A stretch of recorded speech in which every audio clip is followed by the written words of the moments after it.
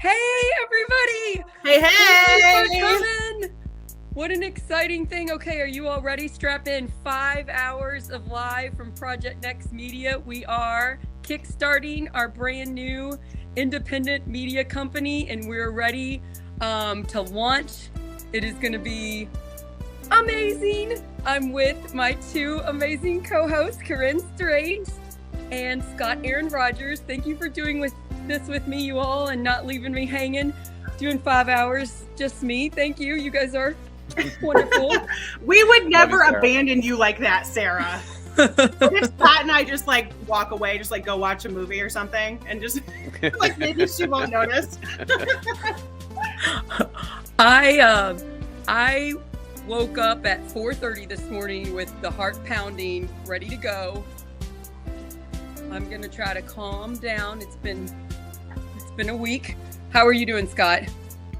I worked out my jitters by sanding a ceiling this morning. So yeah, slicked it out, did some fresh drywall over the last couple days, and sanded it all today. That is my Zen place, apparently. Well, it sounds like a good mental health job, to like physical labor, actually getting stuff done. It seems like it would feel good. You're like, I needed to do this today, and I did it. You can. One thing I like about doing what I do is that you can see at the end of the day visible progress. Like, I started here and it didn't look like a thing, and now it looks like a thing. And there's some satisfaction that you get out of that. That's awesome. I think that's pretty cool. I admire that about you, that you do that. Okay, so here's how the live is going to go. I see that Elmer is in the waiting room. Hey, Elmer, I'm going to bring you on in a minute. I'm so excited.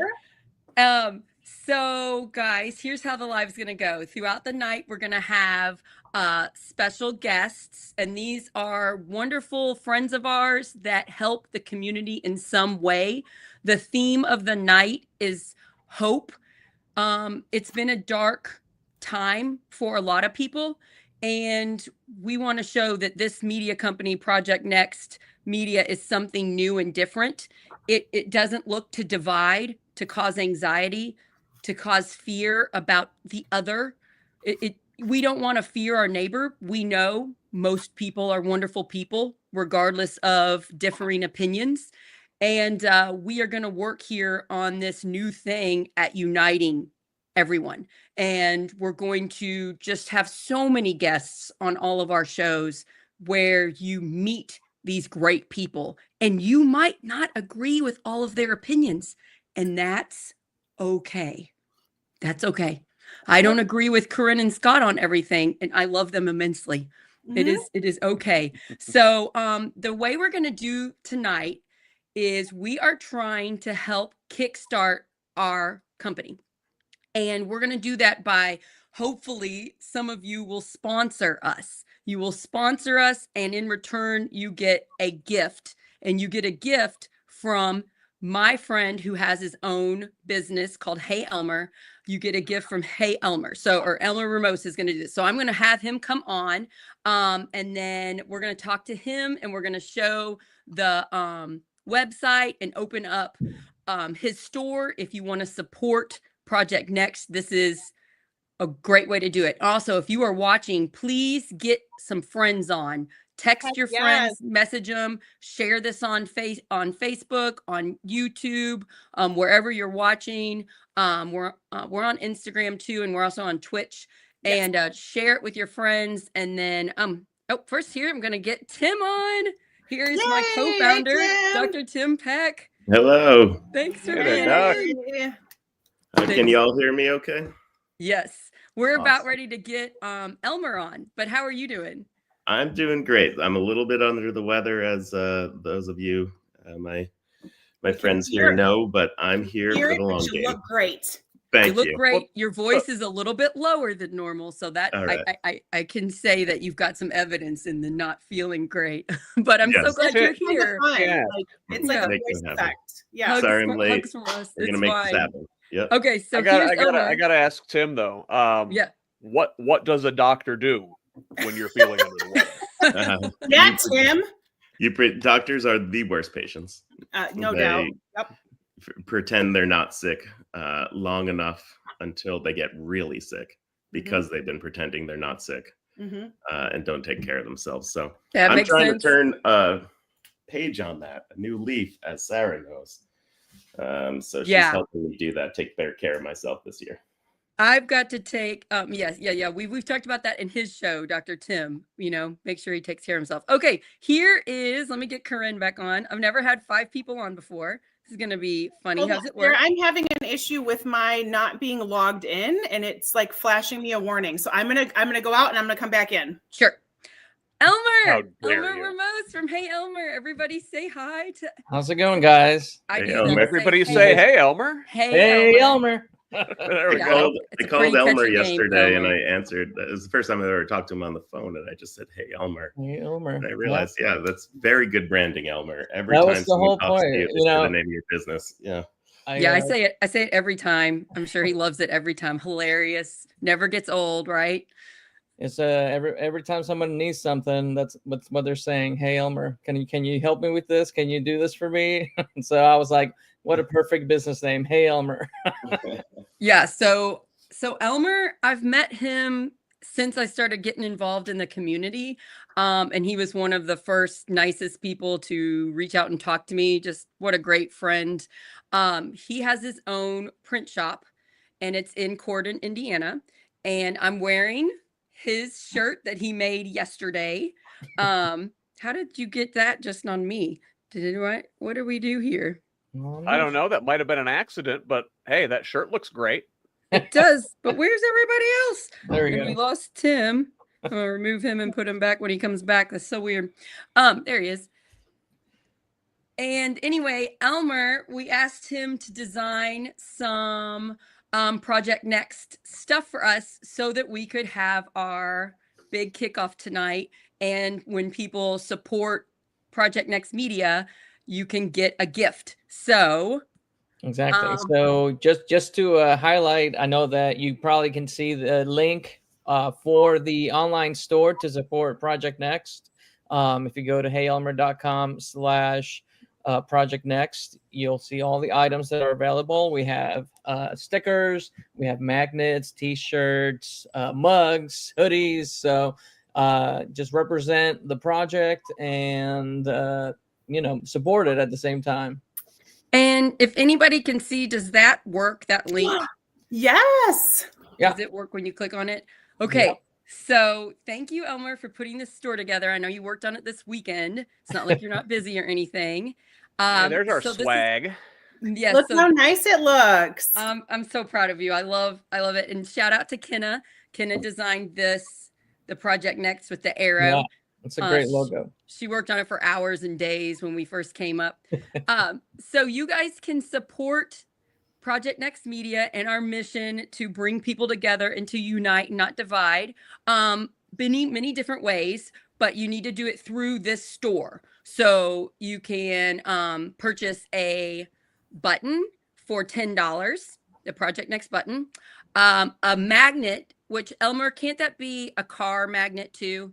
Yeah, it can be a car magnet. Yeah. So it could be a car magnet or just a magnet for $20. And then, and you also have a sticker. You added that. Good job, Elmer. Yeah. There's a sticker for $10. Idea. Oh, good job, Tim and Elmer. So there's a sticker for $10, a button for $10, a magnet for $20, which you can put on your car or your fridge or whatever. And then a mug for $50. I really love those mugs. I can't wait to get one. And then we've got 3 different color shirts for $100 sponsorship. You can get what I'm wearing, the gold one. You can get, this is Tim. This will be your shirt when I see you in person. You can get the green one or you can get the black one. I think Corinne, you picked the green and Scott, you picked the gold. Yeah. And then, yes, I did go with the gold. And then our biggest sponsorship is a $200. You can pick a hoodie of those 3 colors. Which gold. We already sold one, just so you guys know. Shut up. Yeah. So we've already sold one and we sold it from Mark Gavart. Gavart. So Mark is a new friend of mine. I've been on his podcast. He has a podcast called My Labor Radio. He lives in Indiana, but farther away from me. And he loves what we're doing and wanted to support it. So I messaged him this morning the graphic of, hey, do you want to, watch our live tonight? And he's like, how can I support? And so I sent him the link. So he's the first one. So that's Mark, awesome. When you are listening, whenever you're on, if you will please give a shout out. Whenever you guys purchase, whenever you guys support Project Next, you get something off of the store as a gift, you get to make a shout out on the show. You can say whatever would be appropriate and positive, but you could honor it in somebody you love, or maybe for a cause that's really important to you. Maybe you want to shout out something funny, a funny joke to someone that's watching, but you get to make a shout out. So whenever Mark joins us, he's going to get to do that. Do that Casey Kasem long distance dedication. That's, yes. I was just thinking, I was thinking Casey Kasem. I was also thinking, like Price is Right, the stuff Drew Carey's doing now, where he lets people do a shout out when they get up there to spin the wheel. But I will plug, I know Mark will give his own shout out when he gets on here, but Mark is actually up in my neck of the woods, up in Northern Indiana, and his show, My Labor Radio, if y'all do not listen to that, he is a decades-long union guy and union advocate, an advocate for labor relations, employees' rights. He gets guests from literally all over the world. And so go tune into his podcast. He is a wealth of information. So he'll get to do his own shout out later, but especially for folks like us here in Indiana, and how much worker protections mean to all of us that live here. You need to go check out Mark. He's gonna help lead that labor movement. Nice. Yes. So thanks, Mark, for doing what you're doing. And thanks for being so supportive. Ever since I've met him, he's done nothing but support us at Project Next and me as a friend. And I liked his interview with you, Corinne. That was fun. Oh, and he sent me a microphone as a present. Wow. Which nice. was just the nicest thing, because I am a former TV person, and like audio and visual, that sucks. I mean, it hurts my soul. I'm sure, Scott, you know that as an audio person. Oh yeah. But when you're broke, you're kind of just like, well, whatever, my voice is going to echo, deal with it. And Mark was just like, no. So he sent me a lav mic, and it works wonderfully. So that was, he's a huge supporter, and he's a supporter of something like Project Next, because that's what he's been doing for his entire life. He understands the value of local relationships, community relationships. You build things when you start to build it from the ground up, and you kind of tune out some of that static that we get more on a national level. So he's very much in line with what we do here at Project Next, and that he's a fellow Hoosier is even better. And a shout out to Hey Elmer. Hey Elmer, you're a union business, correct? No, I'm not. I work with union businesses. You work with union so businesses. I partner up with local print shops in the area who either are union print shops or, like just produce quality work. And so, I like to always support those type of businesses whenever we're designing. We're more of a design agency, and we do in-house screen printing. But anything digital that we design, and we design a ton of, flyers and books and all kinds of stuff. We use partners in the area to print that stuff. And some of them are union. That's awesome. Elmer, you guys don't know Elmer like I do. And I always want to know more about Elmer, because he doesn't always just like share his information. But would you mind telling us a little bit about your artist past and where you were born? Because it's cool where you were born. So I'll give you a brief summary of my life, I guess. So I was born in Puerto Rico, in the south of Puerto Rico, called Ponce. And I lived there for about, till I was about 6 years old. And then we moved to New Jersey. I grew up for a bit in New Jersey. Then we ended up moving back to Puerto Rico, and then back to New Jersey. There was a lot of back and forth. Reason being, and I this is more personal, and I've already shared this in the other podcast, but like I was homeless a lot of the time because I had a alcoholic stepfather and we were getting evicted and he was the only income provider. So I was always moving to a different place, different home. And as much as that seems like a negative thing, I mean, now in retrospect, I think it really shaped who I am today and how I see the world today. But going back, so I was raised in New Jersey. Then I went to college in Savannah, Georgia. I lived there for about 10 years, and then I met my wife Amanda, and we ended up moving back here to Corydon. Now, I've always been the type of person to want to get engaged in community and events and stuff. So I mean, it was just in my nature. As soon as I moved here, I started looking for groups to join. And that's when I start meeting all these different groups. I joined the Indian Creek Trail. And then from there, there was the Native Habitat Alliance and so on. But there was a moment during, and I'm going to keep ranting, so please stop me at any point. There was a moment around right before COVID where I was still like in doubt of where I wanted to live. And I kept telling myself, like, when COVID happened, I was like, I don't think that this is the place for us. There was so much racism happening in town. And I was like, we need to find another place. But I kept looking, and I was like, where should we move to? And I don't know. Like anywhere you go, you run the risk of running into issues and racism and all that.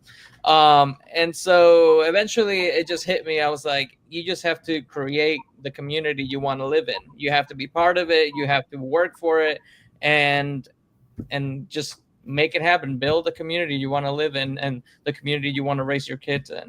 And so that's been kind of like my guiding light since like COVID happened.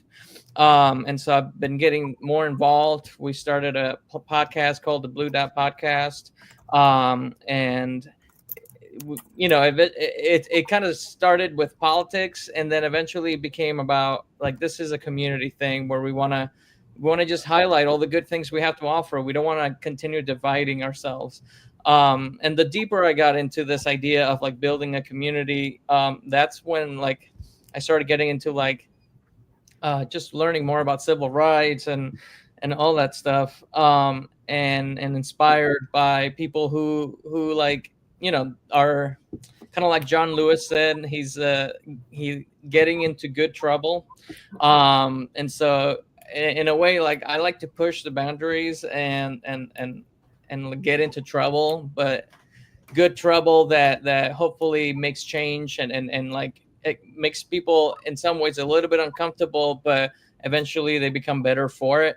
So that's has been my mission, moving forward with my business and also just as a community member. Hey, Elmer, I mean, the mission aligned with what we're trying. You're saying all the words. You're saying, yeah. No, he nailed it. Thank you so much for studying the script we sent you, Elmer. That was a very good job.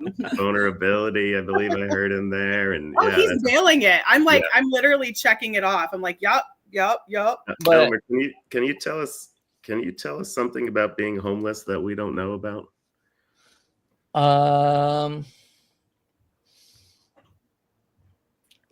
See, I've gone through a lot of different stages of it. I mean, it was terrible. It sucks. It also, you don't know what you're missing when you don't have it. Like, let's say you were wealthy and then you became poor. Yeah, maybe you'll miss it. But when you are coming from being poor and you've been poor, then you don't really know that you're poor, and this is just life, and this is what it is, and it doesn't seem hard. And then as I've progressed in life, and I don't know, I just feel very lucky that I was able to go to college, get a master's degree, and start my own business, and all these great things that have happened to me. But I came from like living in a homeless shelter when I was in high school. Like, it's just a bizarre how there was something in me that knew that like, you just got to keep going. There's something better than this. And that's kind of what guided me. But Thank you for that. the part of being homeless that kind of has shaped who I am today is that throughout that entire time, we met really kind people. We met amazing nonprofits that were there to help us out, and I don't think I would be where I am today if it wasn't for those groups. And that's why I like fully love supporting groups like you guys who just, there's something to be said about groups that just want to build a community and make things easier for everyone. I mean, we all struggle. It's not about like race, if you take away like race and all that, like we are all struggling. We're all members of this community, and I think what needs to unite us is like we need to work together to make things easier for ourselves. And if it wasn't for all those nonprofits that helped us get out of poverty and get jobs and learn English and all that stuff. I mean, I like English is not my first language, so I've spent a lot of time. Like every now and then, my accent will come out, so I apologize. But yeah, I think that my past is kind of what has created this idea of like wanting to give back now, and like I feel very lucky, and I want to continue giving back to the community itself. And I mean, there's always somebody that's that needs your help. It doesn't matter where they are in their life. So that's kind of more of a personal mission, that just to build community and build relationships and be there for each other. And I also try to carry that with my business as well. Just enhancing the community visually, like designing logos for local businesses that make them look more professional, and in turn makes the whole community look better. Right now we're designing for Main Street Corydon, all the pole banners that are going to go downtown. We're going to be decorating essentially the whole downtown with some new banners about the history of Corydon. So stuff like that. Again, everything is like this big pot of like all experiences that I want to enhance my life. And yeah, sorry, I'm gonna keep talking. No, we would listen to you for hours, Elmer. I'm gonna have him on the show. I want to talk more about this because it's fascinating. As a lucky person who gets to be your friend, you are so moral and good and brave and empathetic.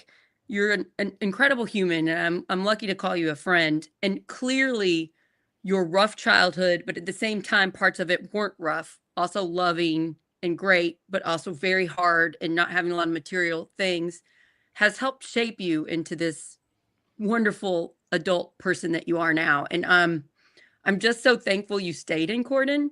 I agree with you. Not every place we go to is going to have issues. Instead of continually moving place to place, when you find a problem, staying and trying to make your community better is what I want to do too.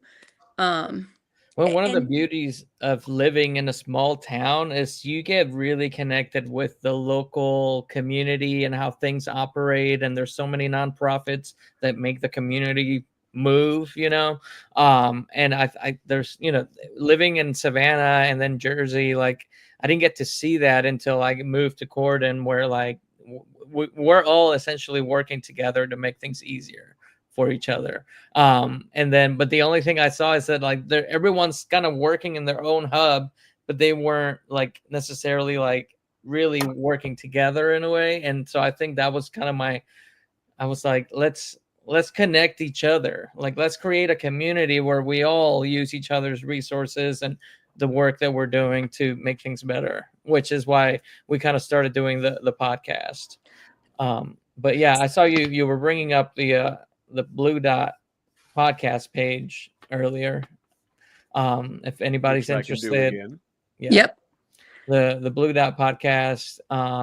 It's me and Graylin Porter, and we just felt the same way. We had just met. We didn't really know each other that well, but we just had this idea that we just want to connect the community and share experiences and just have fun with it. I think I was reading this, or I was listening to this podcast with Trevor Noah. I don't know if you guys heard of Oh him yeah, now. I love him. And he just recently interviewed Robert Putnam, who he's kind of like a researcher, kind of educator, and he would have these groups to just like community leaders to like discuss about how to change things, how to make things better.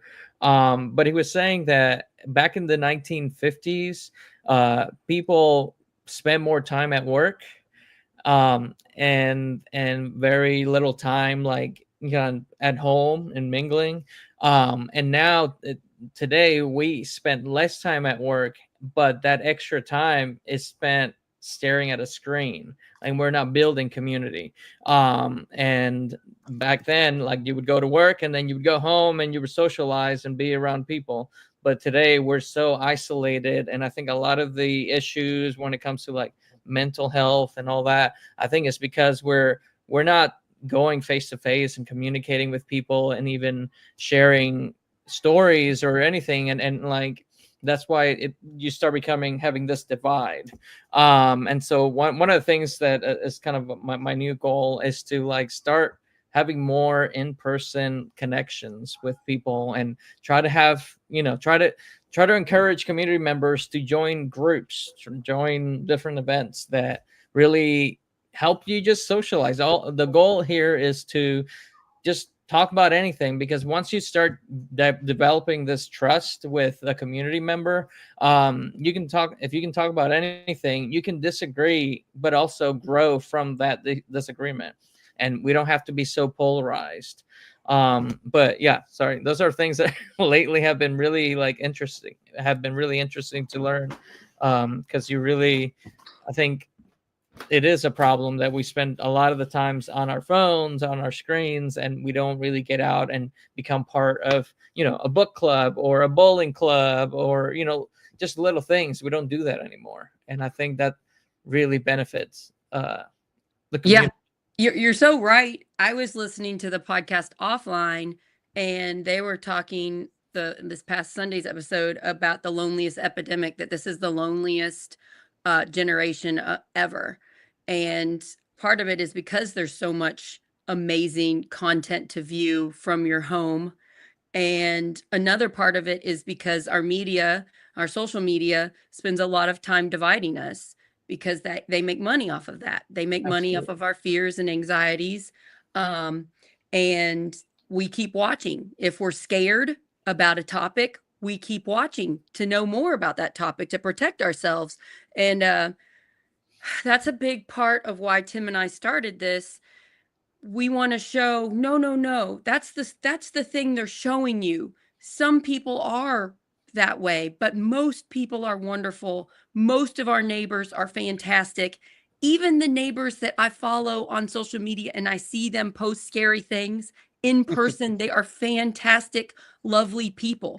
Yeah. And I kind of feel like we have different versions of ourselves, and sometimes our online version is a not as good, favorable version of ourselves, but it definitely feeds to this overall picture of don't go outside, fear your neighbor. And it's just inaccurate. And I'm sick to death of the profiting off of our fears. It makes me sick. And that's, why we're starting this. That's why we're here today. Absolutely.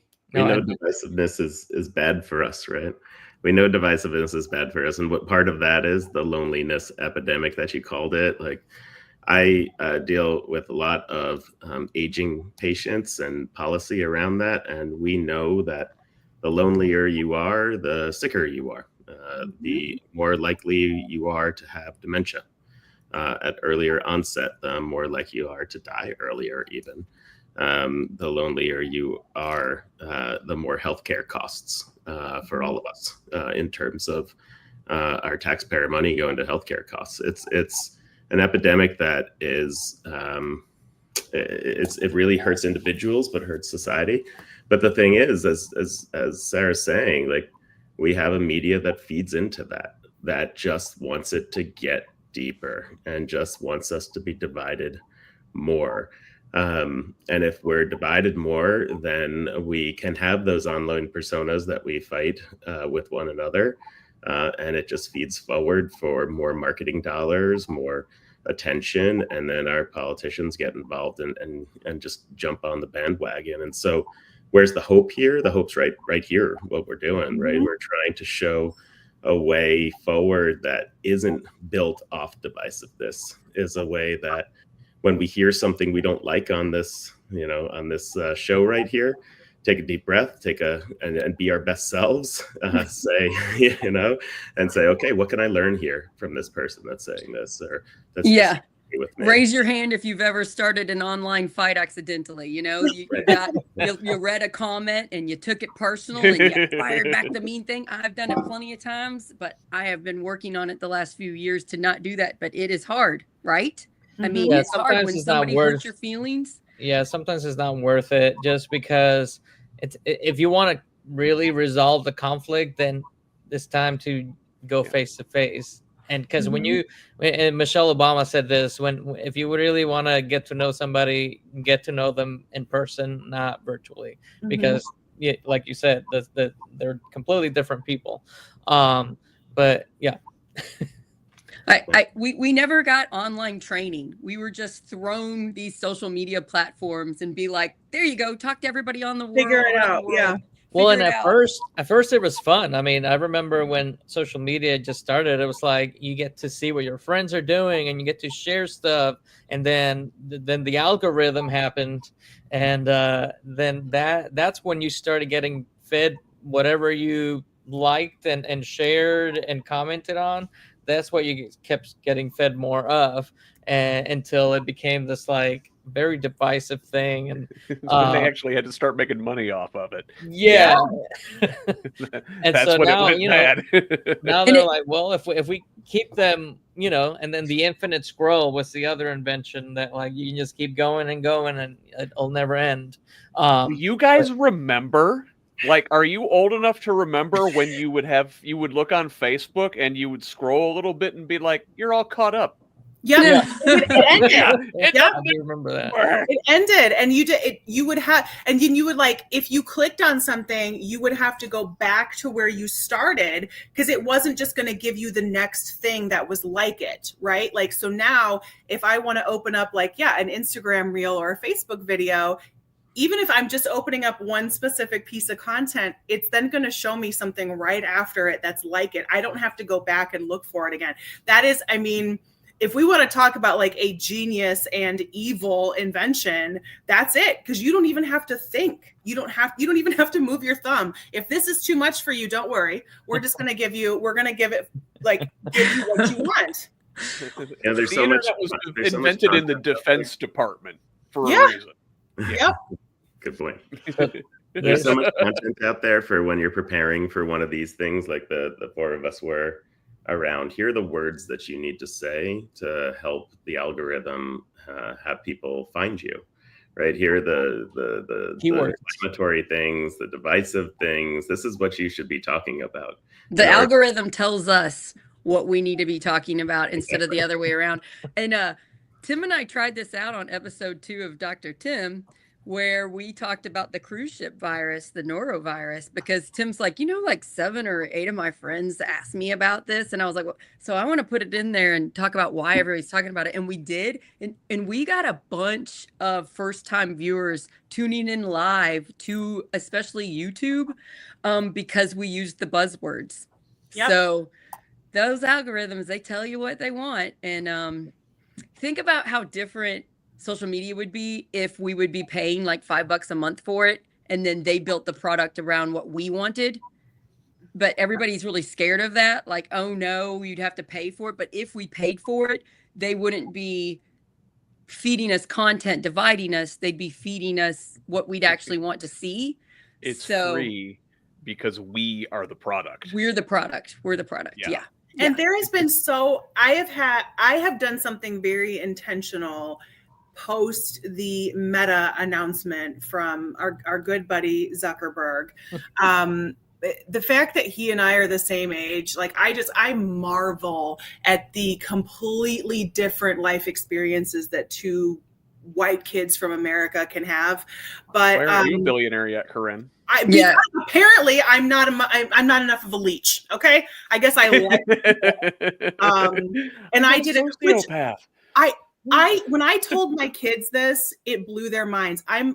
I'm reminding people of this now every time Meta or Instagram comes up. I'm like, don't y'all forget, Mark Zuckerberg and his friends sat in their dorm room and created an algorithm so they could rate women on their looks. That was the book of faces that they created in college that became the algorithm that is Facebook. So don't ever forget where it started. It started with exploitation, and that's why we are where we are. That blew my kids' minds. They're like, seriously? I'm like, yeah, that's how it began. But I've been, ever since that announcement that we kind of we're seeing, more government pull, which is exactly why we're doing this here at Project Next, something more independent, more locally focused. But I've been really intentional in going and subscribing to news outlets that I trust and asking for their newsletters, because I'm controlling when I'm getting the information. So I'm a huge advocate not only for local journalism, but also for international journalism.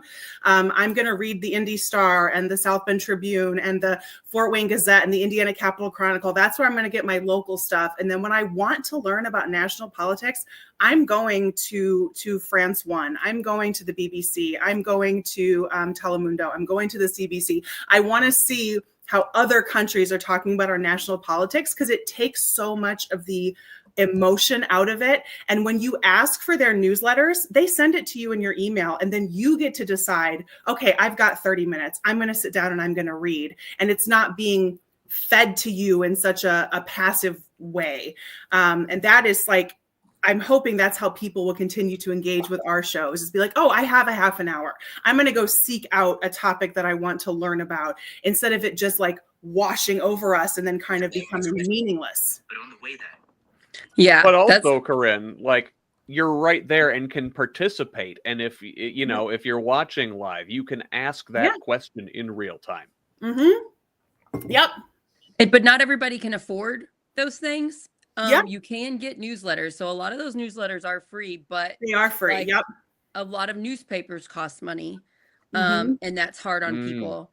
And so the paywall is hard. Here at Project Next Media, this will be free content. Instead of scrolling through something that's going to make you feel full of anxiety and doom and loss of hope and fear of your neighbors, you can tune in to us and watch a show that will give you hope, hopefully. And you can pick from a bunch of different shows on a bunch of different topics, and that can help prevent the emotional pull that they want you to have. They want you to feel scared, so you keep watching. Yeah, so you stay engaged. And like, I wanted to ask Elmer real quick before we run out of time. So I'm curious, when I meet somebody new, I want to know, where do you get your news? So Elmer, where do you go for your news? Oh man. So I listen to a lot of podcasts.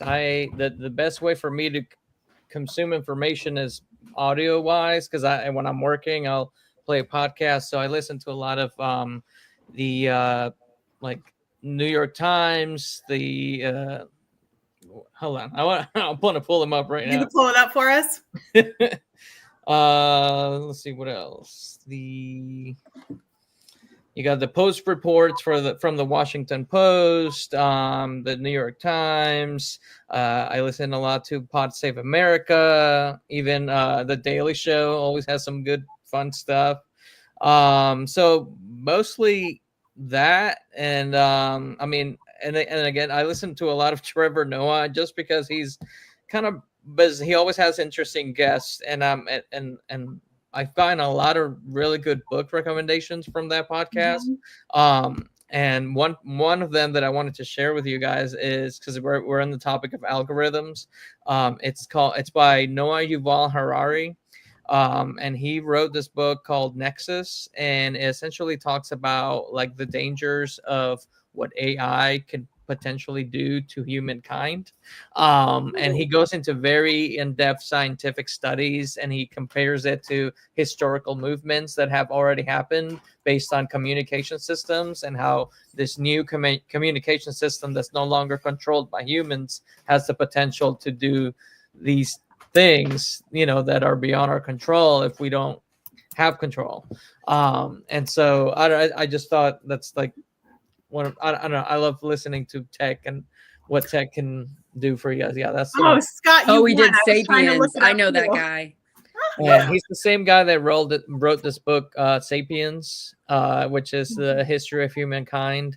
I will say they are kind of hard to read at times, and they can get pretty boring, but they're just so full of scientific information and facts that, it will scare the crap out of you when you're reading it. You're like, oh my God, I can't believe that we lived through that. And and we're almost like repeating things in history again. So it's funny how I try to avoid social media as the news source, just because it's just full of opinions. And then I don't know, just community, just like you learn what's happening through talking to people, especially when it comes to just local.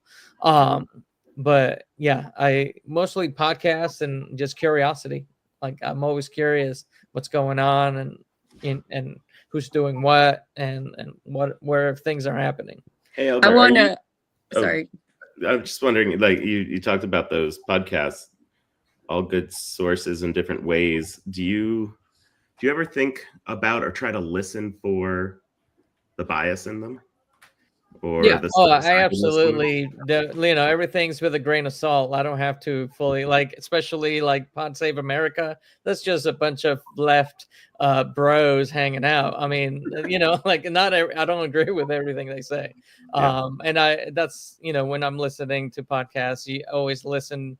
You want to listen to multiple sources. You don't want to get all your information from one source, because Elmer, I'm so glad you said that, because I think that taps into how our opinions can start to be shifted if we are not aware of that bias, because you just like hanging out with them, right? Like you can very easily, it's kind of the, a bit of it's the Joe Rogan effect, right? Of what we're seeing, especially with young, like white teen boys, is they're just hanging out with the dude that they think is cool. And they don't really have any idea that they're being fed information, especially, you're an adult, but in a teenage brain, what that is doing when somebody hasn't developed those critical thinking skills. And there are so many podcasts I listen to that's just like they have technical issues, or they have a mistake, or they're super sick and they sound horrible, but it's just fun to hang out with them because I enjoy who they are. And there is so much of that in podcasting because it is such a personal relationship. Like, I have a podcast playing when I'm in the shower, like when I'm doing laundry, like you have relationships with these people, and it's so easy when you're not listening with a critical ear. You can see how that can shape your political views one way or the other, because you're just hanging out with your friends, right? Absolutely. Yeah. And I mean, who wants to, I'm not going to hang out with you because my friend doesn't like you, I'm going to decide that I'm not going to listen to anything you have to say because my friend here doesn't agree with what you say. That's to me, like the most narrow-minded ideology. It's like, just decide for yourself, get the information, even if your friends don't agree with it. I'm always kind of playing devil's advocate, and like, I'm curious to know why always ask why. Like, what it is. It's like, why? I want to tie it back before Elmer leaves to the store, and I want to here's Mark. So Mark is our first sponsor, and he sponsored he is getting a hoodie, and he has his own show that Corinne and I have been on. And he said his show is called My Labor Radio. And he said, My Labor Radio is a proud sponsor of this endeavor. I want to remind everyone that you're all seeing happen in our state house is designed to be overwhelmingly frustrating. Love this team's future. And then here's his shout out. Shout out to all Indiana workers who want to be in a union or have a union in your workplace. Union members' fight is everyone's fight. And I just want to thank so much, Mark, for being our first sponsor. And you hooked up Corinne with a mic. You put me on the show when I asked, hey, can I talk about Project Next? You're like, come right on. And it was a great interview. Your show is fantastic. So that's another, if you want some more content, he's got a great show and he's on the social media stuff. So you can look up My Labor Radio I've seen him on TikTok. I think he's on Instagram and Facebook. Elmer, is there any way you can check? Has anybody else? Do we still just have one, or has anybody got anything? We made another sale. We sold a magnet. Yay! Nice. Oh wait, All right. yeah. So we sold a magnet, and that's what we have so far. Yes. Things are moving. Whoever got the magnet can do a shout out. Just say, "Hey, I got the magnet," and you can do a shout out if you want. Do a Thank shout you so out. much. Thank you to anyone. So, one of the things we want to do with the sponsorship is we're going to use the money to buy equipment so that we can make these shows. We can take them out and make them local. So, it would be pretty fun to go to Elmer's store. I know that he's in the process of moving to a bigger location. That'd be cool to do an episode. Really fun. And like you could show us how you print a Project Next shirt. Wouldn't that be fun? Yeah, that would be so cool. Yeah, That'd be awesome. I'm all for it. Yeah, so that would help with that. So we appreciate you helping us in any way. And if you wouldn't mind sharing this feed with any of your friends, texting any of your friends, have them get on with you. It's fun, and I really appreciate it. Elmer, if you don't mind, we'd love to have you back on tonight. It doesn't close until 10, so let us know if you want to come back on. If you do, you can literally just show up in the green room and I'll put you on. I'll shoot you a text. Yeah. And thanks for all you do. I know you've been super busy. I know you're very busy, and I'm so proud of you as your friend. I'm just really proud. I love your business, and I'm so honored to be your friend because you're an exceptional human being. So thank you for coming on. Thank you for making all of these products and shipping them out to everybody. You are wonderful, and we will talk to you more. Thank you for sharing your story too. Thank you so much, Elmer. And Elmer's such a good example. Like Sarah mentioned, sharing this feed, sharing this live with people. Elmer is giving his talent and his creativity and his art to this endeavor. We know that for some people, it's going to be really easy for you to go purchase something on the store, and that's the monetary support. But we also know that not everybody is always going to be in the position to do that. But know that sharing this live, commenting, engaging, right? We were just talking about the algorithm. When you do all the things with this content, it helps us. And that's going to lead us to building that foundation of this business. So please don't think like, oh gosh, I don't have any money. We all have things to give, whether it's just a time, a share, our brains, whatever it is, everybody has something to give. We appreciate that, and appreciate Elmer giving his brain to us. Yeah. Not like in a jar, but like your creativity. We're not going to store it. We need you to have it for a while. That's why we have a doctor here. That's right. You so much.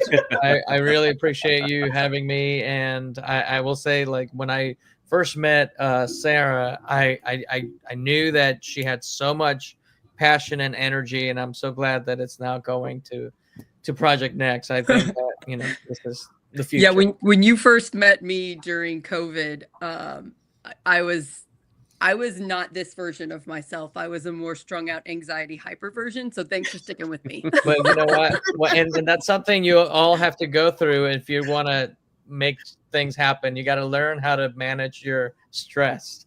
I think that, and you also got to get your hands dirty and make things happen, make mistakes, and then get back up and keep moving.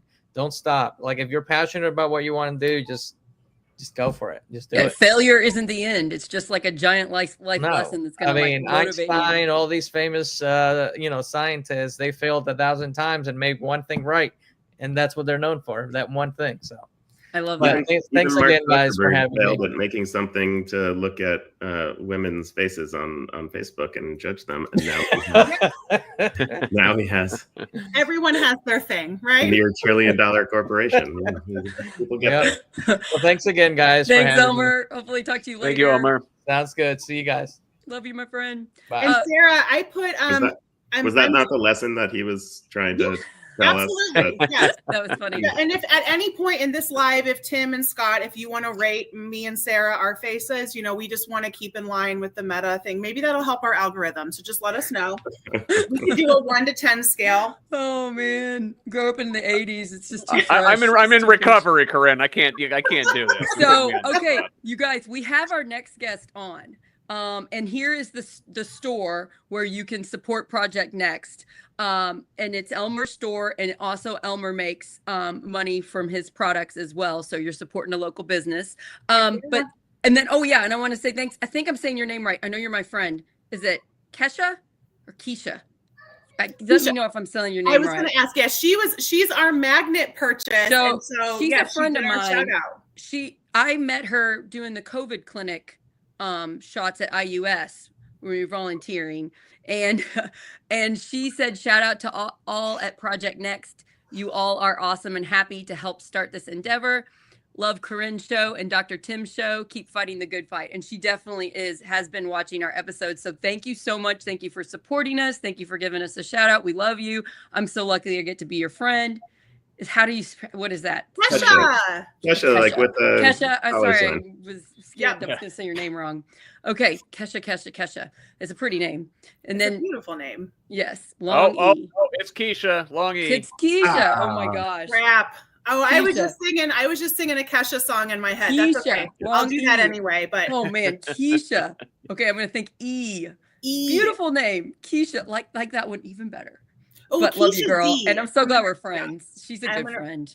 That's awesome. And she does a lot for her community. So thank you. Okay. So next we're going to have one of my best friends, Pam, on. She has a nonprofit called Senior Paws Rescue, PAWS. And she lives by me. I am so blessed. She is my friend. She lives by me. I love her so much. Pam takes dogs that are at least 10. So 10 and older and that don't have a home. There's her website. And she has a nonprofit, and she takes them to her beautiful country house. She has a nice big house, 3 floors. And she loves those dogs. She takes them to the vet. Yes. If that means you come down and hang out with me, I will take you, please. She takes them to the vet, gives them everything the vet says they need, gives them the best food. I know sometimes she's like making them food. She's like makes them like stuff in a pot. I don't know. She's incredible. And she has like a whole system. Like it takes her like an hour to feed them. She has a big yard that they can go in with the dog door. She loves them until they die. And they have the best home and such love. And if I'm having a bad day, I just think of Pam loving those sweet dogs that had a rough life that are now so happy. And I feel better. And I want to have Pam on and just everybody realize this is an exceptional human here. And I'm so blessed to call her one of my best friends. So here comes Pam. All right. Hey, Pam. Hi. Oh, there she is. Hey, Pam. That was quite an introduction. That was a great introduction, Sarah. But I want to start by thanking Corinne for coordinating outfits with me. Oh, yeah. You nailed it. You got the memo. I think we match. I think we look pretty good together. So. We absolutely do. But I have to say, and Pam, now that you said something, I think Dr. Tim's in a flannel and Scott is in a flannel. So I'm the odd person out with Sarah's the odd person out. That's right. It is a chilly day. It feels a little cozy. Oh my goodness. Well, I really appreciate being here. I'm excited. As Sarah said, we're friends, we're neighbors. Just really excited to be a part of this. So thank you all for having me. And it's so cute because her sister is watching, and she lives in Hilo, Hawaii. And that's where Pam is from. Pam's from Hawaii. Wow. And I've met Shelly before. I love her. And I just think it's really sweet that the sisters support each other like this. And I've seen them both on shows before. They both watched us and commented. Corinne, I remember it was one me and you did. It was so cute. Yeah, that was awesome. Yeah. Okay, Pam, tell us about Senior Paws Rescue, and then we want to meet some of your cutie paws. Especially I want to meet, is it Tiny, your new one? I haven't met your new one yet. So I'm breaking the rules. I know I'm supposed to be on a laptop or something, but I'm on my mobile so I can get around and show you all the dogs. Fine. It looks fine. So before I start that, let me just say I've been rescuing dogs for 25 years. And in 2015, I was inspired to start a nonprofit, a 501c3, named it Senior Paws Rescue. Was inspired because we had adopted a dog that was 5 years old in 2000, and he was heartworm positive, nursed him through that, and he lived to be 20 years old. And so that Mullet was his name, after the fish, not the haircut. And we just really decided that, wow, these senior dogs are kind of my at least my passion. I say we, that was my ex-husband at the time. But I really appreciate the experiences that senior dogs have. Really excited about being able to give them a rest of life home here. We don't adopt our dogs out. Once they come to us at age 10 or older, they've been abused or abandoned or neglected, or owner surrendered, which is a big one. For whatever reason, the owner passed away or went to a nursing home, or living circumstances changed. And I don't want them to go through any more change. And so when they come here, this is their last stop. They get care, companionship, lots of love, and then I'm with them when it's their time to cross the Rainbow Bridge. So they are never alone, including up until the very end. So that's our mission. That's my passion. And we do not adopt our dogs out, as I said. So one of the things I want to say before we get to the good part, which is me showing you the dogs, is the thing that I love the most about being in this arena, in the dog rescue arena, is that the love of dogs surpasses politics or religion or social differences. I am friends with people from all walks of life. They support my rescue with no question. We don't talk about all those things, right? Our common love is dogs. And I'm so grateful for that dogs can bring people together and help us forget for a moment all these differences that have divided us for so many years now. So really appreciate that. And the rest doesn't really matter. So unless there's any questions, I'm going to turn the camera around and I'm going to start sharing some dogs with you. Everybody okay with that? I just want to make sure everybody on the camera is a dog person, or do we have a cat person here?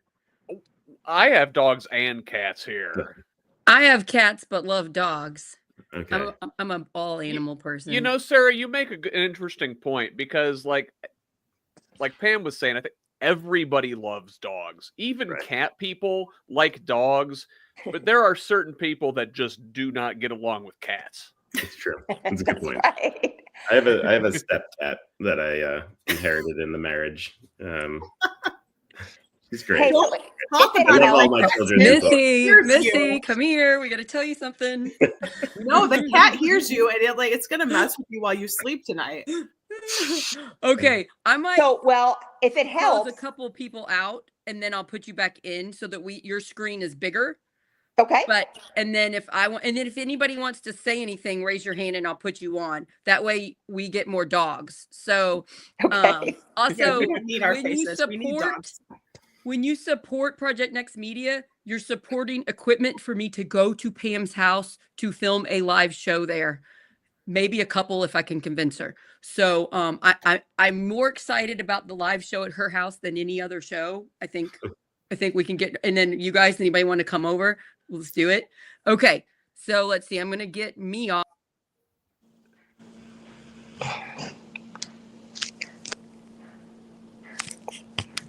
Okay. I dropped off for a minute. Am I back on? Yes, you're back on. Okay, I'm just closing it. I'm just going to make it just you, and you tell the dogs, and then I'll get on. Or do you want me to stay on here with you? No, this is fine. That's fine. Okay. So just show us some dogs and I'll get on and comment. Before I turn the camera around, I will say, for you cat lovers, this is a 3-story house. The dogs do live in the house with me.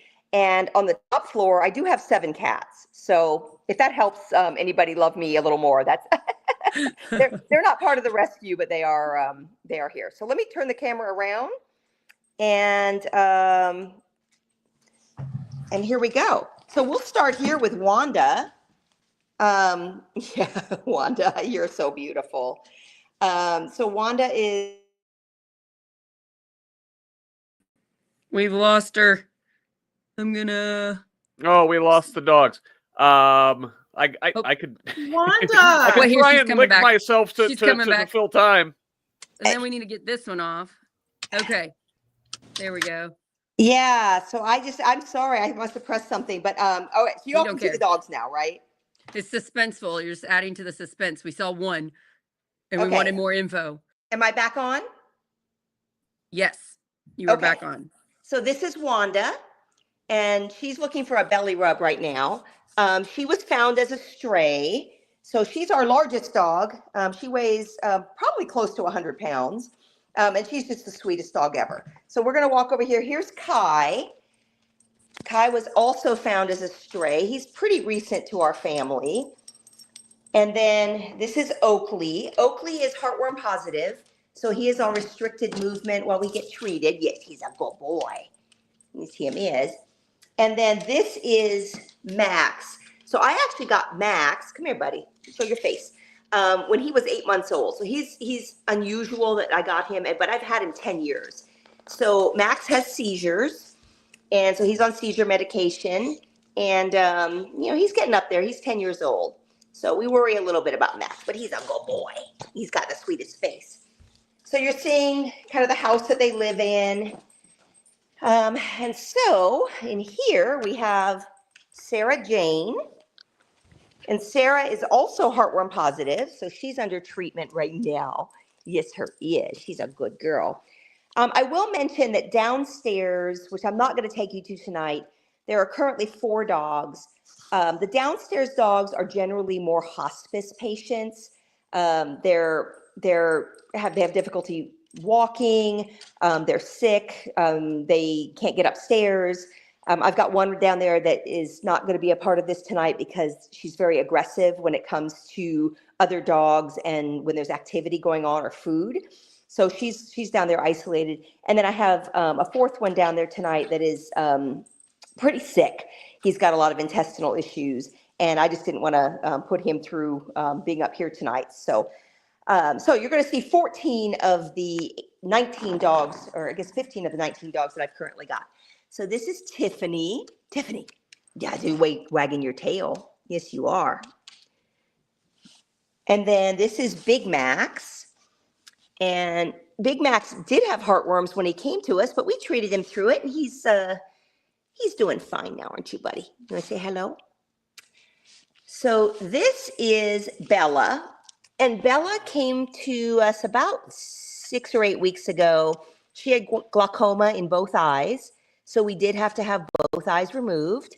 But I'll tell you what, dogs are resilient. And she is a trooper. She's doing great. She gets around just fine. She knows her way definitely to the food bowl. And no problems there. So she's adjusted just fine. This is Gus. And Gus has been here about 3 years. He's about 15 or 16 years old. You can see he's an old guy. He's got some hip issues and a little senile. He howls a lot. But overall, he's just a mellow guy, just wanting to have a place to sleep. This is Scooby, who's chewing on a bone that's bigger than him. And Scooby was with an owner who had him for 10 years and got into a relationship where his significant other didn't like dogs. And so he turned him into the Humane Society. So the Humane Society, which I have a great partnership with in Orange County, called me immediately and said, this dog does not need to be here. Can you come get him? He's 10 years old. So Scooby's been with me a few weeks, or actually a few months now. And he's adjusted just well. So. Scooby is my new favorite, Pam. And can you show how small Scooby is? Because you can't tell. Like, Scooby is tiny. Yeah, Scooby there's my hand next to Scooby. Oh my gosh. Yeah, he's little. I miss him, and I need to come over and get some snuggles from your pups, Pam. Just so you know that, please invite me over soon because I'm having some pups withdrawals from watching all of these babies. Well, okay, you have to come meet Tiny as well. We're going to meet Tiny here in a second. I can't wait to see Tiny. I have not met Tiny. So this is Junebug, and Junebug, because of Junebug, we had to have. So I've got 2 big fence yards, one downstairs and one up here, and because of Junebug, I had to have an underground electric fence put in, or not electric, but the wireless fence put in, and she's got a collar on because beagles like to roam. And so we had to have an additional fence put in instead of just a physical fence to keep her in. So she is finally contained and has learned her life here is pretty good, and she ought to probably just stay put. Okay, so let's see who else we've got in here. Okay, let me turn a light on in here, and we have Tiny. There's Tiny. And Tiny's even smaller than Scooby. And Tiny has only been with us since Saturday. So she is a newbie and she's adjusting. And she has taken over Bella's bed, but Bella just found another bed. So we're doing okay. Thanks, sweetheart. So Sarah, you've got to come meet this one. I can't wait to meet Tiny. Just so everybody knows, Pam she does a fantastic job on social media. I would say her best places are TikTok and Instagram, and your handle's just Senior Paws Rescue, right, Pam? Yeah, that's it for everything that we're she had a cute one from a couple days ago where she's explaining that Scooby is supposed to be Tiny's like emotional support animal and getting Tiny through it. Is Tiny a girl or a boy? I can't remember. Tiny is a girl and mentor. Yeah. Scooby but Scooby was jealous and it was so cute. So here's her TikTok. So she has 30,000 followers, and this is one of the main ways she makes money. People go to her website and donate to help her with the vet care and the food and everything. Her TikToks are joy. So when you're scrolling and things are causing you anxiety, go to Pam's TikTok and also Instagram. She puts them up on Instagram too. They're great. Yes. Senior Paws Rescue. So just wanted to let you know about our Instagram account. It's there you go. And then there's one that shows Tiny, Scott, that is so cute. If you find it, you could put it on there. But I don't know. She posted it just like 3 or 4 days ago, didn't you? Where is it? Oh, that's it. Yeah, I post almost every day on TikTok. Here's the new one. Hey, Kai Kai.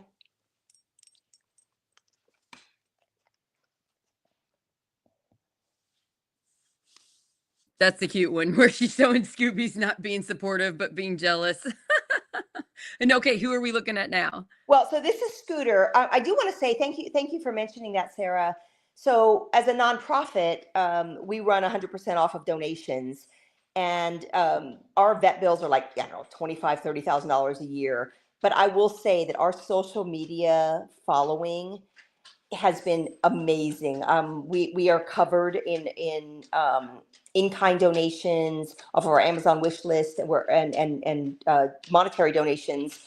We actually have people call our vet and leave deposits for credits for the next time we go in as a surprise. So very, very grateful for our social media following. So Scooter was found running on a very busy road. I spent days trying to find, he's also been with me 10 years. He was a puppy, one of only 2 puppies that we've taken in. You met the other one, the Max the Bulldog, a little while ago. He was found running on a busy road, could not find his owner. I tried and tried. And so I just took him home, and he's been with me ever since. I have tried to adopt 2 dogs out since I started this, thinking initially I would be a rescue and I would adopt dogs out. And I'll tell you, both dogs came back to me within a few weeks. And I just developed the philosophy that I like to know how their story ends. And so I don't adopt them out anymore because they end up getting passed around so many times. You just never know.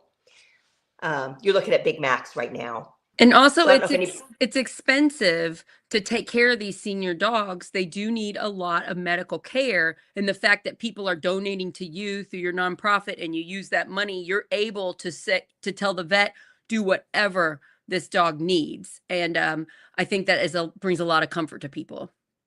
Yeah. And I will say, so I've taken in over 80 dogs since I started. I've got 19 right now.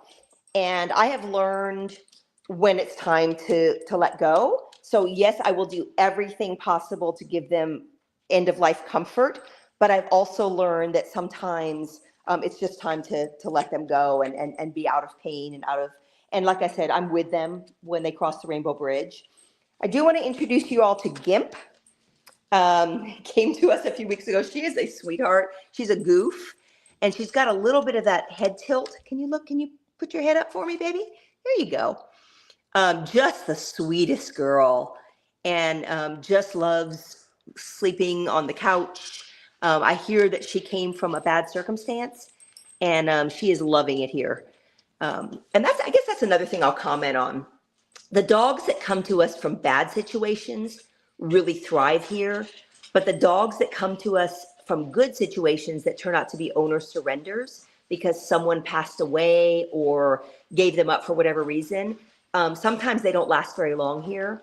I think the trauma of suddenly being with so many dogs, losing an owner that they've known their whole life, that catches up with them. So that was an interesting thing and a hard learning experience for me that's very hard on them if they've had a good life and then they have to come, even though it's a good place to be, it's still it's still a difficult situation for them. Hey, Max. Hey, buddy. You also like you have them separated into different rooms. When you feed them, you have to put them in different areas because sometimes they might be aggressive because food's around. I mean, you have a whole system to keep them safe. Oh, let's meet this one. Oh, this one breaks my heart. This one's so sweet. Yeah, so I do. Feeding starts at 5:45 in the morning and at 4 p.m. Takes about 30, 45 minutes. Lots of different medications.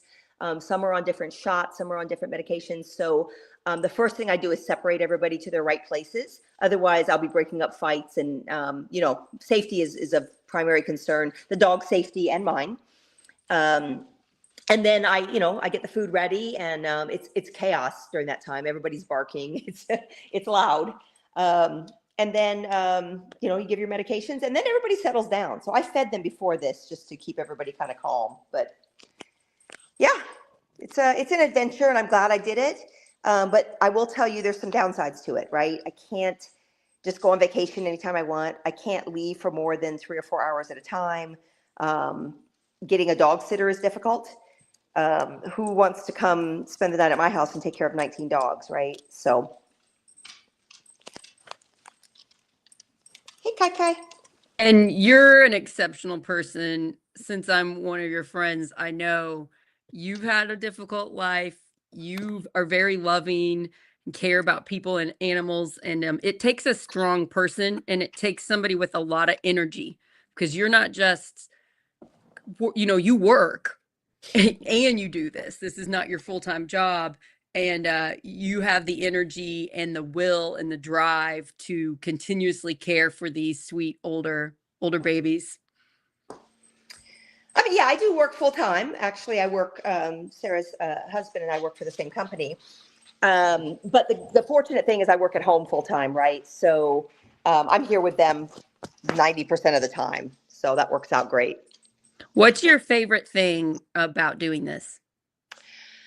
I'm going to go back to what I said at the top of the call. My favorite thing is that it brings people together. I have amazing friends, amazing family, and amazing strangers who support me in doing this. So many people tell me that they want to do it. I often hear, if I won the lottery, I would do what you're doing. I didn't win any lotteries, but I was able to build a support system through some amazing people who are on this call. My friend Carol's on here. I think Carol's asking a question right now, actually. My sister, of course, my friend Claire, who's on here as well. I get donations, I get support. Sometimes just call somebody to say, gosh, I'm really a little overwhelmed. I'd like to go away for a weekend and I can't. So yeah, it's a journey, but I do enjoy knowing that whoever I'm engaging with about dogs, we don't have to talk about the other stuff. It's about the dogs. Yeah. I'm going to put some other people on and see if anybody has any questions. Thank you for doing this, Pam. Yeah. Scott, I put you back on. I don't know if you know you're on. Corinne, I'm going to put you back on. Oh, no, thank you. I was looking down at my phone, but I got to tell you. Put you back on. Okay, you guys got questions for Pam and her amazing lifestyle of caring for dogs. She used to have over 30 dogs. Now she's calmed it down a little and at 19. So we've got 2 senior dogs here and a third dog who's deaf. Aww. And we just love them all to death. Our oldest dog, Darla, we adopted as a senior dog. When she was 9, she's a bigger dog. She's like a shepherd lab mix. So you figure, okay, maybe she's going to live to about 12, if things are going great. Well, okay, that was 9 years ago. She's 18 years old now. Yeah. And she's still ornery as hell, and we love her. I've You're had, doing something I've nice, had guys. two big dogs live to the age of 20, Wow. which is very unusual. Yeah, we thought, you know what, we're gonna give her the best couple of years of her life, and that was 9 years ago. That's amazing. How wonderful. Yeah. Yeah, joke's on you, Scott. Now, who's that? Best Is that joke Scooby? ever. Scooby. Yeah, Scooby. So my kids, my 6-year-old twins go with me when I go over there. We go to parties, but we also get to go over just to hang out with Pam and the dogs. And when we first get there, so many dog barks, dogs jumping. They're so excited. But after about 5 minutes or so, they all calm down. It's hard to calm down with 6-year-olds though. And then, I mean, my Look at all twins the are dogs. so happy. We sit on the couch. They jump on us. They lick us. They kind of push the other one over to get attention and get snuggles. Scooby is a new favorite of really good at getting attention. And I think it's hard on Scooter. Scooter used to be more of your lap dog, and Scooby's like, nope, it's me now. Yeah. Yeah. Scooby doesn't tolerate a whole lot of other dogs being in my lap. So yeah. And I keep telling you, you can bring him over here and we'll love him. And then you can give Scooter attention. Yeah. I just don't know if you'd let me take him home. And so I don't trust you on that, Sarah. I know. Yeah, you guys don't understand how cute this dog is, how snuggly it is. I don't know. I know a snuggly dog when I see one. Pam, I think maybe you mentioned this, but I hope I didn't miss it, and I apologize if I did. But when did you start doing this? When did you start Senior Paws? So I started as an official nonprofit in 2015. 2015. Yeah. And what did you do in your life before that? Like, was this kind of always the direction you were going, or did you do like a complete flip? Well, so I've always worked for corporate America, and I still do. I still work 40 hours a week for corporate America. But I didn't, I rescued dogs. I've rescued dogs for 25 years. Okay. Yeah, but officially started the nonprofit. And the only reason I did, my husband and I at the time moved to a 50-acre farm. We moved from Florida to Indiana, bought a 50-acre farm. And my very dear friend said to me, you know, hey, you've got 5 or 6 dogs. Don't you have room for more? And why don't you start a nonprofit? And I was like, okay. So that's how I started. And you have like a board of people, because I went to one of your parties, a Friendsgiving or something, and met people, and you like talk to other people before you decide to put a dog down sometimes, right? I mean, sometimes it's immediate and it has to, but sometimes it's like a decision you all make together. Yeah. So I've got a board of directors, and they're very supportive. And we do have policies, you know, as you should, if you have a nonprofit, around when we're going to euthanize a dog, when it makes sense to do so. And generally, unless it's, like you said, unless it's an emergency, I do reach out to the board members and make sure that they're aware of and agreement. They've never disagreed with me, though. They trust me that I know when it's time. Yeah. And you also have a really adorable calendar. We have it in my twins' room. We have your calendar. You have like a photographer that comes and they dress up the dogs, and it's like themes with the months. And that's one way you can help support Senior Paws Rescues. You can order a calendar. Well, I didn't do one this year. I will say I've had some personal changes in my journey in the last few years. The last 3 years have been, this is a new home for me and a new lifestyle for me. So I have stopped doing some of those things, but I will say another reason I've done that is because we live in a digital age and people were less interested in a paper calendar. Right. So I'm looking at what can I do differently. I've done less in-person events, although I'll probably do an in-person event this year at a golf, top golf place in Louisville, which I will enlist your help in promoting. Sure. But yeah, I've done much less in-person events because, you know, COVID taught us that we can be a virtual community. Don't always want to. When did you start doing your TikToks? COVID. A friend of mine told me about TikTok, and I put a video out talking about starting it, and I woke up the next morning and I had like 5,000 followers, and like within a year, I had 30,000 followers. I was like, what? So they're from all over the country. People from all over the U.S. support Senior Paws Rescue. The algorithm loves dogs. Yeah, it does. Yeah. Mm-hmm. And you're good. Your videos are really cute too. You're good at that. You're like Corinne, but on different topics.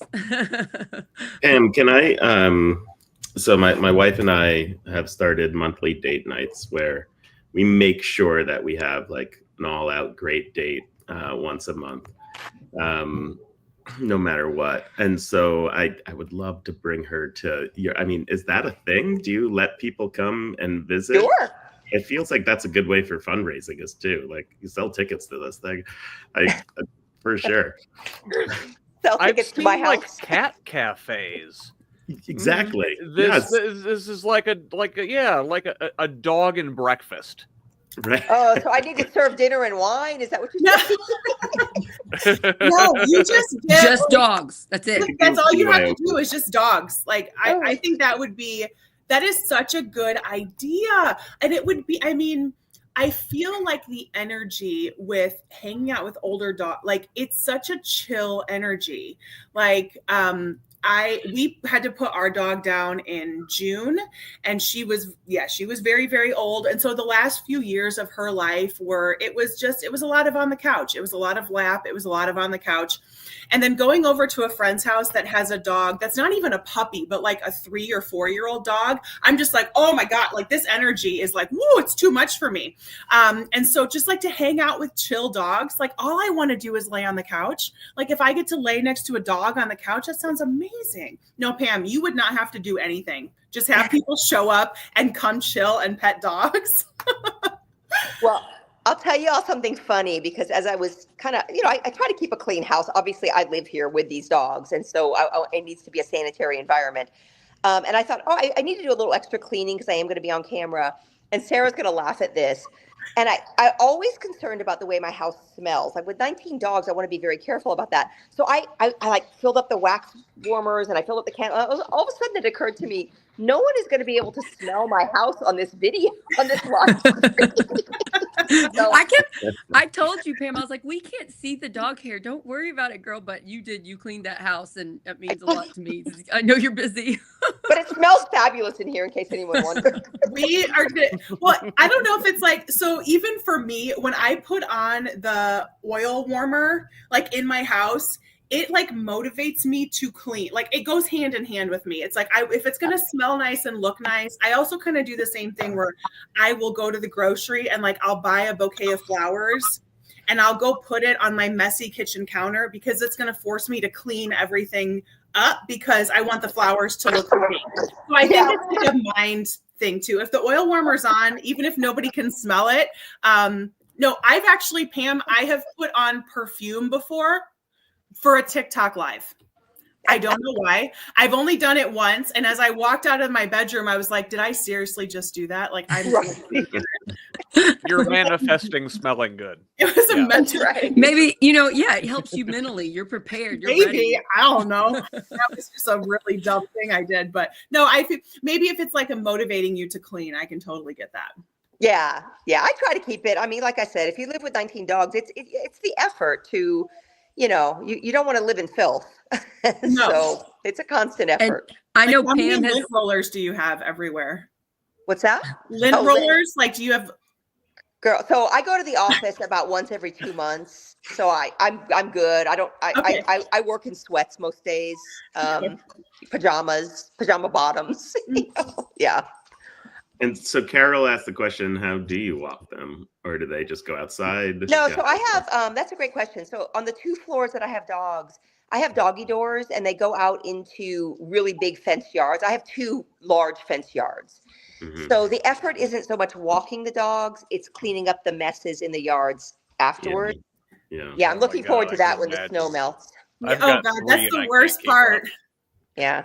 Pam recently got snowed in and stuck because she lives on a hill with a big driveway out in the country. And when we had all that snow and ice, she parked at the bottom of the driveway, but you got stuck, girl, for how long? How long were you stuck? Oh, I still can't get up my driveway. I still have to put those cleats on the bottom of my shoes. And the danger in that is I can get out to the main road, but if I have a big dog that needs emergency services, I've got to put them in a wagon and drag them down that hill to get them into the car. So I've had to do that once, and luckily it was a small dog. But I go to the emergency vet probably once a month with something, over in Louisville. So I've been fortunate in this last 3 weeks, but yeah, I'm still hauling my groceries up in a wagon up the hill. Oh my Hopefully. gosh. Yeah, we still have ice here. I mean, oh yeah, the past few weeks have been so cold. And I want to go back to something, and I think I typed it in the chat here, Pam, because I want to remind everybody that's here watching with us. These kind of conversations like we're having with Pam is exactly what we are trying to do with Project Next. We are finding the people in our local communities who are the helpers, who are doing the good things, who are making a difference. And I typed out, I kind of paraphrased what Pam said, but the love of dogs, it is surpassing politics, it's surpassing religion. It's something that brings us together. And there are so many different things in our lives, whether it's a love of parks, a love of libraries, a love of cars, of dogs, whatever it may be, that completely takes us out of that world of divisiveness and reminds us how much more we have in common than what actually drives us apart. And I wanted to just kind of bring that back, that you said that, Pam, because it was very beautifully said. And I know I butchered your words, but anybody can go back and listen to how Pam said it, because she said it much better than me. no. It's Sarah going out, and coming out to your house and doing that kind of a show. I can't wait for that. People are going to love that. And just to sit and have those kind of in-person conversations, somebody in your community who is doing something we would look at you and say, this is extraordinary, Pam. I'm sure you feel like I'm just a person doing my part in this world. But that's also, I think, a really beautiful example of someone just using their talents, their love, their passion, and making a whole lot of change. Yeah, I've met so many amazing people through you, Pam, through your parties, your Friendsgivings. You'll have sometimes you do a Christmas party, sometimes you do a summer party, and they're just loving people that love you and love helping the dogs. And it's what a great community. So I get to meet people through you. And they're from all over. They're not just from where we live. They're driving out from Louisville and stuff to see you and your dogs and support you. And it's just a beautiful thing. And please, please, please, everybody, if you would support Project Next by going to Hey Elmer's store on the link there on the comments at the bottom of the screen. Your support for Project Next Media, you get a gift from the Hey Elmer store. So please pick out what gift you want and what prices. And this is the first worn Project Next shirt. I feel pretty special wearing it. This is the first one. He printed it yesterday and I went and picked it up. And I forgot to mention when Elmer was on, but his shirts are like a certain blend that are really soft and they also wash really well. I've had many of his shirts and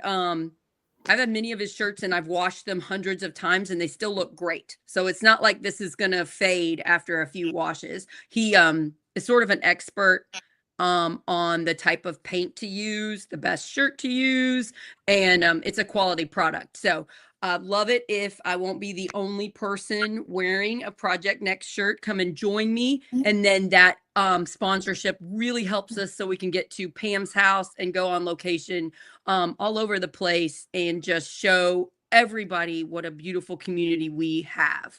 Pam, I can't thank you enough for doing this. I love you so much, my friend.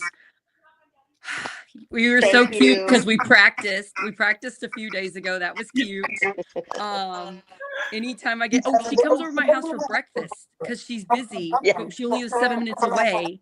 That's so fun. I make pancakes and she comes over and has pancakes with me and the twins. Oh my gosh, it's so cute. So you need to come and do that. Maybe you could do that this weekend if you can get out. Hey, yeah.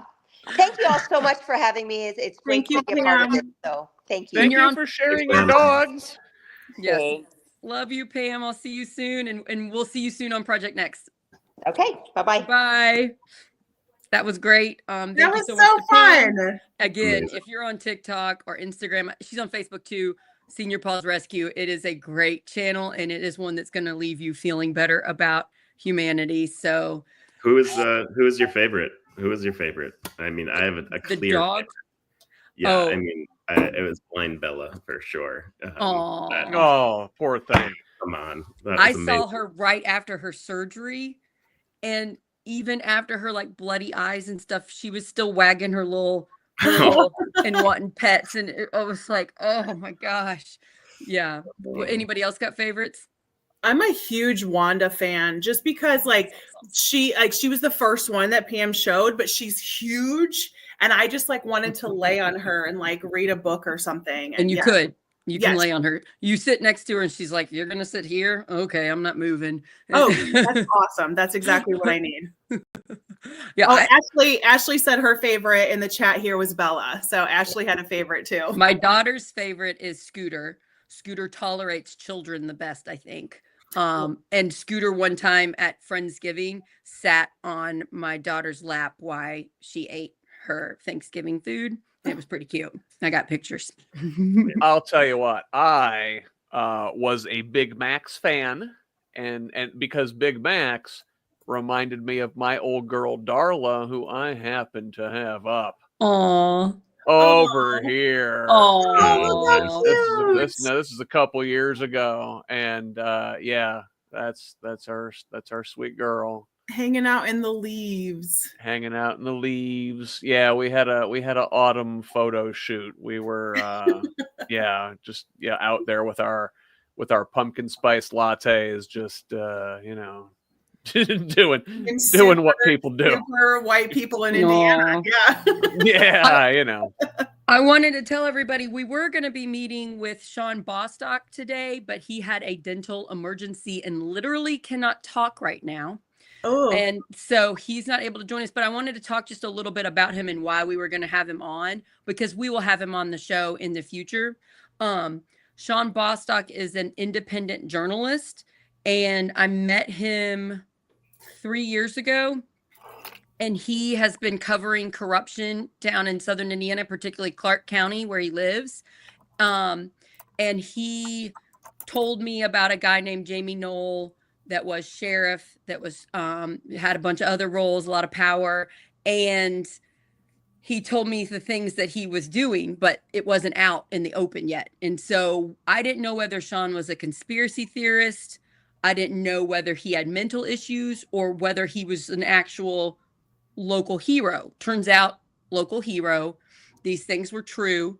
Jamie Knoll had a trial. Tim and I went to the trial, and Jamie Knoll is now in jail for doing a lot of terrible things. If you want to know about it, follow Sean Bostock's page, but he does his independent journalism on Facebook, and he has a page called Integrity and Accountability with Sean Bostock, and this is Jamie Knoll here, and there's a lot of stories. I think there's some national papers that have tracked this story because it's terrible how much he abused power, and he had friends in high places.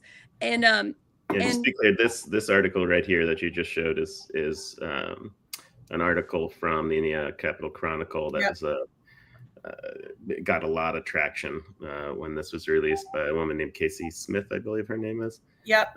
She did a really good story on that, and I think the Guardian picked it up, was one of the national publications, and a couple of others, and But so also, thanks so much. Who else picked it up is like the New York Post and the Inside Edition, and like the things that try to make things sensationalized. Beacons of journalism of the New York Post and Inside Edition. Which gets back, why do we need local media? And he did a bunch of damage to a lot of people, and he really hurt people and hurt families and destroyed lives. And he also took over $5 million from our taxpayer money.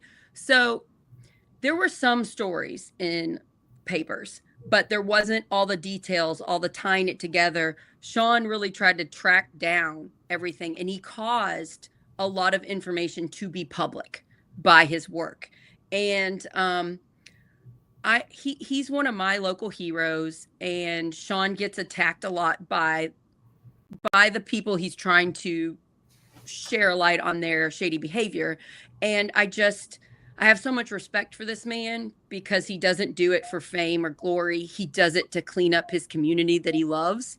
And Jamie Knoll went after ambulance services, and it's still messed up down here. We still don't have great 911 care. Yep. I think in Tim, do you have better care now? Yeah, we're covered now. But we're covered now. That's good, because a couple months ago you weren't. So that's getting better. So that's good. But the importance of independent journalism can be seen through Sean Bostock's work. And so that is one reason why Tim and I work with him. We're also friends with him. And it really shows the importance of Project Next Media. We need independent journalism. We need independent media that don't feed on your fears and division and hate and anxiety, that instead focus on how do we make our communities better. Yeah. I'd also say about Sean, a couple of things. One, he and I disagree with a lot of political things, right? Yet we are friends. We are friendly. We talk about those things, and we lift one another up, even though it's not always completely aligned politically. And I think that's super important, almost as important as that cat coming on right now. So he must have heard that he doesn't give two craps about me ever. What's his name? This is I'm not kidding you. This is Kitty. It's so original. The other one is Cat. Good.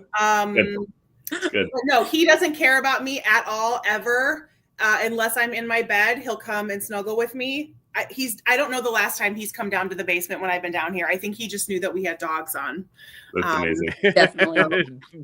doing his part. I honestly, for a second I was like, what is that? Because he was rubbing against, I'm standing up at my desk, he's rubbing against my leg. He never comes down here. He does not. He knew there were dogs. He just knew. So I also say about Bostock is that he makes mistakes, right? He's a one-man show. He's a one-man shop, and he's got a lot of things to monitor, and he corrects those mistakes. That is so important. Is just admit when you're wrong. I think not just in journalism, but in life. Yeah, for real. And journalists make mistakes. It happens. All the time. People need to act. We shouldn't act like nobody's ever making a mistake. If you're making fast news and you're getting sources, you're going to make mistakes. It's going to happen. And it doesn't kill your credibility. I think sometimes there is a fear that, oh my gosh, if I admit that I was wrong, then it's going to jeopardize my credibility. Actually, it's going to make you more credible, because we're going to understand that you will correct yourself when you make a mistake. And we can't be afraid of we've talked about this so many times, that we can't be afraid of making those mistakes. We're human. And when we do, we're going to fix it. We're going to correct it. And somebody like Sean, I think when I was reading, Sarah and Tim did such a good job of covering the trial and everything for Jamie Knoll. That's really how I got plugged into all the nonsense and all the chaos this man has caused.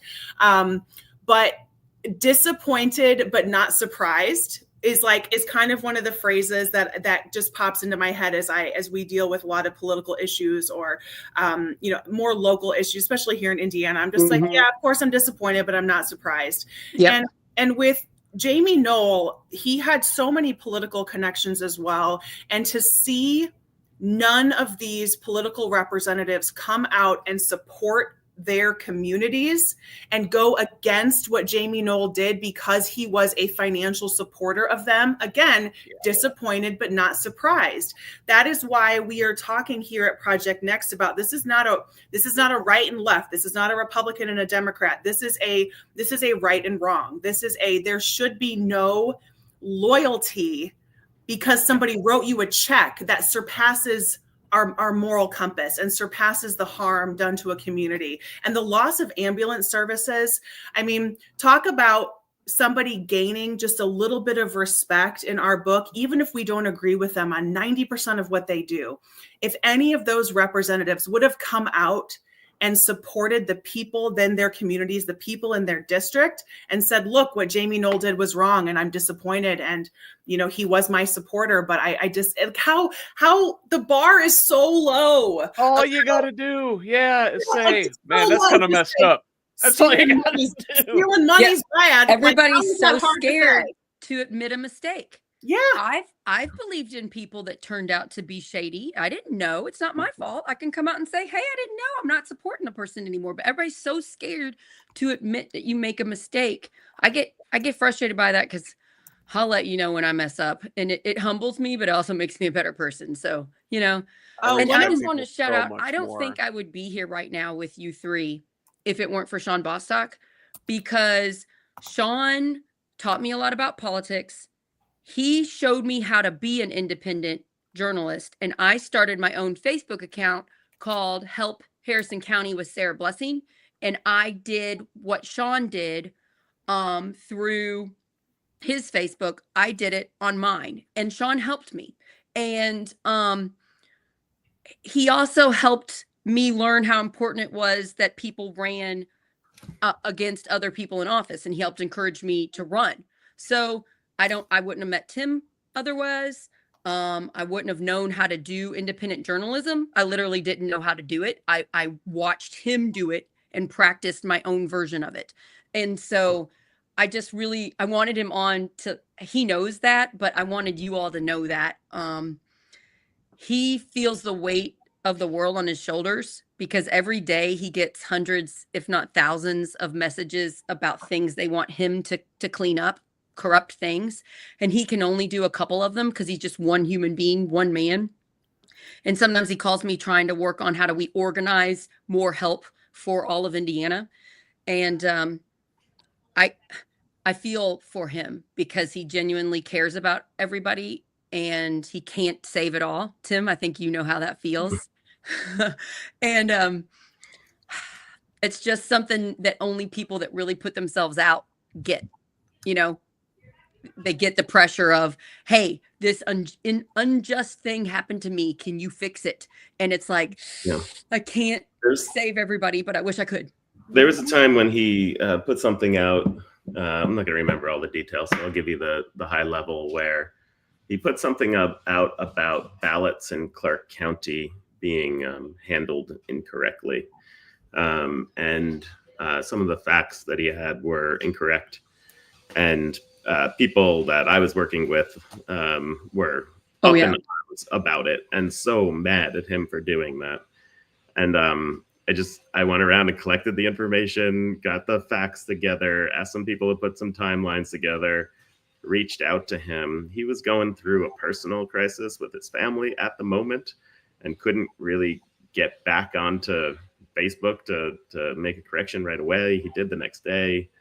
And that in between time, like so many people commenting toward him on both sides of the issue, being upset, right?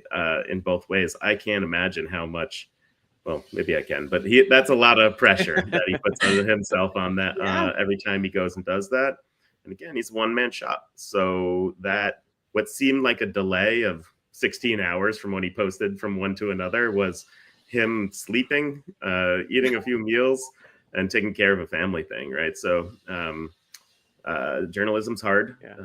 We're going to put ourselves out there and put our foot in our mouth a whole bunch of times. I know it. Some people that I associate with might even be upset for me for even talking about Sean Bostock right now, right? So get upset, because that's what we're out here for. We're out here to unite the community, and absolutely, we just got to cut through it and be ourselves and say what's important. And I think at the end of the day, that'll be respected, even if it's bumpy getting there. So guess what, you all?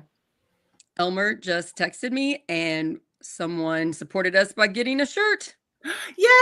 Yeah! So whoever did that, thank you. And if you would like to make a shout out to anything, what do you call them? Casey Kasem? What did you say, Corinne, about them? What are they? Long distance dedication. Long distance dedication. Yeah. Yes. So whoever did that, if you would like to dedicate your support to Project Next Media, please do, and we'll put it on the comments. And thank you so much.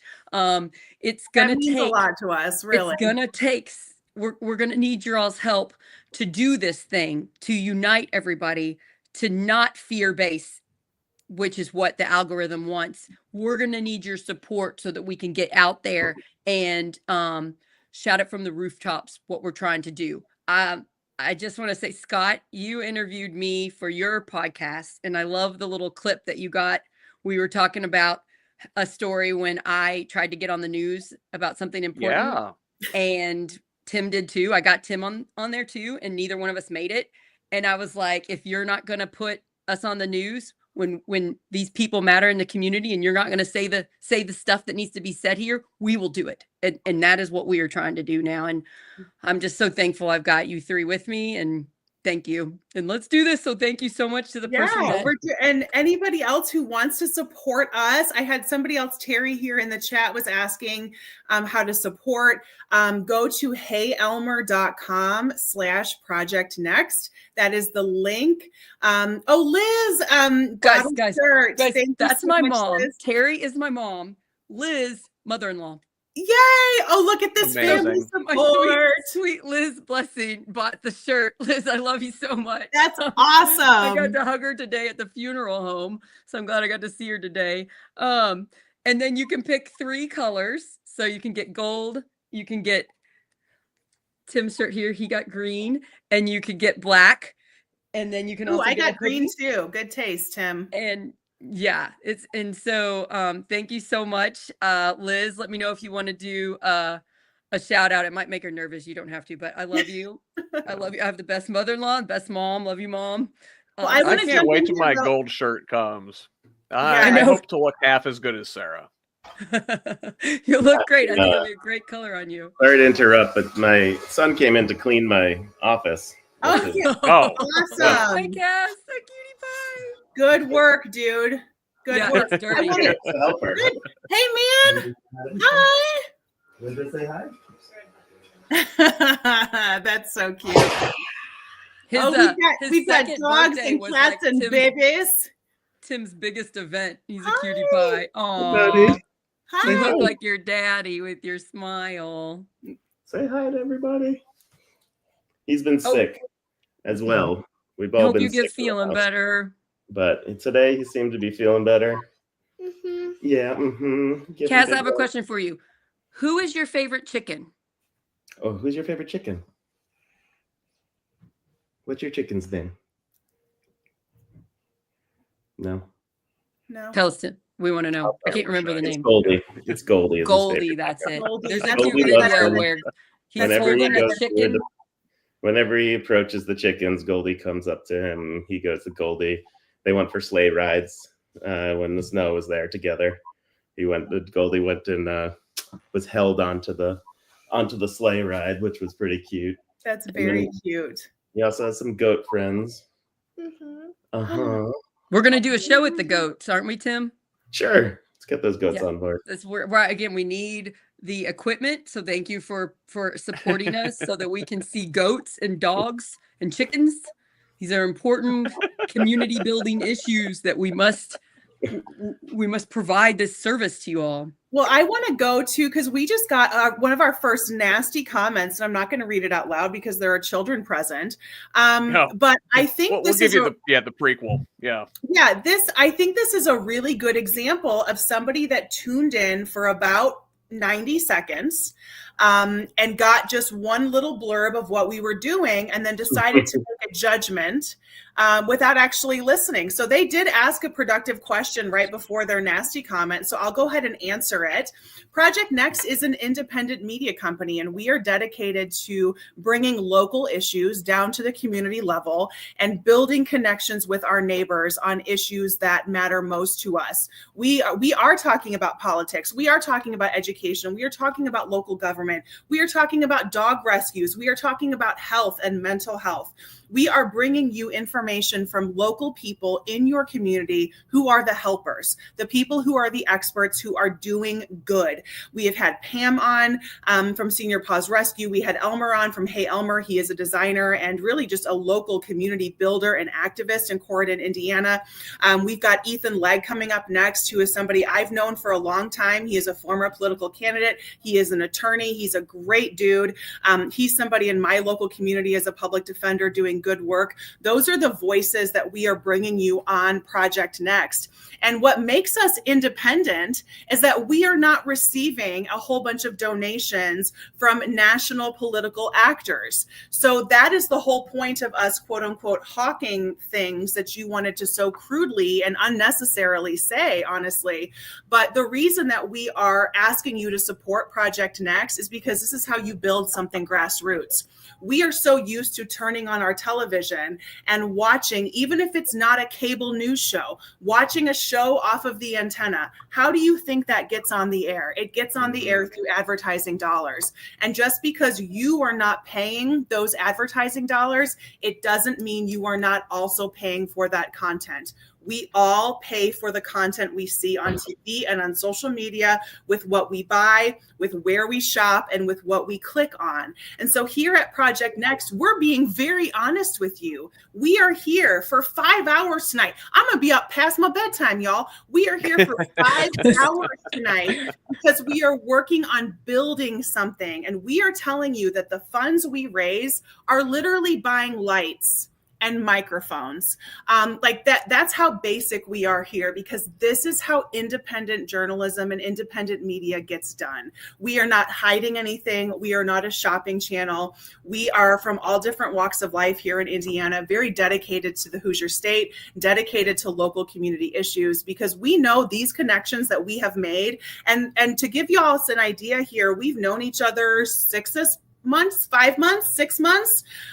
This group of just amazing people here in Indiana, this is how you get something done. And and we are honest. You want to go buy a mug and support us? We're going to go buy a mic. We're going to go buy a new HDMI cable. That's how we're going to do this. So thank you so much for stopping by. I really wish you would have been here for longer than about 60 seconds. You actually would have seen what we're about. So I've got really good news. Okay, so clearly we're getting good guests on because first off, Pam, who was just on with Senior Paws Rescue, she just sponsored us by getting a hoodie. Way to go! Oh, And then, wow, that's guys, a big one. Thank you, guys, Pam. our guest that I've never met before and can't wait to talk to, and he's in the waiting room and he's going to come on in just a minute. Our guest, Ethan Legg, just sponsored us and got a hoodie. Ethan! I mean, thank you so much, Ethan. So, Corinne, go You're ahead. making me misty. I don't even know, y'all. So, Corinne, go ahead and introduce Ethan, and then I'll pull him up. I want to hear why you asked him. I can't wait to meet him. Yeah. So thank you so much for being here, Ethan. And he's hanging out in the waiting room. I had the privilege of meeting Ethan, 10 years ago. I used to be a producer for our local PBS station up here in the South Bend area. I'm in Northern Indiana, our PBS station. And I produced a show for years called Politically Speaking.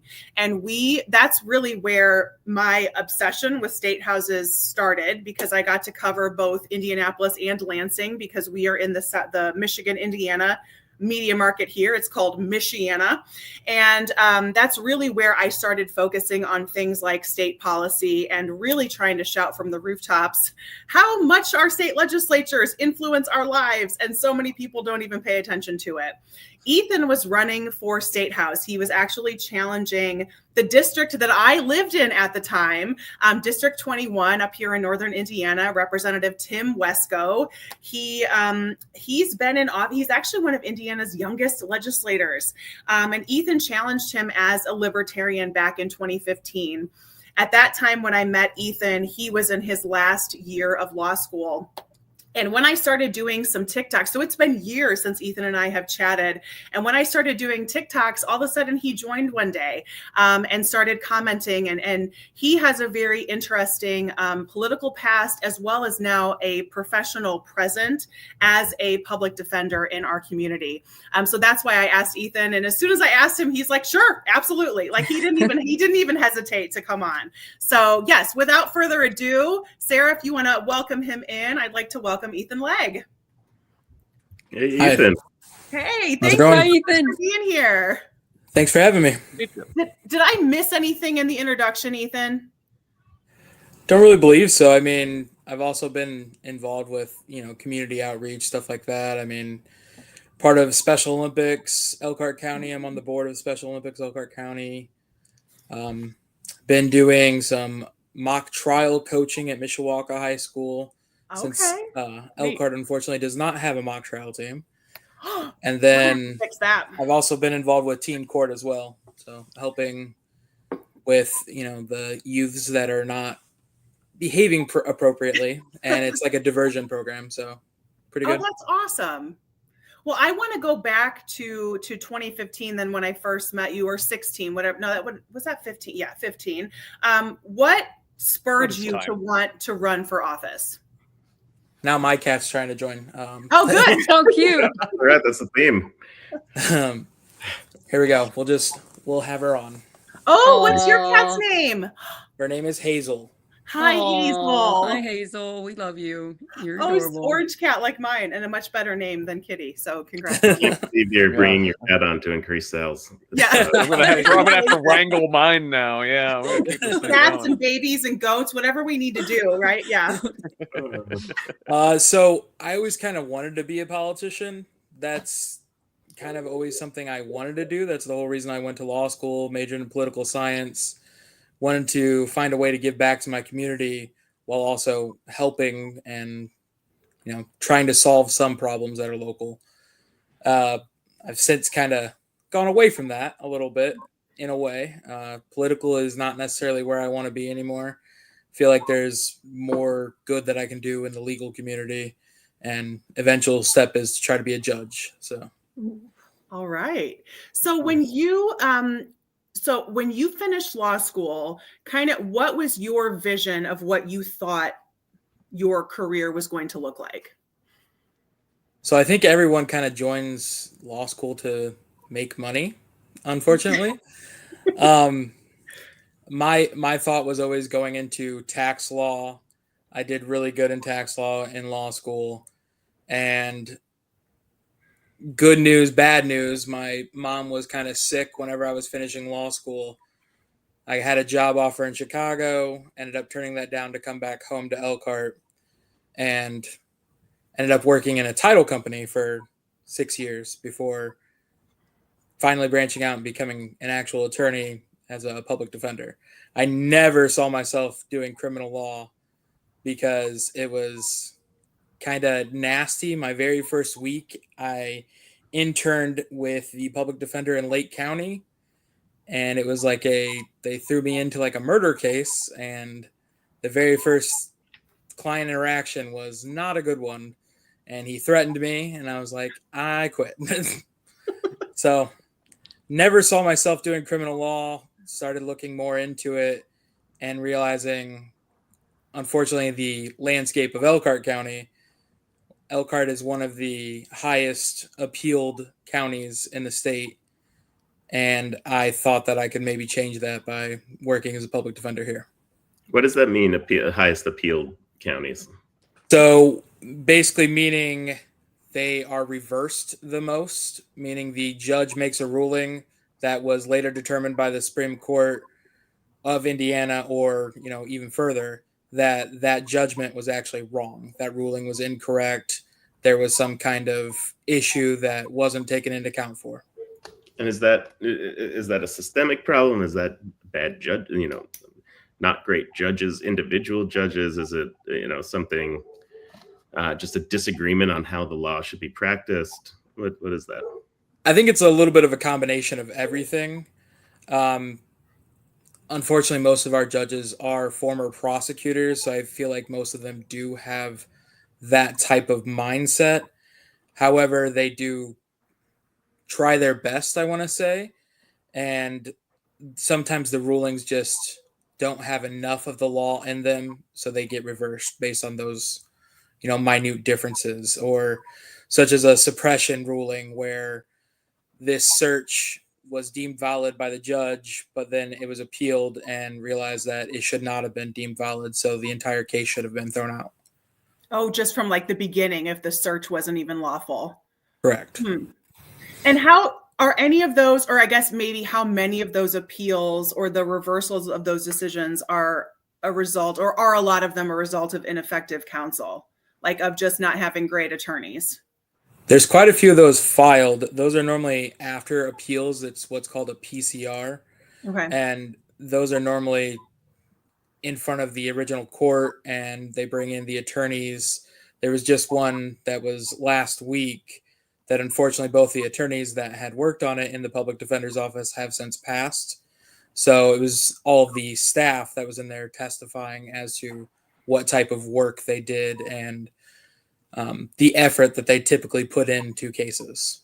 Oh my gosh. Well, and for those of you who are watching and listening who aren't familiar with Elkhart, so and this is not specifically related to to Ethan's work as a public defender, but in Elkhart, the city of Elkhart, which so it's getting a little confusing. We've got Elkhart City, which is within Elkhart County. So of course, our Elkhart County is our prosecutor, and that's our court system.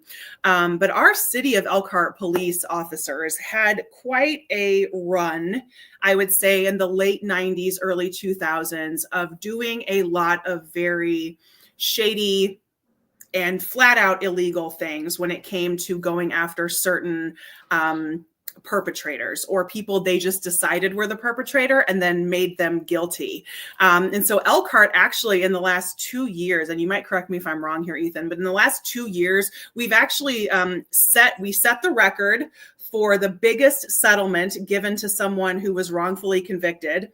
And then a year later, we broke our own record in Elkhart of paying another person who had been wrongfully convicted, who spent 16 years in prison. And he actually got the very first, not even just a pardon, but a full exoneration from Governor Holcomb, which is pretty rare. That does not happen often, even if somebody is pardoned. But Governor Holcomb just came right out and said, nope, this person absolutely did not do it. Yes, and this is another one.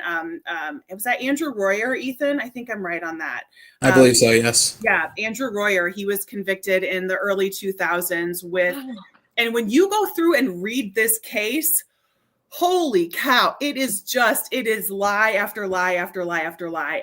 And most of those police officers that were involved in those cases have either retired, passed away, or they've moved on. But some of the folks that were involved in these prosecutions are still in the prosecutor's office.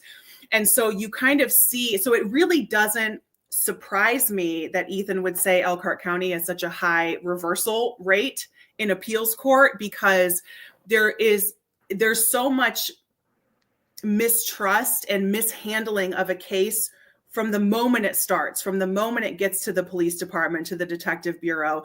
And thankfully, it's been 25, 30 years. Let's hope that a lot of that has fixed itself. Maybe some institutional changes have happened within the police department, but Elkhart County has quite a reputation and gets national headlines all the time for how many people we have wrongfully convicted and then have had to pay millions and millions of dollars. So Ethan, I just wanted to give that a little bit of that background, because that's the climate where Ethan is working. And so Ethan, can you share a little bit just about the role of a public defender, like how you get a case? I'm kind of curious on how all of that happens. Like, when it's not like somebody like walks into your office or makes an appointment, like people are getting assigned to you. Right. So the way it happens is once they have their initial hearing, there's a judge or a magistrate in front of them, and they ask, what's your intention on counsel? And if they can hire their own counsel, or if they're indigent and need a public defender. So the questions of if they're actually indigent are, circled around how much money do you make? Do you own anything that you could sell to pay for an attorney? Do you have any friends or family that could help you and pay for an attorney? Obviously, in our county, most of that is a no. I think we have about 75 to 80% of all the inmates currently incarcerated in Elkhart County Jail that are public defender clients. Oh. Unfortunately, there's still a negative connotation with being a public defender. They come in and they say, well, I might hire a real attorney, or you're just going to work for the state. And I couldn't tell you how many times that somebody turns around and says, wow, you're actually a decent public defender. I just got a message from one that said, I want a better deal, but you've been amazing. And, you've changed my mind on what a public defender actually is. And obviously I love those types of messages, but it's also like, I wish that negative connotation didn't exist, because a lot of us are not like that. I mean, I'm always trying to do what's best for my clients, even if I know they're guilty. I mean, it's the law. They deserve fair representation. So. Absolutely. And so 80% of the folks, so what is your average caseload? Like, how many people are you representing at one time? So I just checked. I have 130 active cases right now, and 100 clients. So some of those have multiple cases, obviously. So you have 100 clients right now? Yep. Holy crap. Well, that, like, talk about how different that must be from working at a title company. Like title company work, like real estate, like title research sounds like one of the most boring things that I'm sure you were like, that was mind numbing. But then like you went to the opposite end of the spectrum. Yeah. So my plan was always, just to do back of the office type work. But once I became public defender, I realized how much I really wanted to be in court, how much I wanted to be making arguments, and how much I wanted to actually affect my community. So yeah, it was quite the change as far as workload goes, because I was working maybe 45, 50 hours at the title company, making pretty steady money, better money, but wanting to switch to this and sometimes working 70 hours a week, sometimes not so much, but it's good work. It's not, I don't feel overwhelmed even if I'm working those 70 to 80 hours a week when I have a trial, or feel overburdened by meeting 10 people in the jail in one day. It's good work for the most part. Obviously you have those days where there's people just yelling at you and not trusting you, and you have to overcome that somehow. Ethan, could I ask a question? You said before, even if they're guilty, you're representing them, right? And so, and that's the law, right? That's what you said. How does that feel? How do you deal with people who won't take that explanation of that's the law? What is that conversation like? That must be hard for you on almost a daily basis. Yeah, so my family was actually not a big proponent of me becoming a public defender, and I had to explain myself quite a bit. I kind of take my feelings, emotional side of it out of it, at least in those types of things, and just telling everybody, constitutionally, everyone deserves representation, and it is up to the state to prove that beyond a reasonable doubt. So we have the really responsibility to make sure the state is not charging things overactively, or just trying to move cases through. We have to give people their constitutional rights, and part of that is representation. Mm-hmm. And I'm so glad you asked that, Tim, because I hear I hear people make different comments of like, oh, they hired an attorney, of course they must be guilty. And whether it's like I'm seeing it, I'm hearing somebody say it in a podcast, or I'm yelling at I'm like, no, that doesn't mean you're guilty. Everybody deserves a representation. Yes. And and I'm curious too, Ethan, like, what is the percentage of people who are going to like take a plea agreement versus somebody that's going to like go all the way to trial? Like, what is your, like, do you have a percentage estimate? I'm probably guessing 95 to 98% probably take a plea. Okay. I've personally only been to trial, I think 12 to 13 times, and I've handled about 1,000 cases. So, oh my gosh. Okay. And how? I've got to imagine that's really time consuming, like to actually go to trial, and you're so under resourced and you have so many clients already. To actually go to trial would be an immense more amount of work on top of all that. It definitely is more work, but so in our office we have like a sharing type policy where if we have a trial coming up, we will take, the other normal hearings for the week and give them to somebody else in our office. And we're pretty good about that. If we're trying to prep for trial, somebody else is handling your cases for the Tuesday or Wednesday before, the Thursday trial. Or if you have a Monday trial, they're taking your Tuesday and Wednesday because it could be a week-long trial. So I was in one murder trial that went 5 days. The jury verdict came back on the Friday, and I had someone else cover my Tuesday, Wednesday, and Thursday hearings, and they didn't have a problem with it. They were more than happy to help, just to share the burden. That's great. So when How you many? get one of those, yeah, sorry, Corinne. So when No, you go get ahead, one of Scott. those Go. where you actually need to go to trial, that's a BFD, right? That's a really big deal. Oh, absolutely. Those are the 80-hour or more a week type weeks. Yeah.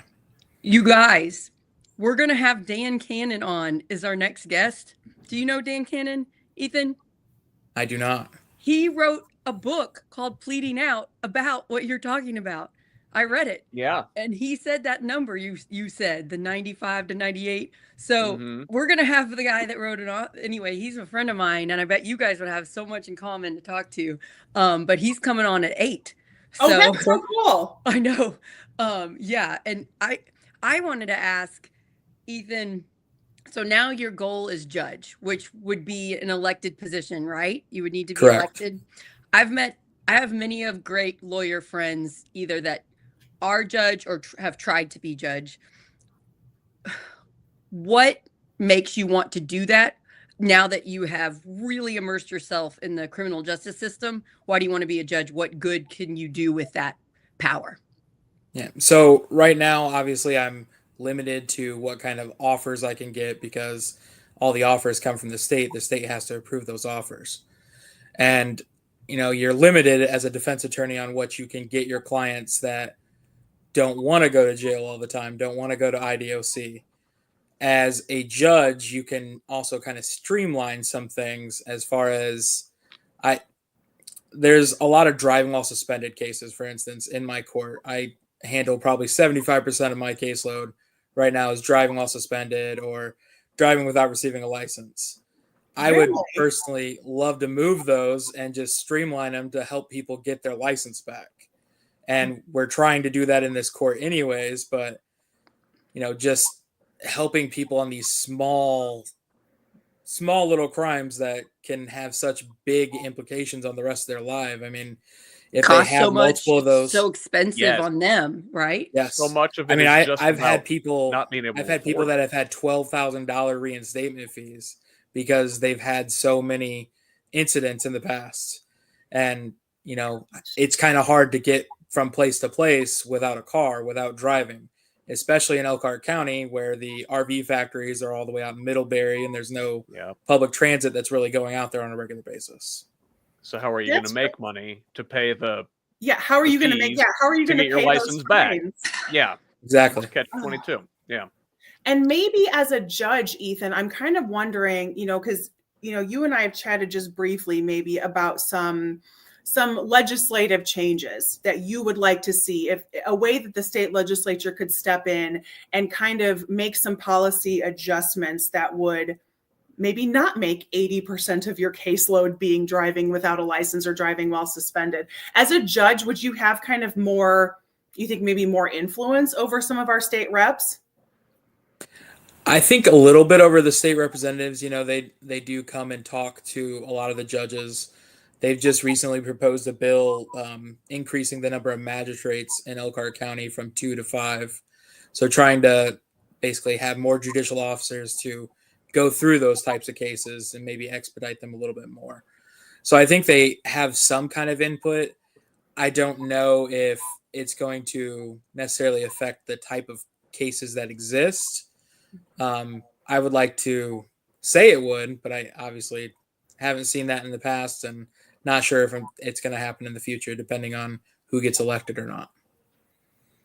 My gosh. So how many years have you been a public defender now? I started in 2022, so going on 3 years. Is there a pretty short, and I don't know, maybe you know this by people in your office, like, is there a high burnout rate? Is it something that you're like, I don't know if I can do this for 30 years? Like I could maybe do 5 or 10? Like, is it that kind of environment? I think somebody told me that I was the 4th person in my office in the last 10 years. So to an extent, I guess there is a little bit of a burnout, but then you have people that have been in our office for 40 years as well. So, you have the younger people that kind of use it as a jumping off step and using it to gain experience and then going out in private practice or doing something else with their life. But I don't foresee me leaving the public defender's office unless I become a magistrate or a judge. I love what I do. It's the happiest I've ever been in a job. And I feel like right now it's helping the community to an extent as well. I would just like to thank you for doing this, because that is a hard job. Thank you so much for doing this good work. I mean, yeah. Well, and Scott, I'm so glad you asked this, because I know Ethan would have some thoughts on this. I feel like I know that guy. Yeah, right? Who's left with Scott Aaron Rodgers? So the fact that judge is a partisan office, Ethan, just share your thoughts on that. I know that's kind of something that's been out there. How just kind of icky it feels, I guess. Yeah, I want to hear your thoughts. Yes, I would love for it not to be a partisan position, just because, one, as a judge, it's part of your judicial conduct that you're not to be outwardly partisan. So you're not really allowed to attend rallies. You're not allowed to speak out about certain political issues, but yet you still have to have an R or a D next to your name before you can get elected. Mm-hmm. And in Elkhart, it's unheard of without that R. And I mean, I am a Republican, more centrist Republican, but I am still a Republican.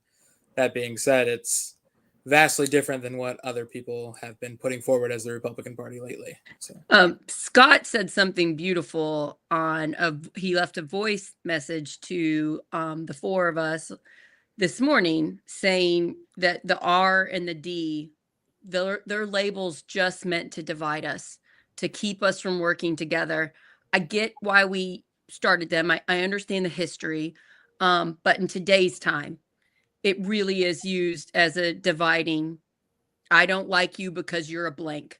I'm not going to listen to you or believe you or respect your opinion because you're the other letter. And at Project Next Media, one of the biggest things we want to do is to get rid of the letter and to just show that we're all human beings. And the majority of us are good people trying our best. And if we work together, we could help make systems that you're in, the criminal justice system, better. We can help with many other areas. I can sense your frustration, right? With the lettering that you have to get labeled as. I do too. I gotta pick one of these. All right, yeah, which one am I? Well, I've only got, and I have two whole choices. There's two. Oh my goodness! Don't overwhelm me. Both sides are being manipulated so heavily. They're so, and right now there's so much fear, and some of it is real fear, and some of it's not, and it's hard to tell which one we should worry about and which one we shouldn't. And so we're all the time, and I just want everybody to realize that's why we're doing this. We want to stop it with the labels, and we want to focus on good people like you, Ethan, out there doing this hard job. And everybody can kind of do a sigh of relief. We're not all bad. It's kind of refreshing because the other side isn't all bad. They're mostly good. No. You know, it's hard for me to convince my friends of that, but I know it since I ran for office and I met thousands of my neighbors that mostly vote differently than me. It's really hard to convince people that don't door knock and don't go to festivals and talk to strangers for hours and hours. You know what I mean? But that's why I'm doing this. You know, Sarah. Yeah. No, we were talking about the Elkhart police, right? Ethan was talking about the Elkhart police and their history of overreach.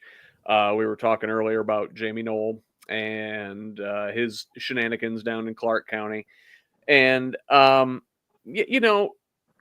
corruption and crime and like being responsible in governance. Those aren't red and blue issues. Those are black and white issues. There is right and wrong there, and I think all of us, no matter which way we vote any given November, are generally alignment on those things. Yeah. Yes, absolutely. Yeah, Ethan, if you're not familiar with the Jamie Knoll story down in Clark County, go do a fun deep dive on that. That dude's a disaster. And that one, yeah, it'll be a good read. I wanted to, so we talked a little bit about the number of people that have like driving issues, right? Like no license or incorrect or suspended license or whatever.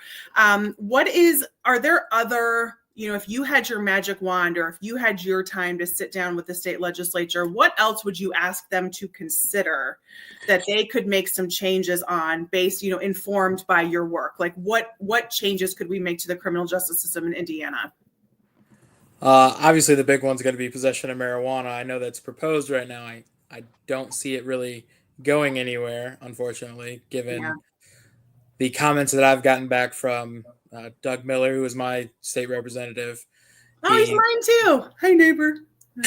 He was very much like, I'm in the minority, but I'm okay with it. And I'm not sure I've seen that as far as voting history in the past. Mm-mm. I know the other state representative, Weska, was strongly against it whenever I ran. So I'm assuming he's probably still strongly against it. He is. That does have an implication of a lot of cases. I was actually doing a little bit in my court last year. There was 307 charges of possession of marijuana. And that's just in one court of the 4 that are criminal courts. So 307 charges of possession of marijuana last year. And there's already, I believe, 12 this year in my court. So that's, 2 or 3 weeks worth of stuff that we've already been appointed to. That's what I should actually say. 307 public defender cases were possession of marijuana. And then this year we already have 12 possession of marijuana cases. And also 3 weeks in. If we did a deep dive on the type of people being arrested for this crime, you'll see some discrepancies there, maybe with race, but especially with your social status, how much money you make. That plays a giant part in who is getting arrested for these crimes. And that is what it's so expensive to be poor.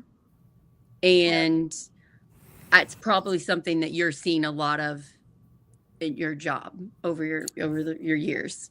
Especially with the driving cases. I mean, it's nothing but a crime against the poor people at this point. I mean, with the thousands of dollars of reinstatement fees, they can't afford to get a license, so they can't work. It's just an endless cycle of you're going to stay exactly where you are for a while. Yeah. I can't wait to highlight more nonprofits that do work to help these people get back, because there's so much of our system is set to hurt them. Mm-hmm. And just a plug, Elmer texted me and said nobody is placing any orders lately. Maybe remind everybody at Project Next, we are trying to promote these nonprofits, these great people like Ethan that are doing this hard work for our community. And we're all about uniting each other and not dividing. We have more in common than what separates us. If you could please sponsor our brand new independent media company so that we can get some great equipment so we can go on location to these places. You can go anywhere from a $10 button, a $10 sticker. You can get a $20 magnet, a $50 you sponsor us and then you get these as gifts, and then you can get a mug if you sponsor $50. And then we've got shirts for where if you sponsor $100, you get shirts. And then look at them hoodies. Them hoodies are sharp. Hoodies. Yeah, the hoodie looks nice. I'm gonna have to get me one of those. And we've got them in gold, which is what I'm wearing. We've got them in yellow. Green, which is Tim Beck's color. I don't know my colors apparently. And then black. I like black. I would have got black, but my background is navy, so I didn't want to look like I was a floating head. Be camouflage. If you're not sitting in a dark background, black will look great on you. Yes. I personally thought the lime green looked the best, so that's the one I got. No. Thank you, nice. Ethan. Hey, can you take a picture of you when you get it? Because we would love to see it. Because we're so thankful that you're joining us. It's so nice to meet you today. You live very far away from me, but my husband's family is from. My husband's dad's side of the family's from Elkhart, so I go up there a couple times a year, which is kind of nice. So yeah, she comes up to our neck of the woods. Yeah, Ethan, I don't know if you remember Blessing Music, like the Blessing Music Company, Blessing Instruments here in Elkhart. They had a store actually right in front of the old YMCA in downtown Elkhart. I would always get like my music instruction books there. But that's Sarah's family, the Blessing family, and her. And they had a shoe store. Small They had a world. shoe store. There were shoe There was stores. a shoe store in downtown. Yeah. So I wanted to get back before we leave you, Ethan, on the legalization issue, because that number of cases is astounding to me. That's just basic possession, right? Something that if you had, I mean, what we're looking at, probably 5 miles, 7 miles north of where Ethan and I live, is legal, right across the border. And I mean, Michigan, I think, was seeing very similar numbers. I mean, when Michigan legalized it, I mean, there were 20,000-ish fewer arrests in 1 year. So you're looking at like police officer workload, administrative workload, public defender workload. And it's almost like that is being completely missed, because Indiana wears this kind of thing sometimes as like a badge of honor of like, we're one of the last states in the union. We are going to hold out. Like, look at Indiana sticking out like a sore thumb. So I'm wondering what conversations do you have, like, with your colleagues or even with clients, of being like, dude, I know this freaking Indiana, it's illegal. Like, what kind of conversations do you have? I'm so curious of like the inside talks. It's pretty much exactly like that. And then I have the clients that say, they use it for anxiety, they use it for things like that. I was like, unfortunately, you need to move north about 10 minutes. Across this imaginary line. Yeah. Yeah. I don't know how many times I've said that. The other bad thing about marijuana right now, with it being illegal, they use that to justify searches, and they often find other things along with that. Mm-hmm. So, I don't know how many reports I've seen, smelled like marijuana, so we conducted a search, or we had a canine come out, and then we found meth, or we found heroin, we found gabapentin, for instance, which is like a nerve drug, and that's classified as a level 6 felony just to have a one gabapentin pill in your car. So it's an endless stream, and legalizing marijuana would probably put a nix on a lot of cases, because they use that as justification to search way too often. And how much of those? Sorry, Corinne, go ahead. Yeah, this is just my thought of how many of those resources then could be put into availability of treatment programs or rehabilitation facility. I mean, the amount of time and money that we are spending being punitive, it's alarming. I'm sorry, Scott, go ahead. Well, no, that's exactly what I was getting at. It is from just a government efficiency, small government wasteful spending standpoint. This cuts across the red-blue line. I think most people want our tax dollars, our government resources, to be spent on things that like really matter. Yeah. And possession of a plant on the other side of imaginary lines, does that matter? And especially now, if here in Indiana, if anybody has been looking into, I know that we all read property tax bills because it's fun, right? At least that's what I do. But if looking at the amount of revenue that is proposed in the legislature's property tax reform, I'm calling it reform very loosely because it's just property tax cuts that are taking billions of dollars away from our localities. Just Elkhart County it will lose millions and millions of dollars just in the first year. A couple $100 million if property taxes are reformed in this way. And there are so many people coming out and being like, hey, we have this other revenue stream that we could legalize and tax. And it's like, it's as if that is, we've been talking about that. Probably when you were on my show, Ethan, we had legislators coming on talking about cannabis legalization 12 years ago, 10 years ago. And now they're like, oh, I guess we could tax it and make some money off of it. Like, that's such a novel idea. But first, they want to do medical. We can't even get to medical, you guys. No. We can't. Ethan, do you remember, Blake Dorio, right, Ethan? Yeah. So Blake Dorio is a senator. He's a state senator up here. I will never forget interviewing him because there are some state legislative seats that all you have to do is kind of pick your successor, and they just they get your seat, you know. Blake Dorio is one of those, and he was picked by his predecessor. And interviewing him, there are some people that come to interviews like Ethan, and they are prepared. They are ready. They've got their bullet points. They're going to answer these questions. And Dorio was just like, all of his answers to my questions were like, you know, I think when I get down there, I'm kind of just going to figure it out. Like, that's how little work he had done on so many of these issues. But one of his biggest issues that was so controversial at the time was just CBD oil. So just the cannabinoid, or I don't know how I'm saying that, cannabinoid oil. Cannabis oil? No, it's cannabinoid. It's not cannabis. Cannabinoid. Yeah, so it has no THC in it. So it's just like hemp oil. It's just hemp oil, right? Like people use it for like muscle aches. People use it as, like as a massage oil or something. It does have some medicinal purposes, but there's no THC in it. And the way that CBD oil was treated in Indiana, you would have thought they were trying to legalize heroin. I mean, it was a crazy conversation where they're like, well, I don't know. It's got the word canna in it. So, and like the questions that were being asked on like, well, what if how can I get high with it? And like Dorio, to his credit, actually brought in a physician to testify when this went up to hearing and was like, no, there's no THC in it. Like they just, the complete lack of understanding was so funny to me, but it just shows you the power of fear.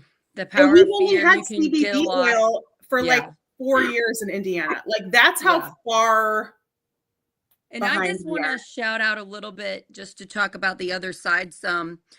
Here in Harrison County, I am friends with some of the law enforcement around here. My favorite person, and he's someone I love dearly, is our town marshal here in Palmyra. And his name is Dennis Lemmel. And he would be considered an R person. And that man goes out of our way to protect our small town. He drives the bus routes in the morning. So he goes past my house and waves to us and waves to the kids. He goes past the apartments by my house and he remembers what lights are supposed to be on every day, like who's supposed to be getting up for work. And if a senior or somebody does not have their lights on, he stops and knocks on the doors and makes sure they're okay, because a lot of these people are living by themselves. So cute. And he's going to retire soon. He was going to retire a couple years ago, and I'm so glad he didn't. I am going to cry when he retires. I told him this. The fact that I know him and his team and that he's training the people that come on gives me a lot of hope for in safety. And I know that, they do everything they can to protect our town. And then we also have really good fire services. We have good, we have good people that if we are in an emergency, we would get help. And I just want to shout that out to everybody, because sometimes we're so focused on the negative and on people that don't do their jobs well, but a lot of these people do their jobs very well. Yeah. No, absolutely. There are a lot of good police still here in Elkhart. Whenever I see, this officer like writing an affidavit, I'm like, oh, we're probably going to be having to plead on this one, because this officer is by the book. They know exactly what they're doing. They've received awards about searches. So this is one that's going to be top notch and well done. And those are normally the longer affidavits, writing in depth and exactly how they got to where they got. So there's definitely a lot of good officers. Nonetheless, there's still a lot of that issue with, the marijuana searches, just because they smell it. And sometimes can they really smell it? There's been cases where they found it in a sealed THC gummy bag, and nonetheless, it's still illegal because they're THC gummies. And if they say they smell it, most of the time it's going to be a justifiable search. So, so just saying that which is interesting, that's very interesting. And there's nobody, working in Elkhart for as long as I did, there's nobody that's more frustrated with the history of that department and with the bad cops in that department from years past, and the people who work there now, they hate that reputation. They hate, they hate that they get national attention because of these lawsuits, because that's the profession that they chose. And Ethan saying that, like, which ones you're going to get the affidavit, and you're like, no, we're good here. Like, no, we're fine. Like this. Tim talks about this all the time. It's the policies. If we had better policies, we could lessen some of this. And that's through government and paying attention and working together to write better things. And I would think, Ethan, you would be a good person on that team, writing better legislation, protecting people that are the most vulnerable from these expensive and often unnecessary things they're being charged for. So it's something that we could improve on. And if we stopped fighting and we all just kind of work together, that's how we do it. Now, I've got lots of good news happening on my end, because I got Elmer texting me. We have somebody that bought a shirt. I don't recognize the name. So if he wants to come on the show and give a shout out, we have somebody with the last name of Straight, which that bought a mug. What's your mom's name, Corinne? Because I think it might be. Is that my mother? Is that Joan? Yes. So Joan. Hello, Joan. Bought a. That's my mother. Sponsored us with a mug. And then I want to show Pam, who was on the show for Senior Paws Rescue. She supported us with the hoodie, and she made this shout out to everyone who works to unite and not divide. I need to hear that 1,000 times every day, because again, we're pushed constantly to divide. That we're told that it's so hard not to, and we got to push back, and we're trying to do that here. So thank you, Pam. And then anybody else that wants to support Project Next, I'm really pumped that so many people are helping us, and I cannot wait to go on location. Tim, are you excited about going on location? I think Lift Up Local, which is that, did we decide that's going to be the name of the show? Yeah, that's going to be the name of when we go out. Lift Up Local. Lift Up Local. Go out and pet some dogs, eat some good meals. Heck yeah. We want to do a restaurant show, right? Where we go to the independent, like, small business restaurants and like talk to the owners and eat the food and have like a great conversation. That sounds like really fun. I think I can be pretty good eating. I don't know. Sometimes I use my fingers and not a fork. I'm telling you guys, seriously, I managed a restaurant for 15 plus years. Yes. And make sure you're not just talking to the owner. Make sure you're talking to the people that work there, the people that really make the place go. And that's a good tip. We should definitely do that. That's a fantastic idea, though. That would be a lot of fun. Yeah. So Ethan, we're going to let you go in just a minute, and we're going to get Blythe Potter. It's going to be next. And then we're going to have Michelle Higgs.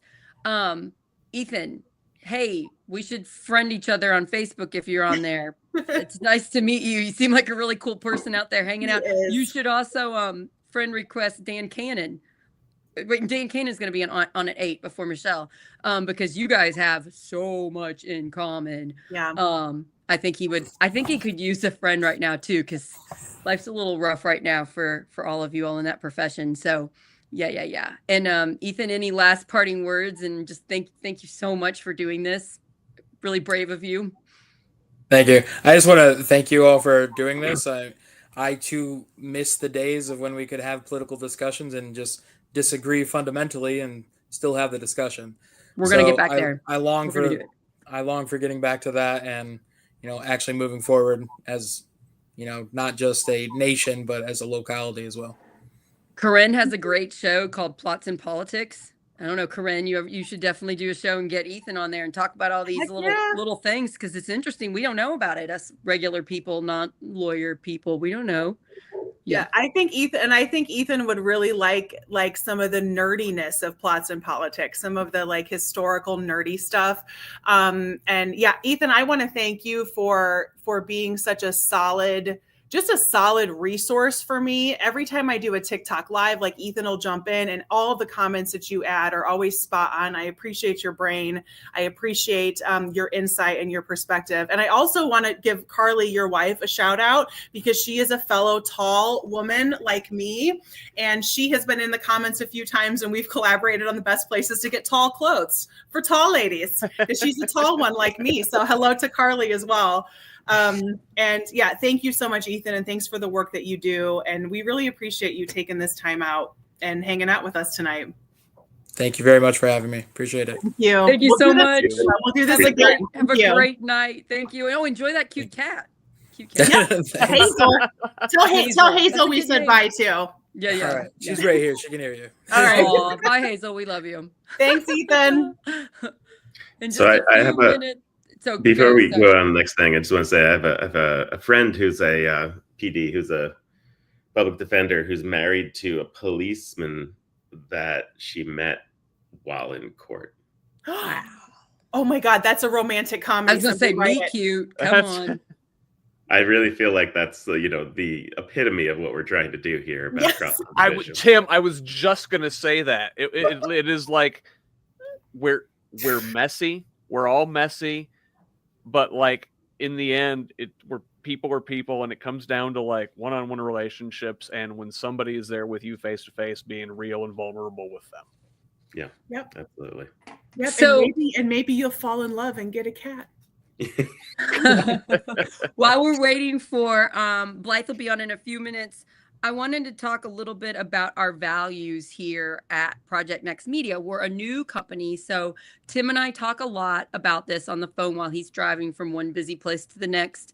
And then I'll talk to Corinne and Scott about everything. And he wrote something on our agenda for tonight that I wanted to say aloud and kind of talk about how hard it is to do this.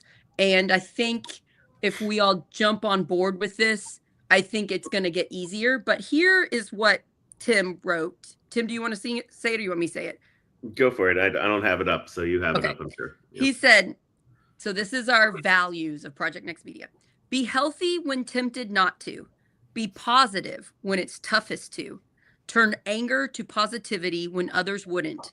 Blame the system. Have empathy for the people in it. Be good to everyone, even our enemies.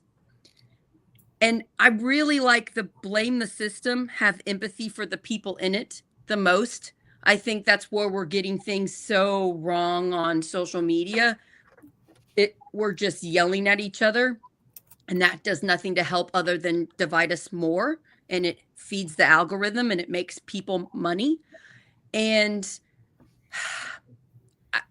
I think if all of us collectively try to do this better, which honestly, I think a lot of people are. I think online is a better place than it used to be. At least it is for me. I must have gotten rid of anybody that's going to. But this is something we can all work on. It's so easy to get mad at your neighbor for posting something that seems so hate-filled. But when you go and talk to your neighbor, you find out they're a nice person. Maybe they've been misled. And that's so hard. It's so hard, everybody. And that's what we want to do here at Project Next Media. Tim, do you want to talk about why you wrote this, which I think it's beautiful. So good job. Yeah, I think when starting anything, you need to know your mission. You need to know your values. You need to know your vision. And you need to articulate those. We need to be able to say those out loud and agree upon them and say, this is what we believe in as an organization, as a media project, and keep those things in mind, put them on the wall or the virtual wall and make sure that we're holding true to those values. So that was really just the first draft of the values, but that those came out of a lot of conversations that the four of us have had. It's not just me pulling it out of my own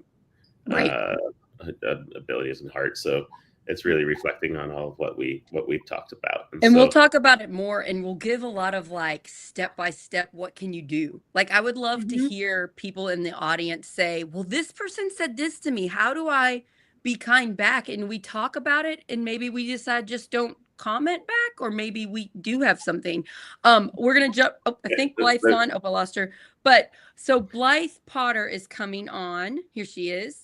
And I met Blythe through social media, saw her as someone coming up, trying to call out Indiana government. And now she's a friend.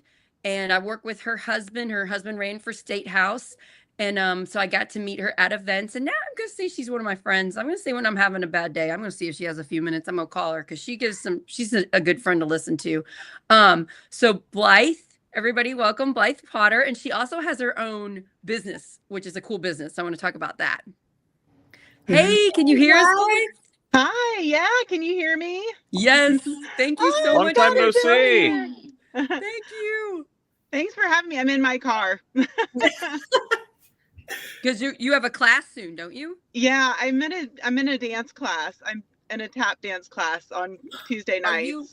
Are you running the class or are you a participant in the class? I'm a participant. Blythe, I have tap shoes. I tap by myself in the basement. So we should tap together. Have you not made this a TikTok yet, Corinne? Come on.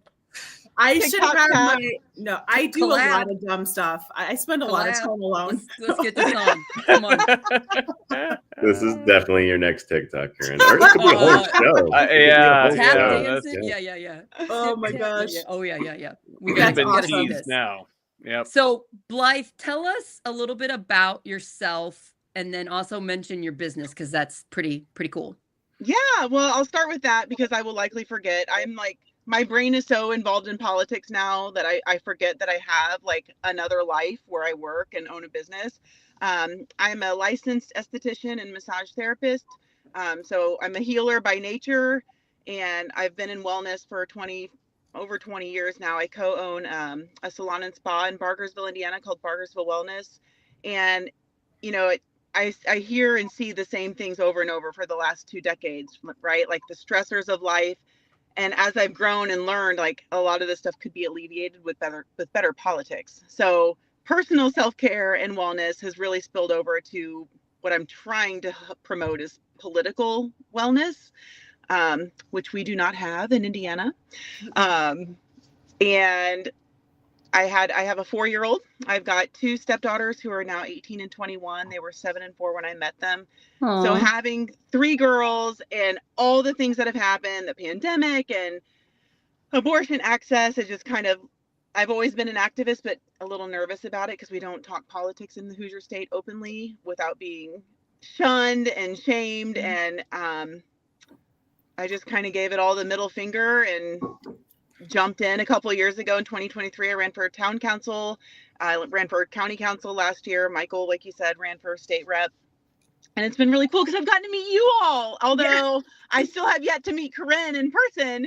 But it's just, we've got this amazing community, and it's really nice to have people to keep me sane. Yeah, same. It has been a big mental health meeting, all of you all, and a lot of other people out there trying to make our state better.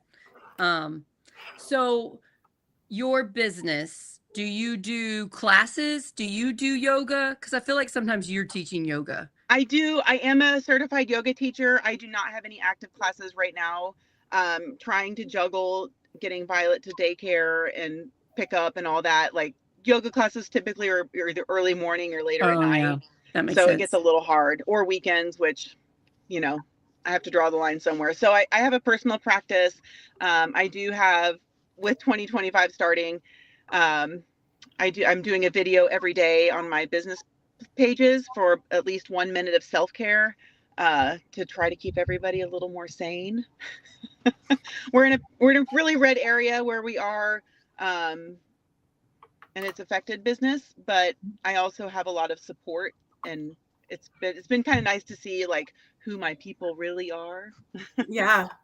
I met up with a friend of mine that I went to college with. She and I actually went to IU South Bend together. We worked in the political science department together. We were both researchers, and she's doing a lot of policy work now for education in Indiana. So she's a wonderful person and a wonderful brain to pick when I have questions. But she mentioned something, and I actually thought about you, Blythe, because she said she had a girlfriend call her up and say, hey, I was about to call it because she's like, they were both at the State House all week and it was exhausting. And they said, she said, I was about to call you up and say, hey, do you want to go for a drink?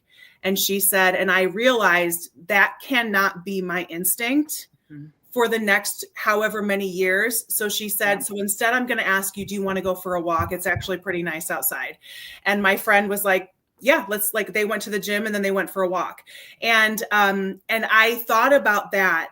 Like, what unhealthy things are we wanting to turn to in a time of stress because they help us distract or delay the mental suffering that when we could just do some yoga, do some mobility, do some meditation and sit with the feelings. And it just, I thought of you. And so I'm so glad you mentioned self-care. It is hard to go, like, even for me, like yoga is a lifestyle for me.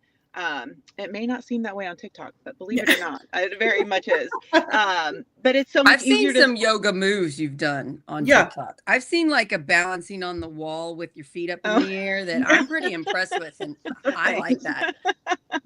We'll get you upside down soon, Sarah. Yeah, I need to know the steps because I'd try it. Oh, that could be another one. We could do tap dancing and handstands. What could go wrong? Talking about unhealthy habits and things, your coping mechanisms during tough times, as Scott comes back with a beer. Yeah. It's not like I'm putting to work for 5 hours on the live doing all the tech stuff and being a sponsor. It's it's not like I'm putting you to work here tonight, Scott. What are you talking about? Yeah. Where's your tea or your kombucha? This is not work. This is hanging out with Good friends, answer. and I love This is fun. Yeah. It's long though. I'm having to like do this a lot. I'm like, I'm having trouble staying in my seat this long. Tim and Blythe, you guys have something in common, a lot in common, but yoga. Tim, with your Dr. Tim episodes, you have talked about how frustrated you are as the medical doctor that doesn't have enough time to talk to their patient. And their patient could eat oats instead of taking a statin for high cholesterol. Your patient that's saying they're anxious or depressed could be doing something like yoga or taking a walk outside. And you don't always have enough time to explain the reasons why to them. And it seems like you both are doing different things, but you're coming to the same conclusion. We could change the policies of the rewards in the system. We could let doctors be with patients more, and we could reward doctors for getting healthy patients instead of rewarding them for how many patients they see. Mm-hmm. It seems like there's a big overlap in what both of you are saying, even though you're coming to it from different areas. Yeah, for sure. So when what you're talking about, Sarah, is kind of the foundation of healthcare is around getting paid for doing stuff. The more stuff I do, the more I get paid. That means the more patients I see, the more I get paid. There's no real incentives. There are some, but there's none with real teeth to make me change that behavior or make my employer, who's the hospital, change that behavior of trying to get me to see as many patients as possible. There are some, but it needs reworking for sure to be able to change us to rewarding us for value, rewarding us for doing things that cost less. Right? I actually probably should be paid more for doing things that cost less, right? Rather than just sending someone off to surgery or just giving them the drug. Give me more money for sitting and talking to a patient and going through their diet and trying to figure out their lifestyle, being in touch with them, pay for people's transportation. I think healthcare transportation is part of healthcare and very much needs to be thought of that way. And people who can't afford transportation or are struggling to get to their medical appointments, to be able to, take care of their health and get into the system. That is such a return on that investment for being able to make sure someone gets to their doctor. And then Blythe, what do you do to help at your business when you get people that are anxious? I would imagine anxiety and maybe depression and maybe loneliness would be some of the major things that you see and you're trying to help with. What are your main things where you try to help with that? It depends on the service. So if it's a massage, we talk through that. Like, one of the things I think I ask everybody is, are you sleeping? Most people are not sleeping well. So if that is one of the issues and there is anxiety, I have to be careful just because I am not a doctor. So I have to be cautious with what I say or what I ask. But like, acupressure.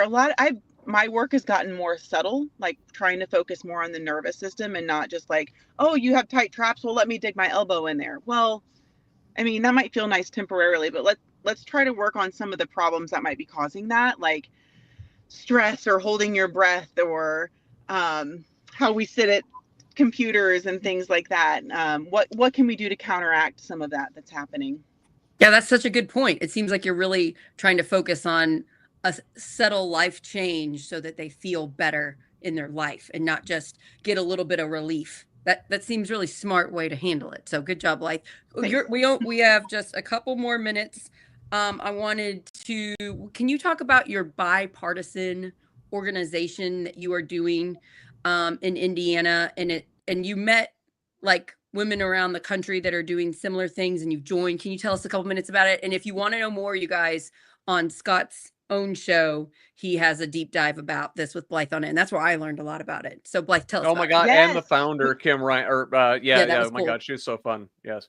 Yeah. Heather Ryan. Oh my God. Oh my God. Yes. Heather Ryan. Yes. So Heather Ryan, her handle used to be Iowa Polychicks on TikTok. Now it's Bitches Get Stuff Done. Facebook and Instagram, it's Bitches Get Stuff Done, but instead of an I after the word B, or after the B, it's an X, because, Facebook. It just started with her and her niece and her daughter. They would go to the state house and protest bad legislation. Of course, Iowa is as red, if not worse, than we are, but we are lucky because we have mad voters.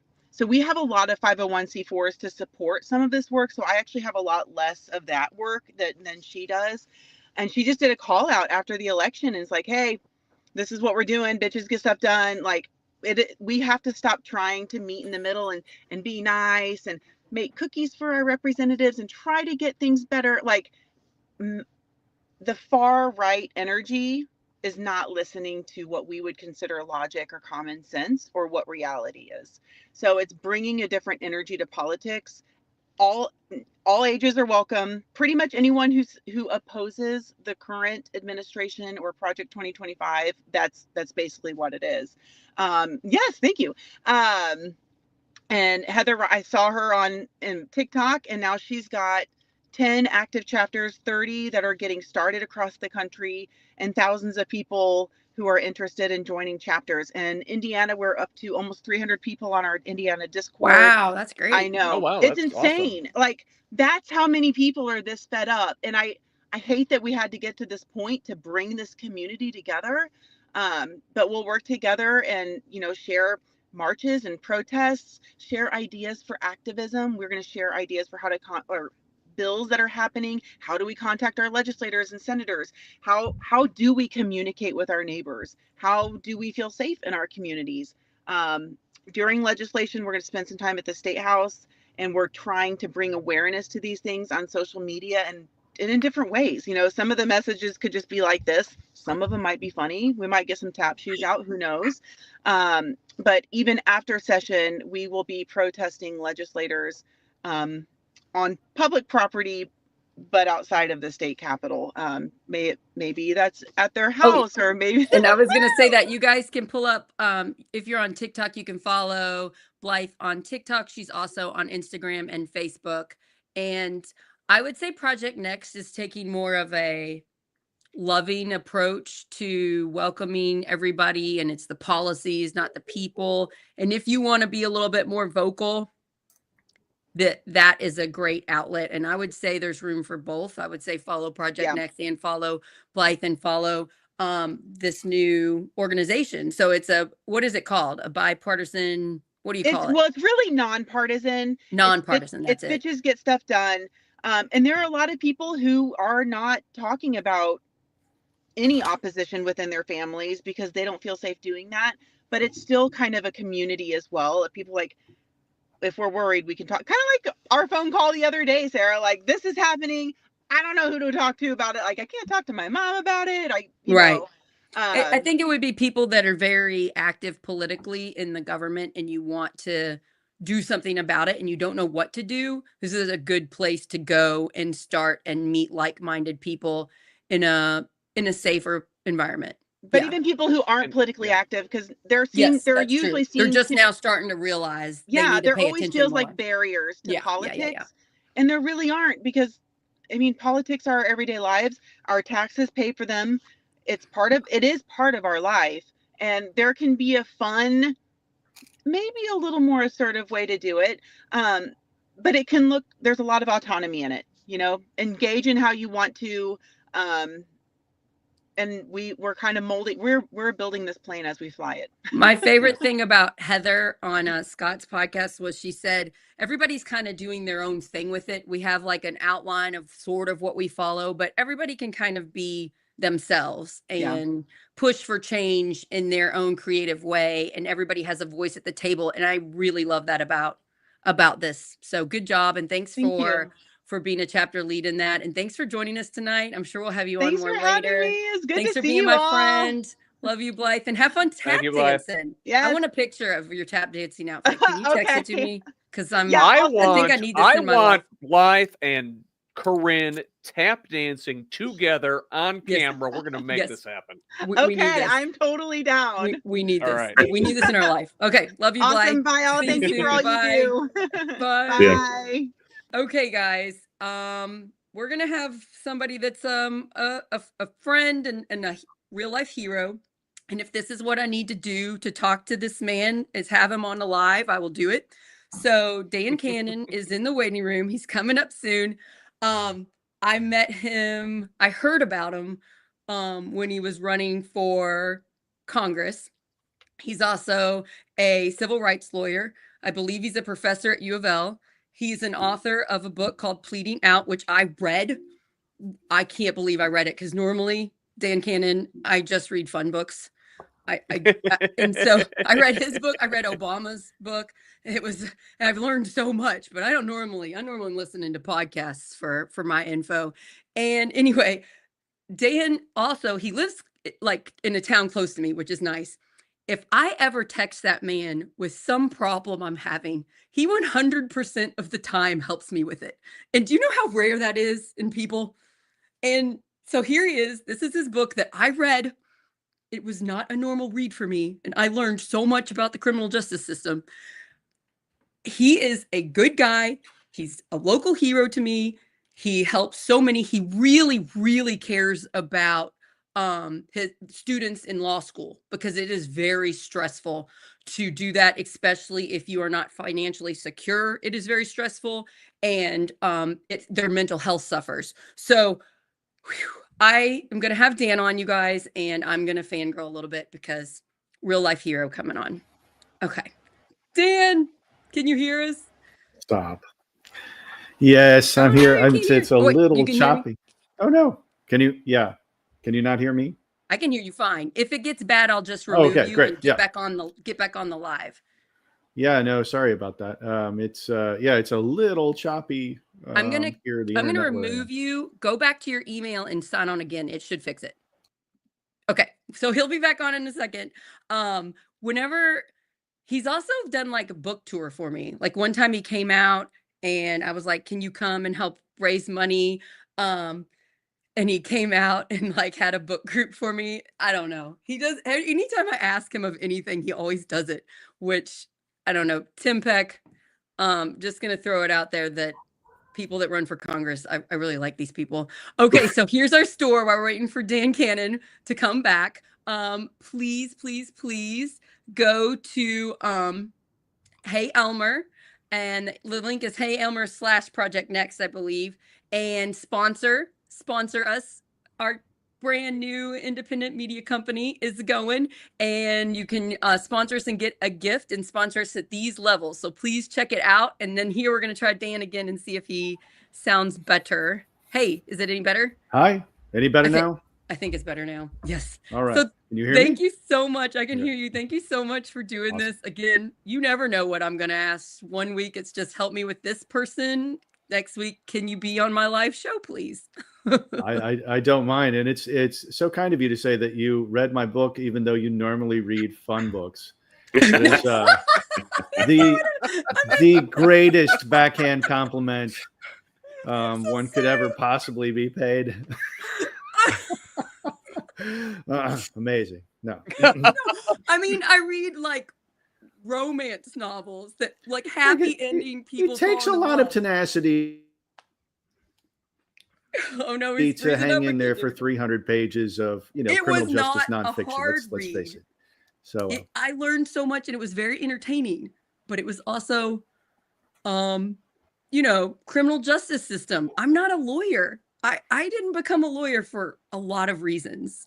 I'm just saying, I did it because I really, really respect you, and it was a great book. Everybody should read it. If we all read it, our country would be much better. Very, very kind of you. I'm not sure that that books are going to save the country, but it certainly doesn't help. I mean, it doesn't hurt, rather. Right. Definitely. Well, I learned a lot, and I've told, I don't know, at least 100 people the synopsis that I got from your book. So, hey, is there an audiobook version? No, the publisher has promised that to me a few times, and then that just never manifested itself. And it's been, almost 3 years now. So I think it's probably not going to happen. I've discussed with my wife, we've threatened a couple of times, just like doing an audiobook version on our just read it own and just doing cartoon voices all the way through, like, where the judges are Mr. Burns and that kind of thing. Yeah. But it's never happened. I like this. I like this. So Dan and Tim, do you two know each other? Do not.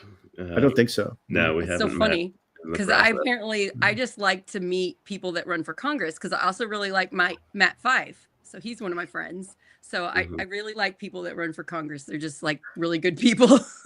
I don't remember Dan, but I remember your name when you ran for Congress. You had a really good internet presence, and I was like, yeah, I like what that guy's about. That's I how will say that I tend to like the people who run for Congress a lot better than the people who actually get elected. So, so true. One day, I don't know. That's right. One day, maybe we're gonna try to get Tim famous on Project Next Media, and I'm gonna interview him so everybody can find out how awesome he is, and we're just gonna go out and meet everybody in the community with the show, and we got a plan. Dan, what's the book about?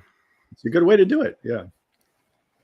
What's that? What's the book about? Oh, it's about the history of plea bargaining in the American system. So, basically we go back to the 1830s and look at the first instances of plea bargaining that we know of from New England, and sort of trace the roots of that whole thing, and how it coincided with the labor movement, and then later how it coincided with prohibition, and where we are now, which is almost all criminal cases are end in a plea bargain, and there's almost no criminal trials to speak of, or any trials at all. And what that's done to our democracy and all that good stuff. Didn't Ethan earlier say 90 plus something percent get? I think it's 95 to 98, isn't it? Yeah, somewhere between. Yeah, exactly. It's like the exact statistics are hard to nail down, and it's different from jurisdiction to jurisdiction. Yeah. But almost every place you're up over 95%. Wow. And you one of the points of your book at the end is just to encourage going to jury duty, participating in that. Our culture acts like it's such a terrible thing, but it's actually a really, really good thing for society to be a part of, and just trying to stop that stigma. Yeah, well, there's this thing that political scientists call the participation theory of democracy, right? And I can't get way in the weeds on that stuff. I'm not a political scientist, but I mean, the idea is that if you participate in some sort of democratic process, then you're going to care more about the integrity of your democracy, right? So, how deliberative is the process is the question. So if you go and you vote, without researching any candidates, and you just show up and you punch all the Dems or all the Republican, spaces, and you don't really know who you're voting for. Well, that will help you care about your democracy a little bit. You're kind of pulling a C or a C- on the democracy report card. If you do some more research and you think about the candidates a little bit more, you get more invested in the process. And the single most deliberative act, the most deliberative thing that you can do in our democracy is serve on a jury. I mean, and that's actually where a citizen is at their most powerful. And over the last 200 years, really, it's never happened in any big way in our society, right? We've never really had a citizen jury of our peers in any kind of regular, ongoing way. And so what is the effect of that been on our democracy? As soon as working class white, like juries used to be very, very powerful in the United States. As soon as working class white men started getting on juries, then jury trials started to diminish in number. And there was this concerted effort to take power away from juries, right? Because, working class people aren't going to be able to make those kinds of big decisions after all. Right. By the time that we got to a place where women and people of color were on the jury, I mean, the jury trial was practically extinct already. And in Massachusetts, where plea bargaining started, you already have an 88% plea bargain rate by the end of the 19th century, by the end of the 1800s. And they didn't let women on juries in Massachusetts, bastion of progressivism as we think of it as now, until 1950. There were not women allowed on juries. Even Kentucky so hold on. beat Massachusetts. They got the right to vote in 1920, right?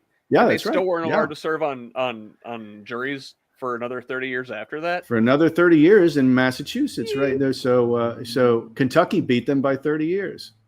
Wow, sweet. Believe it or not, on and one then, thing.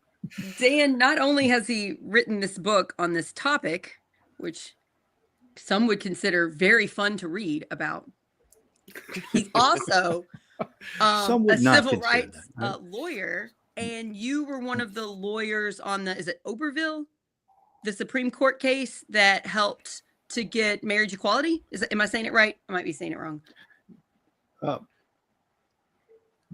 Yeah, it's Obergefell. That's okay. None of us can pronounce it. But the marriage equality case is just fine. Yeah.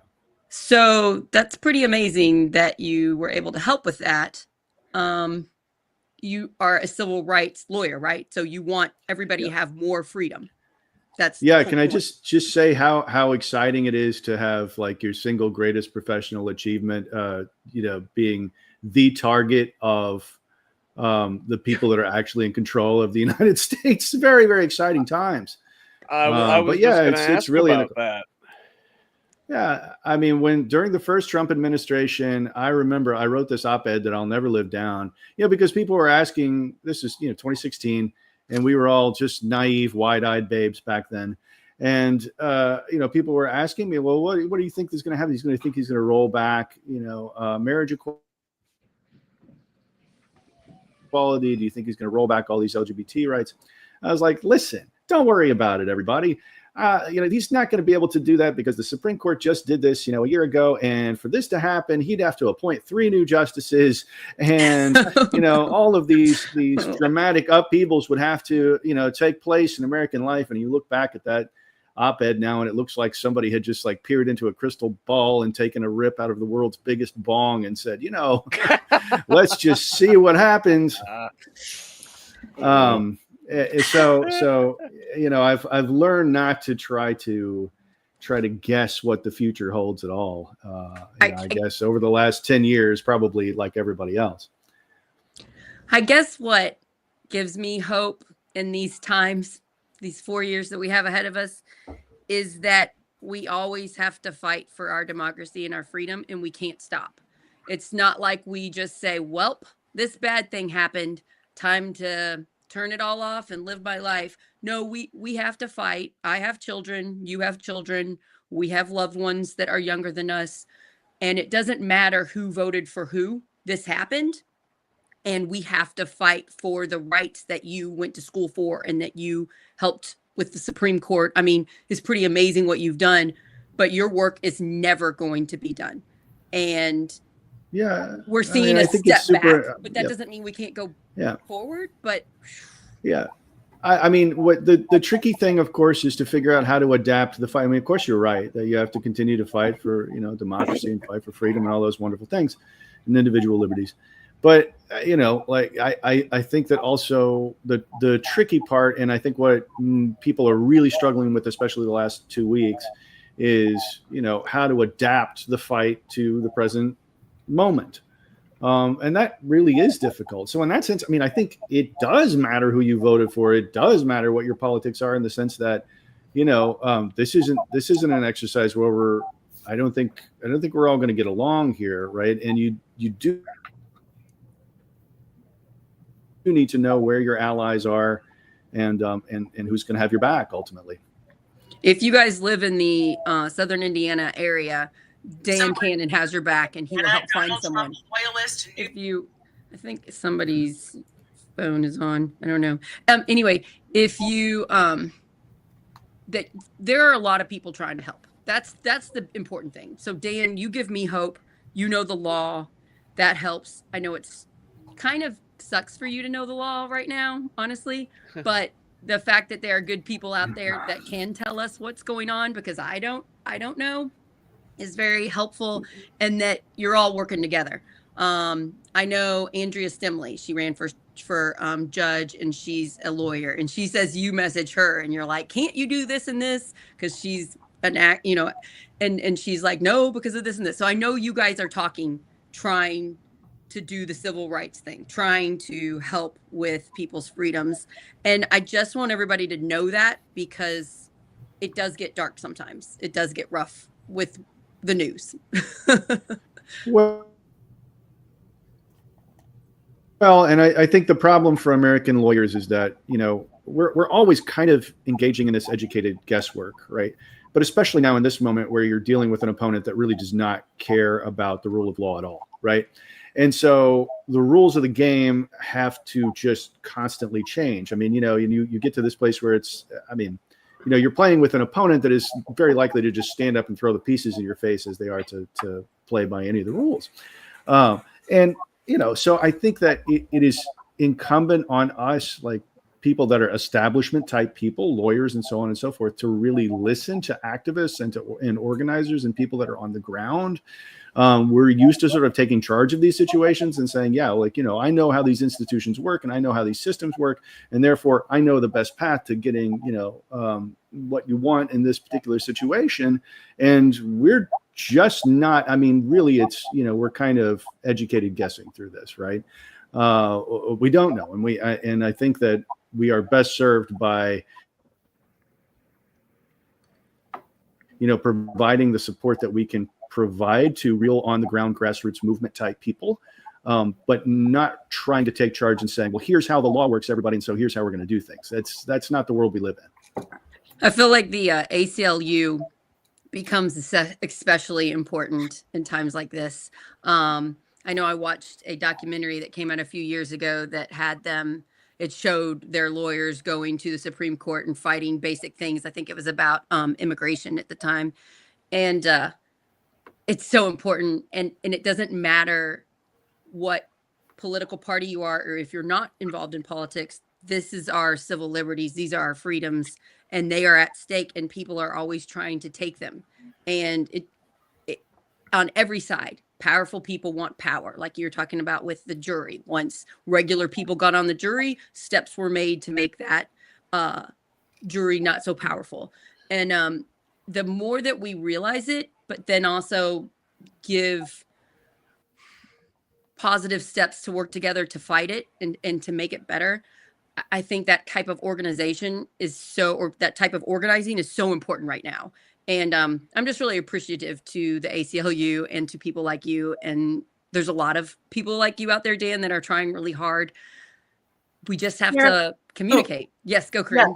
And Sarah, I'm so sorry. I had to go check on sick kid number 2, because we're with kid number 2 now with the flu, but I only have 2 children, so that's great. So it's going to work its way through them, and as long as I don't get it.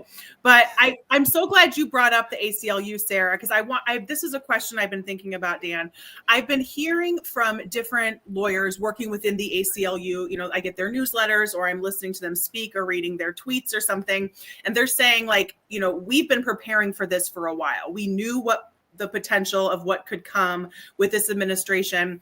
So can you just kind of share, just from your perspective, what that preparation means, or what cases you're keeping an eye on that are maybe working their way through appeals courts or district courts that could possibly get up to SCOTUS?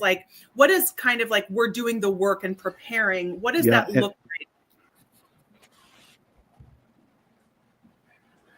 Well, I don't know the answer to that right now, and I don't think anybody does. I mean, I think that there was some, inkling of what these executive orders were going to look like. For anybody that's sort of paid a lot of attention to Project 2025, it's sort of tracking that, to the letter. But what the Trump administration has intended to do, and so far has been more or less successful at, is to just create chaos, right? And just put so many balls in the air that you can't possibly catch all of them. And I mean, it's a strategy that is quite likely to work on, in some degree. I mean, I know about nonprofits that shut their doors today because of the freeze on federal monies. So, it's like, it's the ACLU and all these other advocacy groups are doing fantastic work, and they've been able to prepare for this to a certain degree.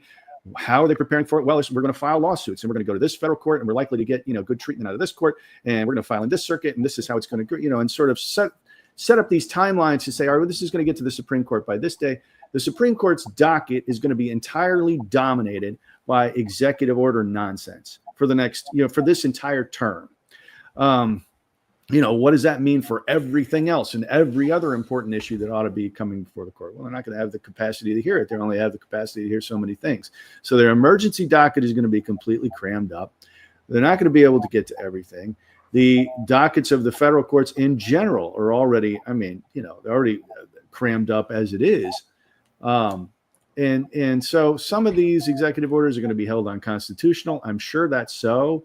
Worst case scenario, they all get up to the United States Supreme Court, and the Supreme Court says, yeah, we don't care. There's no such thing as birthright citizenship. There's, the president can say, we're not going to spend any more money on anything. All these outlandish things. That's unlikely to happen, but, it causes the public and advocacy groups out of necessity, because there's only so many resources to go around, to focus on these sort of big headline grabbing things, while a million other things slip through the cracks, and we're not paying any attention to that stuff.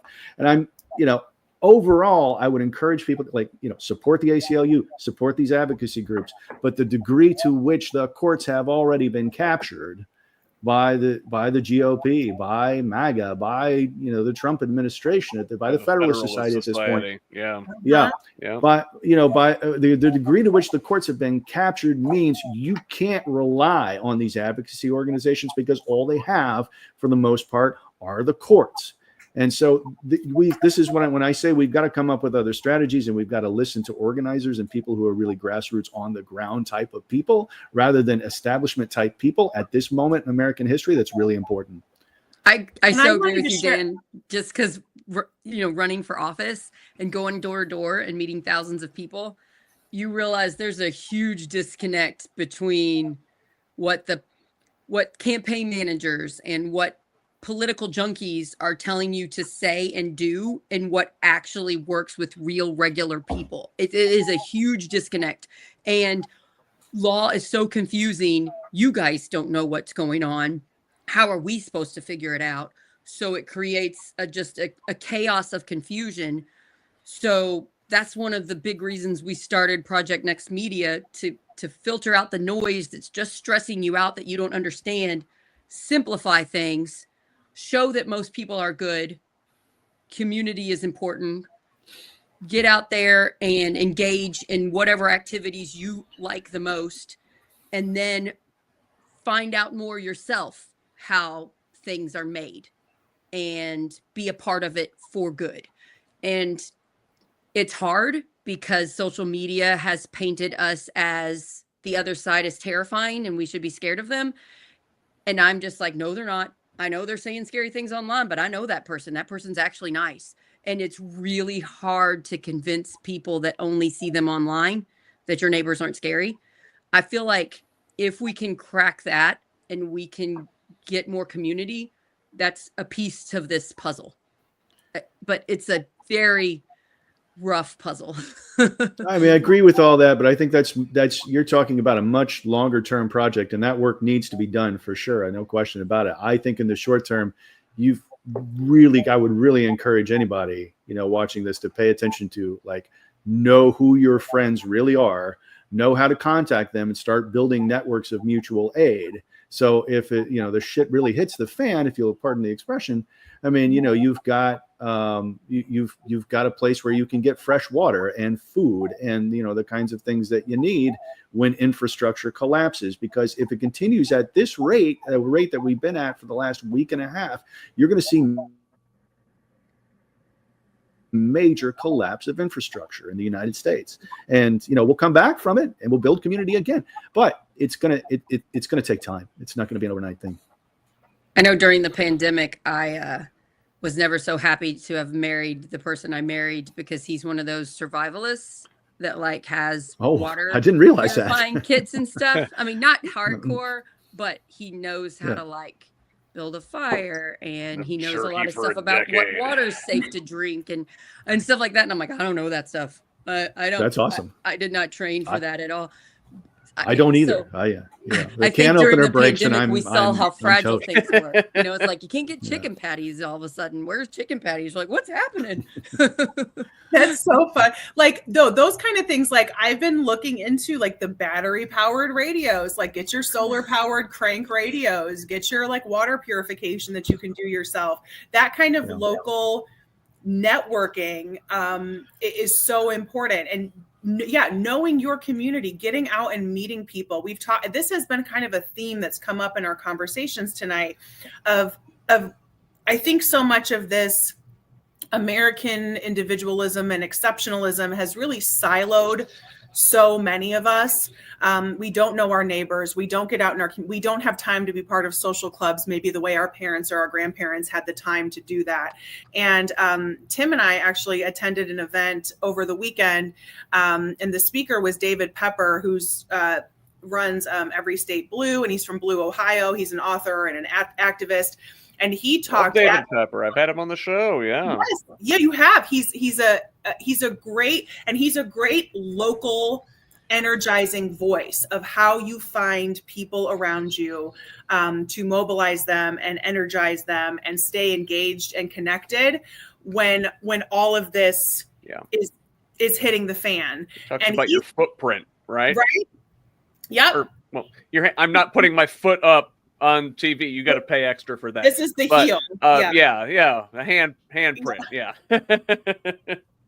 And he talked so much about that, and he's been doing out. If anybody's been following him, he's doing like a day by day of all the nonsense coming out of the Trump White House, and he's doing a really good job of pointing out the lack of popularity of everything that is being done, and how traditionally this is kind of the second term presidential overreach, even though nothing about what is happening is traditional, but there is a flailing that is happening in kind of the second term that is so grossly unpopular overall. It's just, how do you work in your local networks to get people to understand that? And he's doing a really good job of like pointing out some of the pivots that are already happening, of people saying, well, I'll pay an extra $1 for my coffee if that means Lake and Riley is still alive. So we're already starting to flip from nothing's actually going to get cheaper because we're just going to focus on the brown people. And so that, I really left for the first time, I think, since the election. There's a part of me that felt hopeful as well, but also lucky to be plugged in to so many people within Indiana that are doing critical work. I feel like that's a network that I did not have a year ago, and I feel really grateful for that. Yeah, me too. Yeah. Definitely. I know, and you know how it is. Oh, yeah. Sorry. You go, Dan. No, we're Dan. No, I was going to say, I think we've got a hellacious lag here, so sorry about that. No, I was going to say that this door knocking and all that is wonderful, and getting to know your neighbors. Obviously that is critical work, and again, it needs to be done, and it's a long-term project.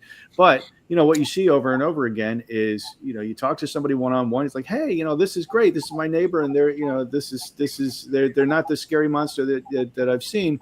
And then they go back into, the living room and get into the Fox News silo, and just, all the work that you just did at the doorstep is one. Mm-hmm.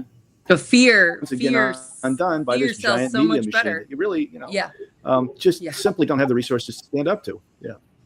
Yeah, we're no match for it. And I think that's so much of what a lot of us realized in this past election, the power of somebody like Elon Musk purchasing Twitter and what that did, what groundwork that laid so many years ago to set us up to where we are now, and how as much passion and community and outreach that we do on a local level, we can't compete.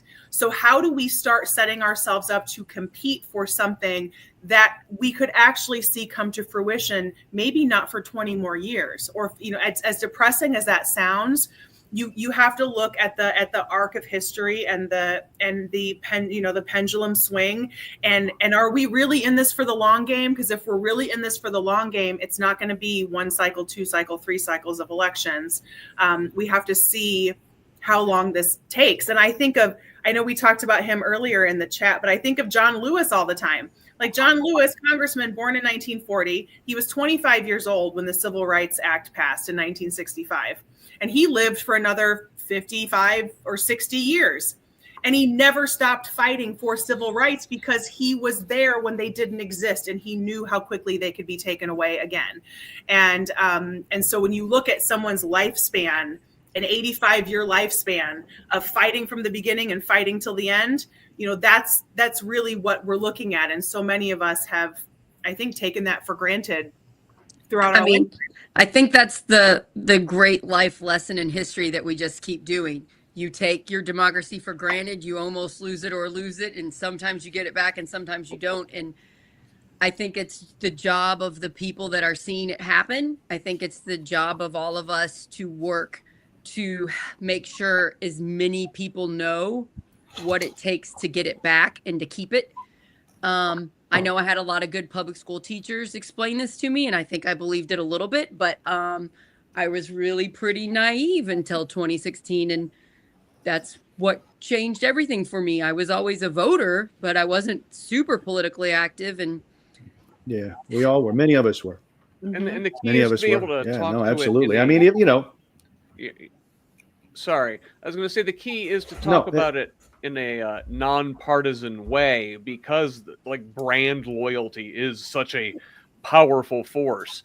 But like we were saying, when you're at that door, when you're talking to somebody one-on-one, like Corinne was saying, bringing up David Pepper, these things are not popular across the aisle, across the board. This stuff is not popular. How do we, conversation by conversation, turn that into something? Yeah. Tim knows it, because I know he doesn't just talk to somebody one time, it's 10 times. And that's what I saw. Yeah, I'm talking to my neighbor one time. They're probably not going to change and vote for me. But I meet them and help their kid find a place to rent for cheap. That's one way I met a friend that normally doesn't vote for me. He voted for me. We're friends now. His name's John. And I know he voted for me, and I know I'm the only person on that political side that he voted for.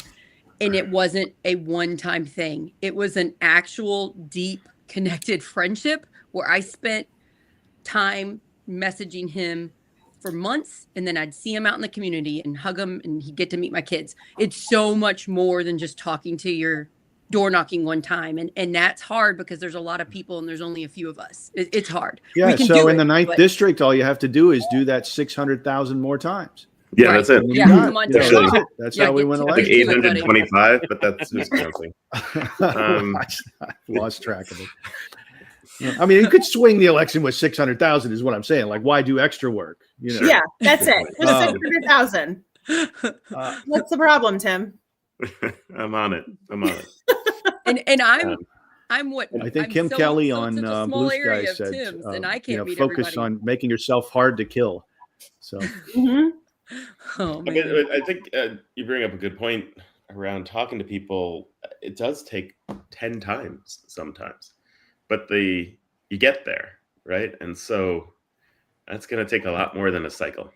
And the Right. whole the branding thing, Tim, when you popped off for just a second, I talked about you and I hearing David Pepper talk on Sunday afternoon, and he brought up one of my favorite examples from the November 2024 election, which is the resounding defeat of Constitutional Amendment number 2 down in Kentucky, which was proposing putting public tax dollars to pay for private education. So the system that we have here in Indiana, they put to a vote as a constitutional amendment. It was defeated like 65-35.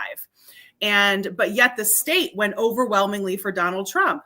And David went down to one of the counties in Kentucky, a county that went like 75-25 for Donald Trump, but also defeated the constitutional amendment 80% to 20%. And of course, Donald Trump is a huge proponent of these school vouchers and using tax dollars to pay for religious education as outlined in Project 2025. And so he went down there and started talking to people and found how much of their vote was, you're not going to hurt my public school. You're not going to hurt my community. This is mine. And how much of that branding conversation is there for Donald Trump, who has been in our faces. If anybody watched The Apprentice, we're looking at 25 years or more of knowing this person, of seeing this person. And then he's been running for president since 2011. And so that branding message, they just know his name. They know his face. They know his name. And how many of these people really didn't have a strong reason to vote for it? They are voting against the things he stands for, and yet they are still voting for him. And I think one of the main options we have is make as many independent news sources, make as many content creators like you, Corinne, on TikTok with your 63,000 followers. Get as many of these people as possible teaching the message of what do we do? What is happening in a way that regular people understand? And what do we do so that we don't just fall in a pile of anxiety and depression and close our doors and stop talking to everybody? And that's why we're here tonight. And I just want to remind everybody, we have not had a sponsor in a while. So if you wouldn't mind going to Hey Elmer / Project Next, sponsoring us, helping us out, because that is what we are trying to do here. We are trying to be a media company. We want to bring local stuff to you, and we want to talk about stuff that matters to you. We want you to talk to us on our live shows, you to message us, and we reach out and try to communicate. We want to know what you want to talk about, but we need your help because that's expensive. A live show on location, we're going to need some more equipment and to do that, so it's not just in my basement. And we can do it, guys. I know that it seems dark, and I'm telling you, we don't have the option to stop trying. That's just not an option. I mean, I've got too many people I love. I can't do it. And I know that Dan feels the same way. Dan, thank you so much for coming on and doing this. I know you're very busy. You have a job, you have family, you have children. Also, you help so many people all the time. I know you're constantly helping your friends. I'm one of them that every once in a while reaches out and you always help. I just cannot thank you enough for being here. So, well, you're very kind. That's and I think undeservedly so. But I definitely not. I appreciate all the kind words, and I appreciate you guys having me on. This is a fun talk, even though the subject matter maybe not so much fun. You can buy Dan's book, Pleading Out by Dan Cannon, at your independent bookstore. You can get it at Amazon, and also he is on social media. He has like his own, famous author Facebook. I follow both. I'm like the friend but you can follow that. I believe if you message him about a question, I bet he will get back to you. He's pretty wonderful about that. So you can follow him on social media. Do you have anything else? You have a Substack, don't you? I feel like I might. Do you have a Substack? Yeah, I do. Yeah. No, all the typical sort of social media whatnots, except for X. That's gone now. But you're on the Blue Sky one. I think I follow you on that one. Yeah. I know whatever I invite you to follow, whatever new endeavor I'm doing, you always sign up and follow it. So thank you, Dan. Well, I know I know you're good people, and I know my community, and I know who's involved in what. So, try to support good people doing good things. And give your family my love, and just keep doing what you're doing, and let's talk again. I know I want to have you on. I want to have you on a show further on. Maybe we could meet and have like a coffee and talk on the show, in person. That would be fun. That would be great. Yeah. Thanks so much. Yeah, and I'd love to talk more. Thanks so much, everybody. You should be All on right. Scott's Nice to meet you. podcast. So much, a well of information right here. Yeah. Yeah. Thank you, Thank Dan. you very much. Awesome. Appreciate you. All Thank right, you. bye. Let's do it. Anytime. Thanks, everybody. Thank Bye. you. That was so nice. Get to geek out a little bit on one of my. Oh, Scott, he's going to be such a good guest for you. Oh, I was I just have- like I I have just his kept email. like having ideas I was writing down. I'm I was like, just oh It's my like a thinking- god, 9-hour this guy. podcast. His book's really good. I learned a lot. Yeah. So okay, we really need to do some shout outs. We need some people. We had a couple people that purchased items and did not do a shout out, which is fine. But if you want one, we would love to put it on the screen. Yup. Please visit HeyElmer/Project Next and sponsor us. We're a brand new media company, independent media company, and we want to take out the hate, division, and fear in other ones that profit off of that. And we want to focus on things that matter to us, focus on community, focus on meeting all these people that live around us that do these great things, regardless of how they vote. I can't wait to get honestly, I can't wait to get people that voted for Trump on and we see that they're great people too, because that's hard for people on our side, I think, to see, and they're out there. I know they are. So Sarah, so much of what Dan was saying, and it felt like it could get partisan at times if you don't know all the everything around it, right? But when we broke it down, like Corinne said, these things are not popular across the board. That's what we need to focus on, the popular issues that give us freedoms. So we have to look across that red-blue divide. It's not whose team. Look at this issue. This is our life. This is our life. This is our life. Your neighbor knows what's wrong and right, and they're generally going to agree with you. And have you looked? This is just a real quick aside, but if anybody's not looked into this, it's because things that are not popular, things that we can galvanize, support from our neighbors on. If anybody has looked into any of the legal nerds explaining what ending the 14th or 15th Amendment that gives birthright citizenship, the legal rabbit hole that I went down reading what that would actually mean, of what that means when you give birth to a new child in the hospital and that child is not a citizen, what you have to do. So there are so many layers to that's a whole can of worms. That's an easy one. That's an easy one to be like, well, your grandkid that was just born down at the general hospital, they're not a citizen. What do you mean? Okay, so that's how you can, we're not going to even mention the president's name. We're not going to mention a party. We're just going to talk about the unpopular policies, again, things that we have taken for granted our whole lives. And that's where we can start to make progress, because that's a mess. And we have to stop blaming people. They're not the ones making these bad policies. Yes, they might be voting for some people that are doing it, but it's not them. They might not understand. It's not like they're shouting it from the rooftops what they're going to do. They try to be quiet about it. We have to stop blaming the regular, everyday, hardworking people, and we have to join forces with them, be friends with them, do community events with them, talk, and not be scared to talk to them. I think we got to show people how to do it, because it's rough. Our next guest is here. Just a reminder, please support us, and thank you for those of you that have. You can get a magnet, a sticker, a mug, shirt, a hoodie, and then you would help to sponsor our brand new independent media company that is trying to work on these division issues. And then we're going to bring on Michelle Higgs. Michelle, I met her when I ran for State House and had no idea what I was doing. I got on very late on the ballot. I got in on July, barely, and I had no clue. And my friend Kent suggested, Michelle, she's doing something new. She's organizing. Michelle Higgs, would you like to possibly do it? Michelle called me. And then as soon as I got into this little network of people I wasn't so scared because running for office when you have no idea what you're doing, you don't have money, you don't have anybody to help you, is terrifying.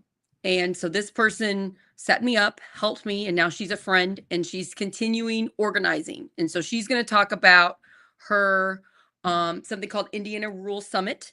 And let's bring on Michelle Higgs. Hey, everybody. Michelle. Hi. Hey, how are you? Very good. Very good. Nice seeing everybody. Yeah. Are you feeling better? Because we've had sickness around in the Project Next team. Are you feeling okay? Yeah. It hit our family on Thursday, and it was like a slow moving train that hit one person. And then there were none from Agatha Christie, and so my our eldest daughter, she is actually just the last one to recover, and she thought she would skate free because she doesn't live with us, but she came to nursemaid us, and she thought she was okay. And then yesterday, I was like, nope, I'm down. So just want to let Michael Potter know that we love you. He says he's starting to feel a little left out with so many of his friends and family. His wife was on earlier, and now Michael Potter was also in Indiana Rural Summit with us. So we love you, Michael. Sorry we didn't get you on. Well, we need to get you on sometime. Don't worry, because you can teach me about environment stuff. Smart guy. Yeah. Oh my gosh, yeah. He talks for like 1 minute. I'm like, whoops, he's gonna have to go back and explain that. Yeah, as a matter of fact, Michael was actually part of the inspiration with the Indiana Rural Summit, because I was part of a group. We were reading a letter from Curtis Cummings, who he ran to represent Vigo, Clay, Owen counties.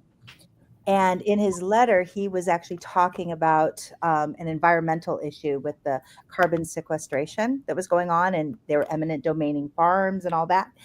And I had met Michael in Johnson County, and he said he was an environmental engineer. And in my mind, I'm like, we need to connect Michael with Curtis. And so that's kind of where a lot of it germinated from. And so, yeah. You definitely have a mind for organizing. I think Scott has pulled up, Michelle, our famous Me and You. We did a parade at Jasper. It was extremely hot. Jennifer McCormick was there, and Eric Hurt. Is that his name? Was I saying that right? Yep. Yeah, Eric. And, Eric Hurt. It was like 90 degrees, and it was like an 18-mile parade. It was the longest parade I've ever done in. And I ran back and forth to pass out flyers for Eric Hurt. And anyway, we got on the news, and I think Scott, did you find it? Will the video play? You want to see it? Oh yeah, I think we can do terrible. this here.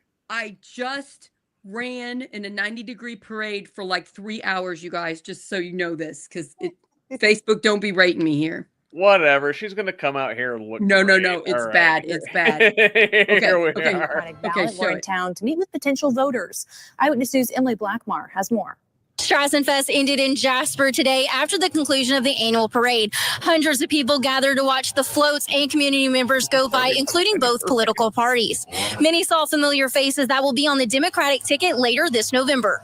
The Rural Summit is made up of 9 Democratic state house candidates across 22 counties, representing 24% of rural Indiana. Candidate Michelle Higgs says the goal is to meet the individual person behind the vote, regardless of where the gerrymandered district lines are. These are artificially rural communities in that the cities, the colleges, the major employers have been pulled out of many of our districts. And so it is this artificially rural construct where we feel separated from constituents and from each other. Several counties in Indiana have a large population, making it hard for candidates to meet each voter. Sarah Blessing is a candidate who hopes to change that by stopping in central locations along their tour of the Hoosier State. It is so important that they see that I'm out there fighting for them. My district has 67,000 voters, and I'm a mom of 3 kids, and I wish I could go out door to door and meet every single one of them. But instead, we try to go on tour at different locations where they can come to us in case we don't get a chance to door knock to them.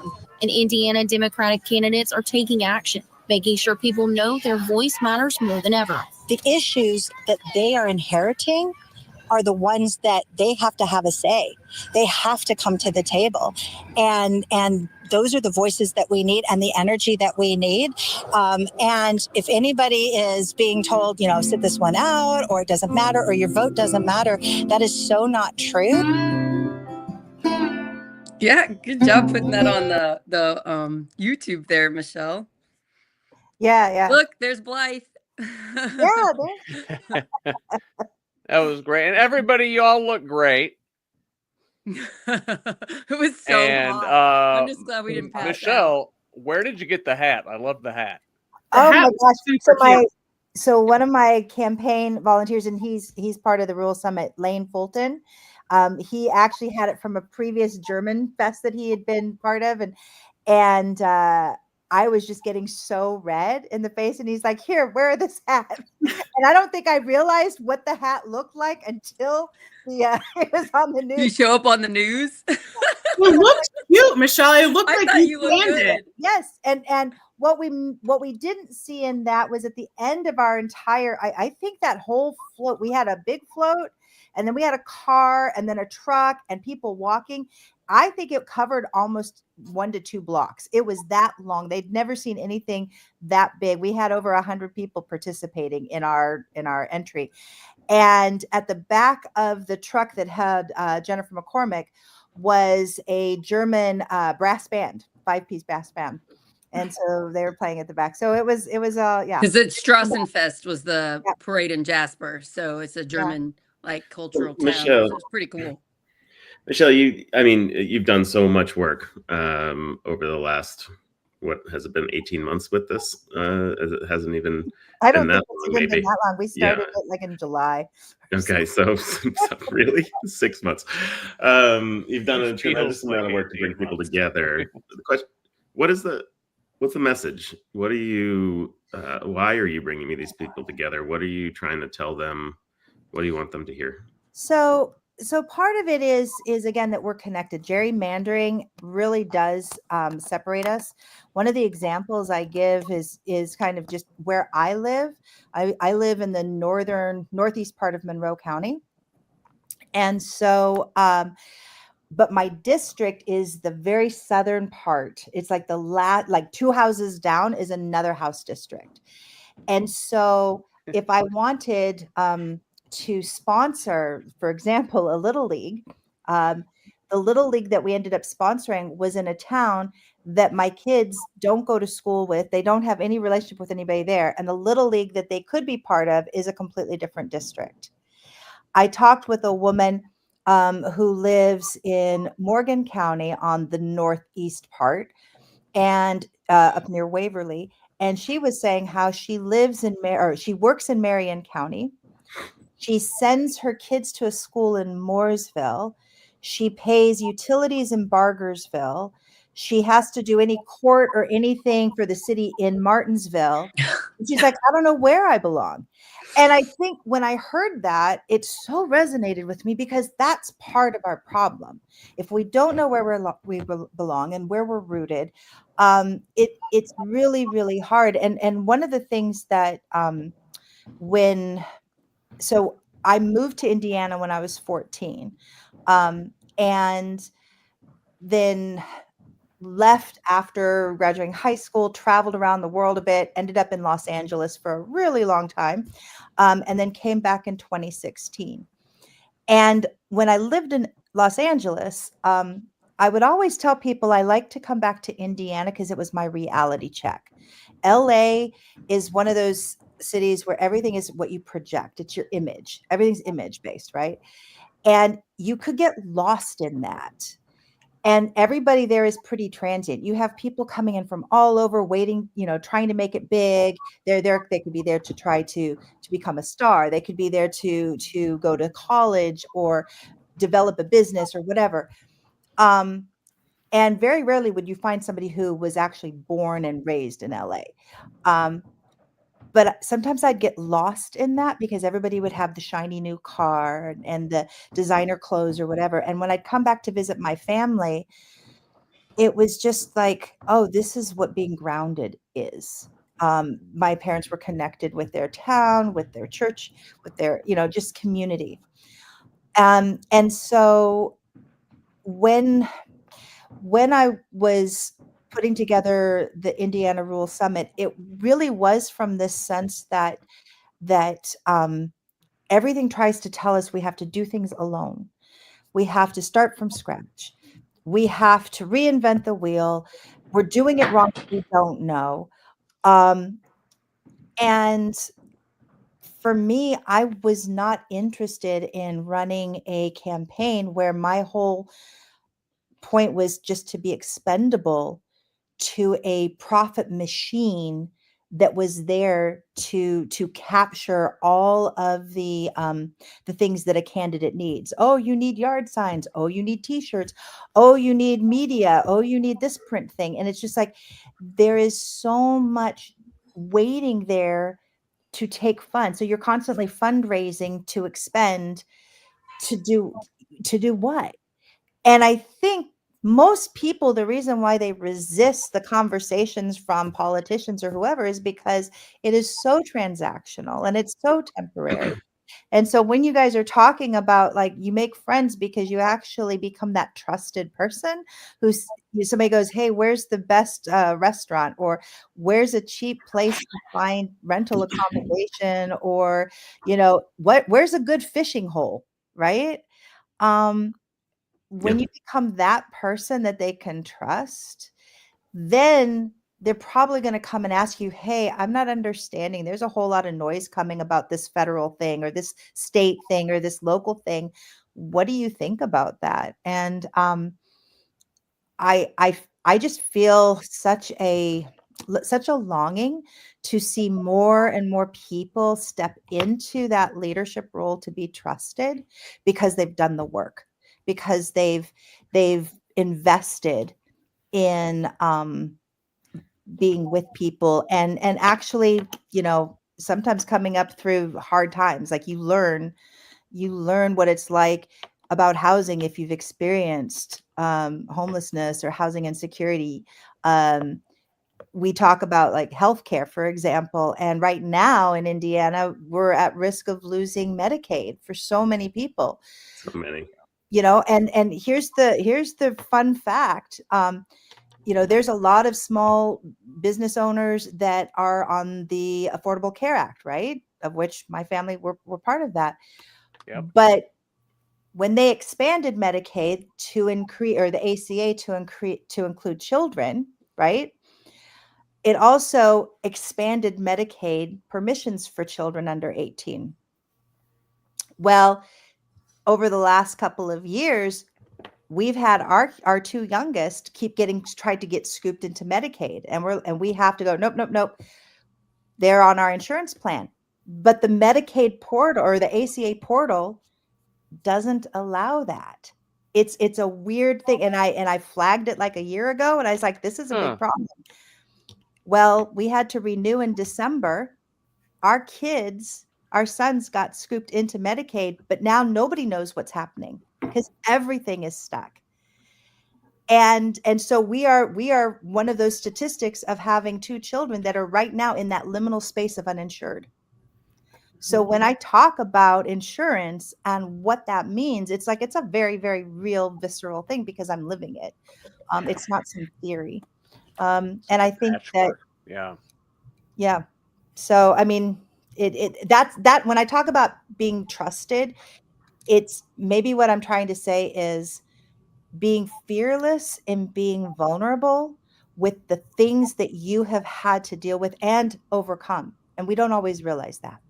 And we don't want to say what's hard on us because we want to always act like we're doing fine and we'll just keep working harder. We don't want to admit, no, this is hard. This policy will hurt my family, or I don't know what this policy is going to do and I'm scared. That's hard to even just admit.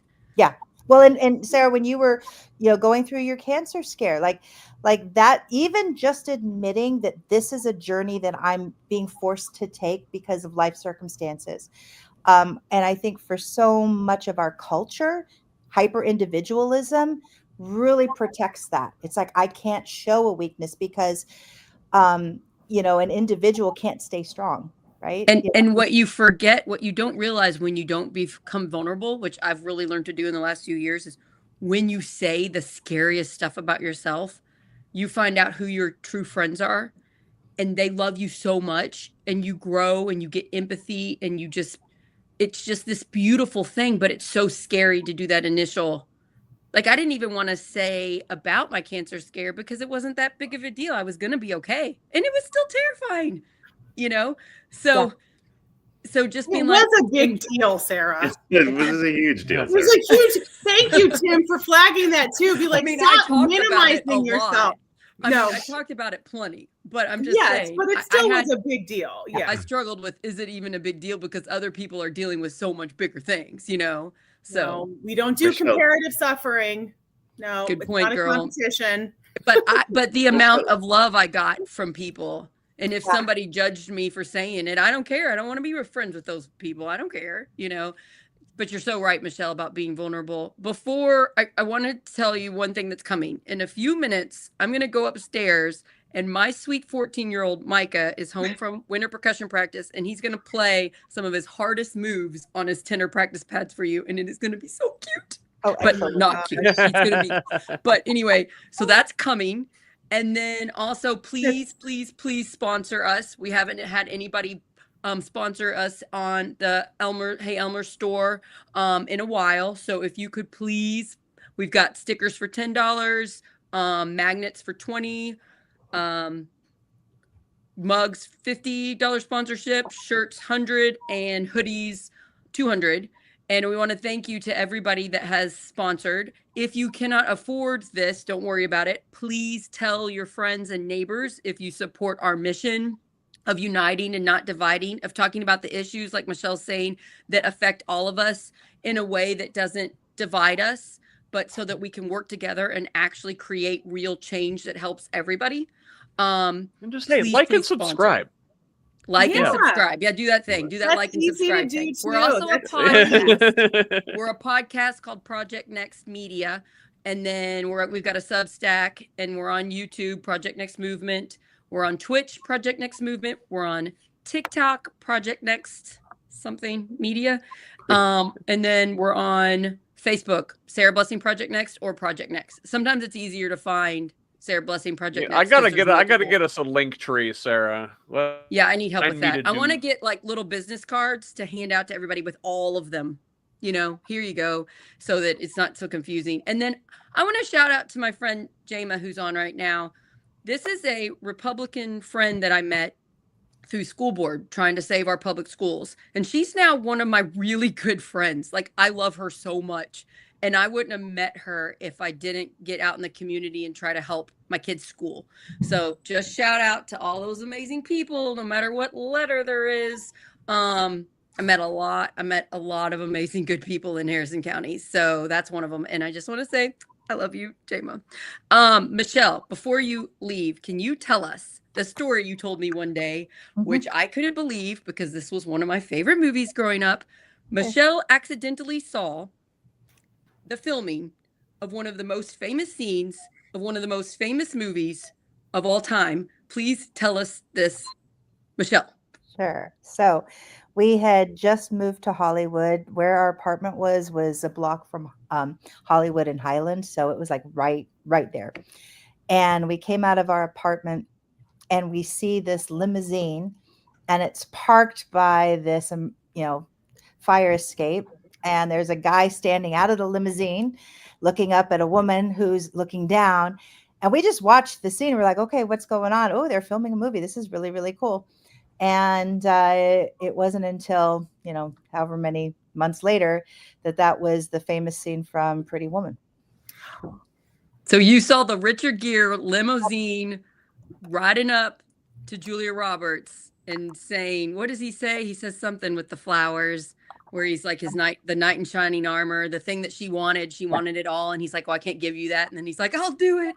I'll do everything. But the thing is in the film, right after that, you see gentleman, he's walking and he turns and there's like this brick wall behind him. And he's like, this is Hollywood. What's your dream or whatever. Right. Oh yeah. That building doesn't exist. Like that's not there. So when we were watching it, we look at what building he walked behind, and that was our first experience of, when they place something in a scene, you might see the front of this, but the interior is over here and the road is way over there. And but we were so excited to see that when we found out that our apartment building was actually going to be a set for a Joan Rivers film. It was like a made-for-TV film. And so we then told all of our family, both in the US and the UK, we're going to be, you know, our place where we live is going to be on this thing. So everybody like jumps on to watch this. This is before there was DVRs or any of that. And what we didn't realize was that our apartment was the house of the pimp, apparently. So that we decided at that point we were not going to tell people anymore anything that we were going to be, because we just weren't sure what it was going to be used for. That's funny. But yeah, so you have to imagine my Midwest family is already scared that their daughter's living in Hollywood. And I'm sure, how scandalous. And now your apartment building is being used as Yes. That's funny. Yeah. But the same apartment building, it was a ground floor, and you could, you know, we parked our car kind of right out back. And it had these big windows. And there was one day where I had baked a cake, and I would have, I mean, there's a lot of, you know, sadly, a lot of homeless people that live in the area, but I would constantly have people like come up to our window, and we ended up having to put some one-sided things, because we're like, why do they come up to this window? And we found out later that the previous people that had lived there were dealing drugs, and that was like the drive-through window. So people were coming by to get their drugs. You didn't tell your parents this, did you? And you're just baking a cake. I would have like she was, yeah, and she smelled was it, be like, looking at that, and she was looking at the cake, and she goes, I don't like chocolate. And I'm like, okay. But then I had a stack of CDs, you know, back when you had CDs, I had a stack of CDs by the window, and she starts like looking through, oh, I like this band, don't like that band, I like this band. and it's that Midwest nice that you just kind of go, okay. Yeah. Yeah. And that's also the thing that I learned having family in my family's originally from Southern California, and there's no screens on windows. Like that was something that, like, as an Indiana person, we have a million bugs. Like there's bugs in California too, but it's not as bad. No, like nothing like it's rare that you have screens on windows. So if your window's open, people are just reaching inside your house. Yep. That's funny. Oh, Michelle, thank you so much for coming. You, I love Michelle. you. Thanks for being my friend. Thank you for helping me. And thank you for all the organizing work that you are doing, especially with rural people, because we really haven't been heard in a long time. And I don't think it's just Indiana. I think it's rural people all over the country. They haven't felt heard in a long time. And it's just so nice to know there are people fighting for us out there. We are trying. Don't give up. Don't lose hope. We are there. And Indiana Rural Summit, it's on Facebook, Instagram. Is it on Instagram? Yeah, I don't know about Instagram. Facebook. No, it's Facebook. And we have our Facebook website. Yeah. Website. Yeah, And indianaruralsummit.org. And yes, and we can always use help organizing. Organizing, it doesn't matter your political party. You're on the side of freedom. You're on the side of community, help rural voters. We need health insurance. We need basic things. That's what this is about. And I love that about Indiana Rural Summit. And it's a good group of people, and I'm proud to be part of it. So thank you, Michelle Higgs. Yeah. Thanks. And I'll have you on more later. Okay. So don't Would worry. love to, yeah. Would love to have you on. Yeah. All right. Bye. Bye. Thanks, Michelle. Bye, Michelle. I have a update from Elmer, and this one's cute. My dad, Raymond Horton, sponsored a mug. Raymond, my dad, if you're out there, if you'd like to make a shout out, my guess is my dad is excited to see his grandson. My dad is a retired orchestra. He played bass trombone. He is a composer, and he also has helped my kids' band. He's helped the brass section. He also has Micah. He's the director at a church, and he has had Micah play twice now at the church for like Christmas program and stuff. I mean, talk about so cute.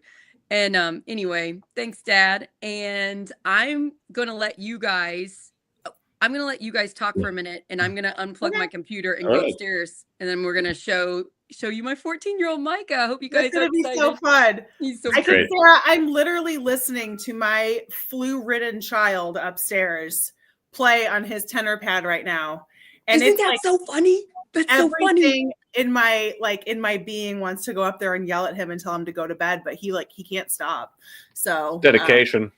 Isn't that so funny that both of our sons do this? Both of our oldest kids. Yeah. That's like his dad did it. I played snare drum in marching band at Floyd Central, and his dad played tenors, and we didn't push it on him or anything, but he's named after our friend Micah who played tenors.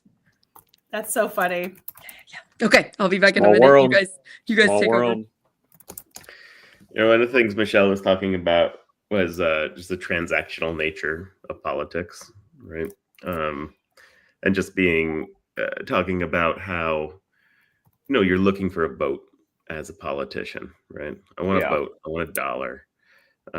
And so you're out there talking to them, and the way it looks, the way it feels is that you're trying to say whatever you can to get that vote or $1 from someone, or that $1. So feels gross, right?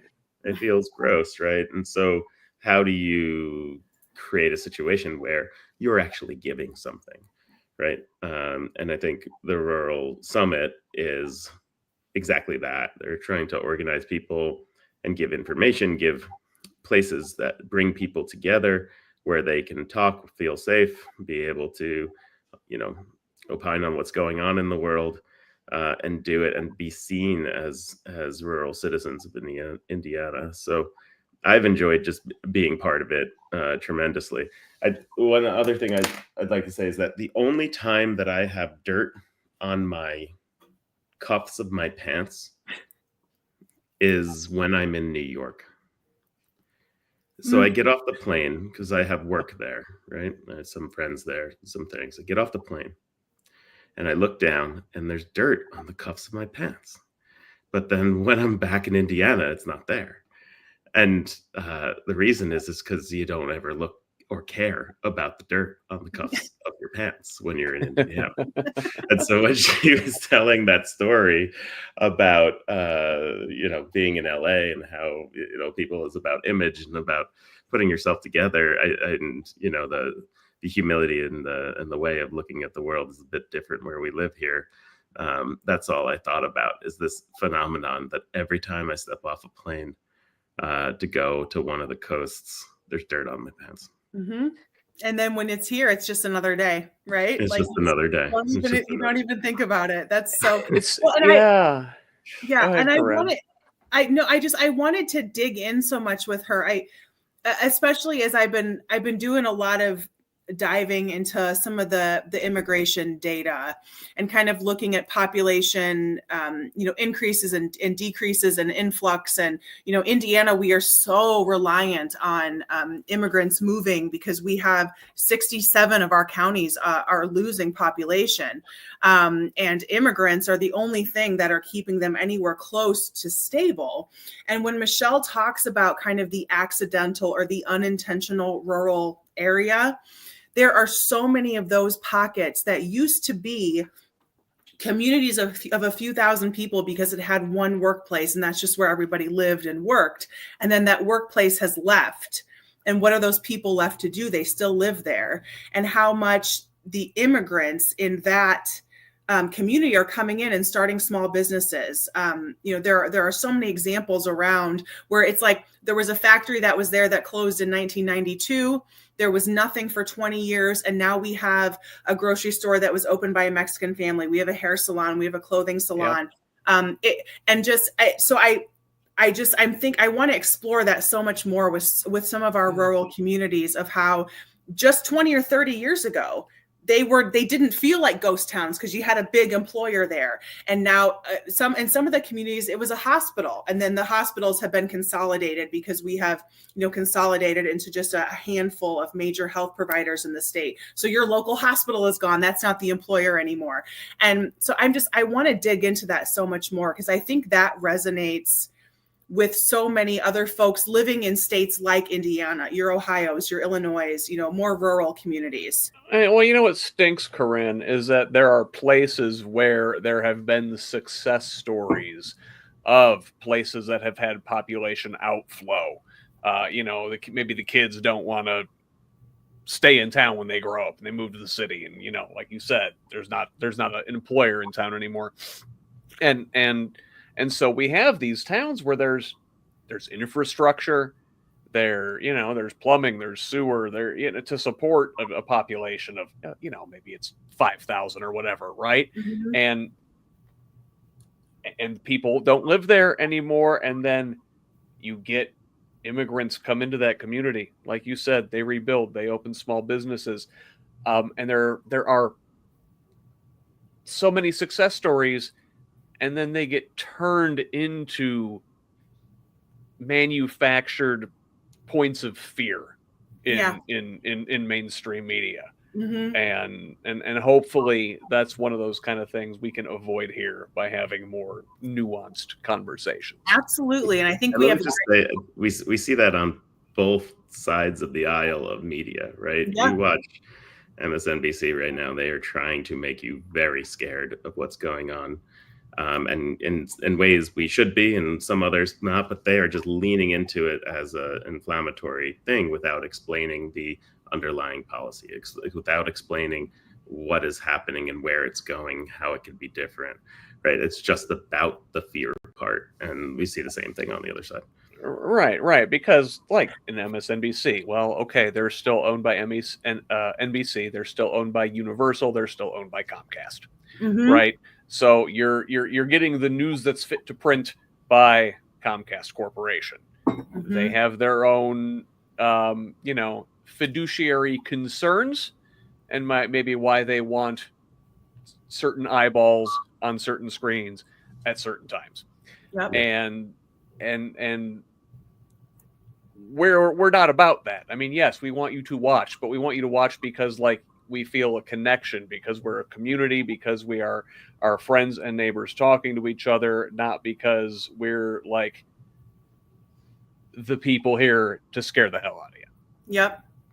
My mother-in-law says, "Let's hear the kid." Oh, is that your mother-in-law? Let's hear the kid. Oh, your mother-in-law is tired of hearing us talk. That's cute. She's like, shut up, I can hear you every other weekend. She's like, I'm done with you. All right. Introduce yourself. Okay, my name's Micah, and I'm in Winter Percussion, and I play tenors. Mom, hey, Micah.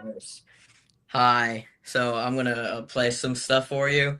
So the first thing that I'm going to play it's just super fun, and it's in one of my exercises, and it's really hard. And then the next thing is it's a really hard part of my music that me and the other person who plays tenors, we always get messed up on it.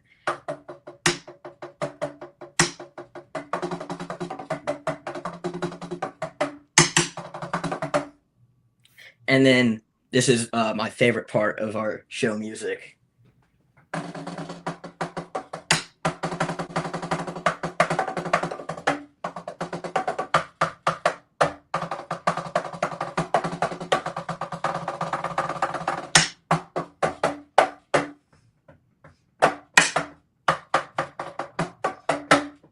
Okay, that's all. Awesome, Micah. Good job. Love it. Thanks. Hey, Micah, do you have a favorite drummer?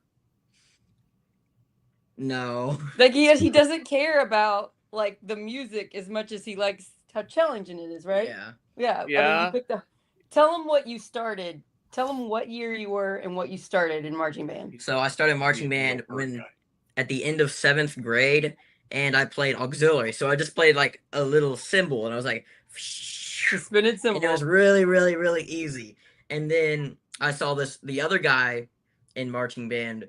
He played tenors, and it was super cool. So I was like, I gotta play that. So then in Winter Percussion, I tried out for it, and I actually got it. But you worked so hard. Yeah, I worked really hard. I practiced a ton. We built you like a cardboard cutout of it. We didn't have this practice pad before, so we made one out of cardboard.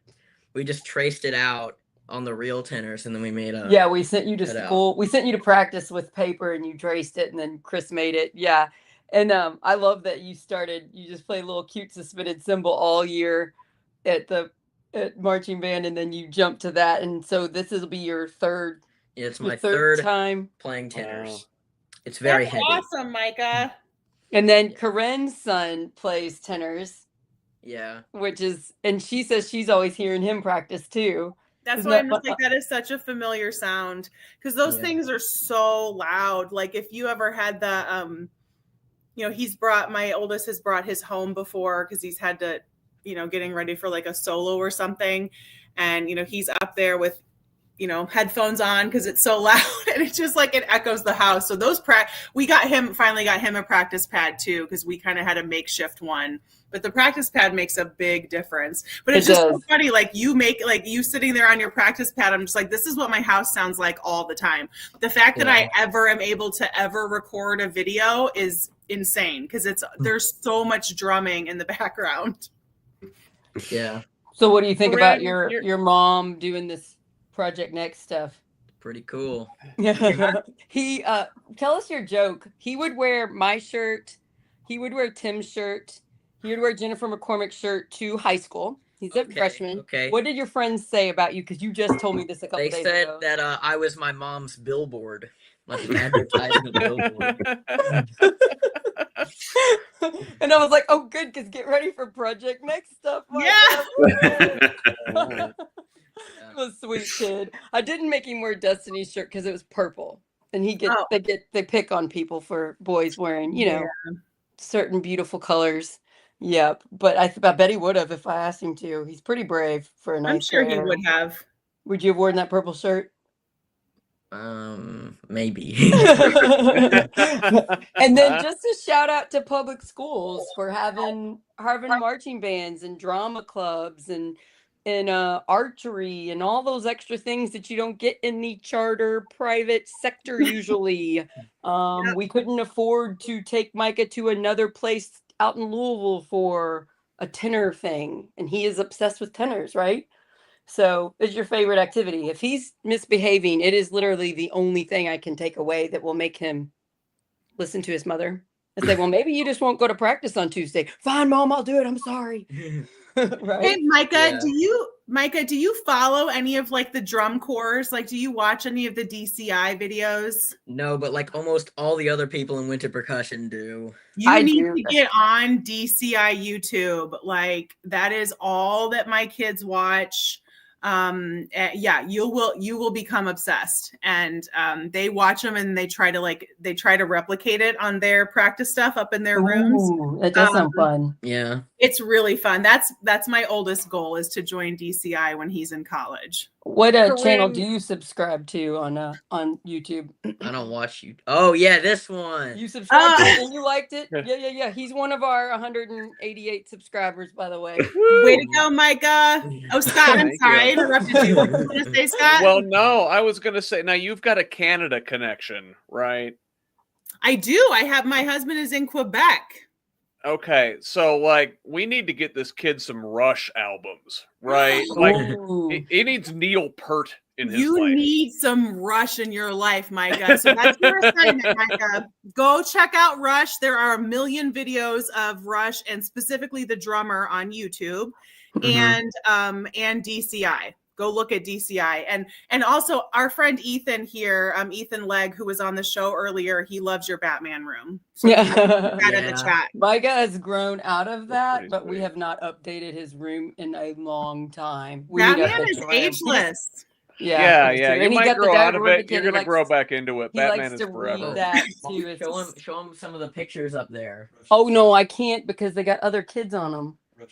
But yes, you do have lots of drums were made. Oh, you know what Chris is going to do, by the way? Next week, Tim, I haven't told you this. Next week, we're going to do a live show with Chris, showing everybody how he makes the overnight oats. Oh, okay. Because Dr. Tim, episode 2, talked about oats, and oats for breakfast helps lower your cholesterol. It lowered Tim's. And then, so this oats episode, I can't tell you how much traction it has. This is what I'm known for in Indiana now. Is congratulations, Tim! You finally made it. You can be responsible for lowering the cholesterol of Hoosiers everywhere. This is big. I think the Quaker guy really needs a rebrand. I think you could do it. I do it, but Tim needs to get in some stiff pilgrim collar, and we can take a new picture. Have you ever considered wearing a buckle on your hat? Yeah. How do you feel? I feel like if we're going to lose 2 million people off of Medicaid, we should oats is the solution to That's that. it. Yeah. I mean, and Chris, if you can get me to eat oatmeal. Hey, I ate it this morning. It's oatmeal pretty with good. a burning I'm gonna passion. add my Dude, I'm gonna add Corinne. my spin to it. Overnight oatmeal? No? I hate oatmeal. I hate the texture of oatmeal. Look at this good husband. He's watching us right now on YouTube while he's making us our overnight oats.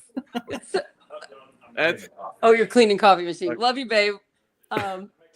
Yeah, if somebody actually cleans the coffee machine, he doesn't just like rinse it out and use it again. It's a fancy coffee machine, you guys. I'm very spoiled. You're and it supposed needs to do special attention that I don't know how to do, but it's been acting up. It's been telling Chris it needed its attention, needs its bath or whatever. Okay, Tim, are you feeling okay? Are we going to be able to do our episode tomorrow? I have PT in the morning, Corden, so I'll be there anyway. So you got me. Okay, I want to talk about our episode tomorrow. You guys do not watch enough TV, by the way, but I'll deal with it. I'll love you anyway, Corinne and Scott. But thankfully, we are TV. Why do I need to watch it when I got this? Right, Scott? I can just watch you all day. Your beautiful face on TikTok, girl. Much better looking TV than I am. Yeah. Tomorrow, we're doing just a Project Next live show. Tim's coming here. He'll be next to this beautiful navy sheet. And we're going to talk about the show Severance on Apple Plus. Have you started the second season? I have. Okay. Are you watching it? I did the first season. Oh, I love that. I love that show. You can come if you want. We're doing it at 12 tomorrow. But no, I have not started the second season because we're not talking about the second season. Have you, Tim? Have you watched the second season? I've only watched the first episode. I've started the second season. Okay, well, I'm just going to do the first season. So good. We're going to talk about, yes. Tim, did you say hold on? The time needs to be different. The time needs to be different? I don't know if I could do it at 12 tomorrow. Because does it need to be later? What time? Because the doctor thinks. So let's talk about it, what we're going to do, and we'll tell a time. Okay, so sometime you think tomorrow, though? Or not tomorrow? It's not tomorrow. Oh, okay. Well, anyway. Breaking news. Breaking news. We can't do it tomorrow at noon. Breaking news. I can no longer do this tomorrow. Is breaking news. So sometime, and then we can get Corinne in this. I just want to talk about this because I'm really excited. So I rewatched Severance season 1, and I listened to the podcast of Ben Stiller and Adam Scott dissect each episode. So I learned a whole bunch of behind the scenes stuff. And then I'm comparing it to our life in today's time, and especially how I feel like we have a little bit of an innie-outie situation with social media. I feel like the way we act online and the way we act in the real world is different. And then I also really want to focus on the control thing. I have a theory that one of the reasons, besides it being an incredible show, one of the reasons it resonates so clearly with so many is we all feel out of control of our lives because of outside forces. And like, I think that it's almost like you watch it for how do you do this when you lose all of these things? How do you stay yourself and be happy? Like, so Severance, for those of you that haven't watched it, it's I recommend it. It's on Apple Plus. Ben Stiller directs it. And it's like where they make you forget, they put something in your brain so that when you go to work, you don't remember your outside self. And when you're at work, you only remember that inside self. So you become two people kind of. Mm-hmm. And that sounds great because you're like, oh, great. I'd love to not focus, not think about work. And you're just instantly not working all the time. You're not working. But what about the innie, the person stuck in the building? They're always working. They get on the elevator to go home and then they get back on. They're just right back there working again. All they're doing is working. They don't sleep. They don't go outside. And it's a whole complex thing of what are they taught? They're only so many hours old, but it's amazing. So it's so crazy too. And there are so many parallels, like, because there's a lot of judgment too. There's a huge stigma out in the outside world of people who have gone through the process of being severed, right? And so it's like, because it's a choice that you can make. You're like, I'm choosing to do this. So not everybody is. So people go out and see their family and they see and then there's a weird stigma about it. So it's a fascinating show, and it's so beautifully made too, that you just kind of watch it, and it's so pretty, and it's very interesting. The set is very interesting, the world it creates. So yeah, I'm excited. Bertrand, my husband, and I watched season 1 together when he was here in town. He's actually coming back in a couple of weeks. So we've decided he'll be here for a month. So I'm so excited, but I'm so happy for you. Yeah, it's going to be great. But also, don't hit Corinne with them spoilers. Yeah. No, I'm pretty good about avoiding spoilers, because honestly, I'm only on Well, I was kind of thinking we could website, do. I was thinking we could do an episode on season 1, and then once the whole season 2 ends, we could come back and do another episode about season 2. That would be great. And I want to check out that podcast too. I did not know that existed. It's free. It's on where you get podcasts. Yeah, it has all the actors on it. I've learned so many things about that show. That's so cool. That's so cool. I'll tell you what, I'm not like the kind of person that follows like pop culture. But like you two, when you get together and talk about it, I really enjoy it. That's what you did about It Ends With Us and Blake Lively and Justin Baldoni.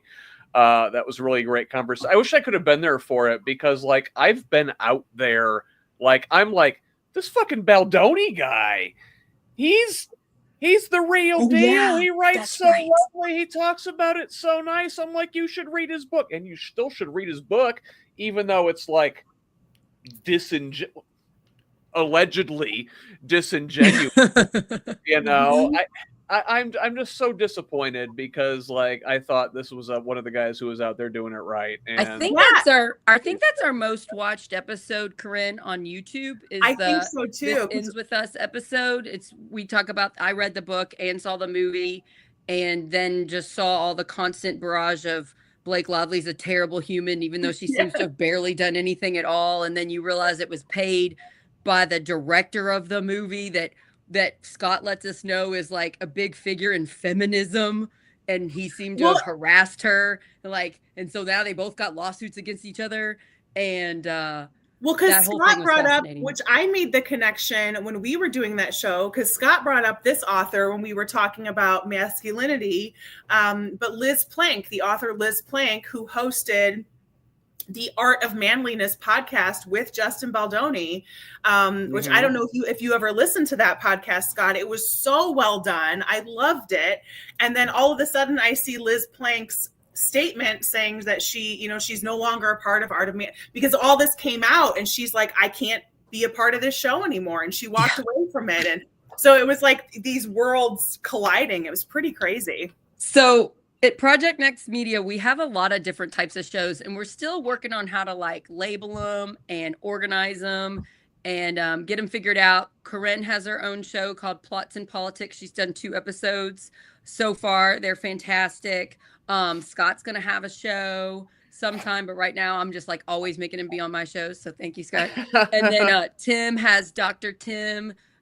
He's got 2 episodes, and they are very popular, and they give very simple health things. You can talk about it in a second, Tim. And then I do lots of stuff. I've got a new show called Get the Word Out, where that's when I'm talking about local issues and what they're doing and what we do to stop them, or what we do to make sure the public is aware of something that affects us. And then we're going to do a show about movies and TV. So we're going to do a show on Severance. And then I want to do this with Scott and anybody else that wants to. I want to do a show about The Boys, the Amazon show, The Boys. That mirrors real life very well. Besides, The Boys is about like if you had superheroes, but the superheroes are controlled by companies.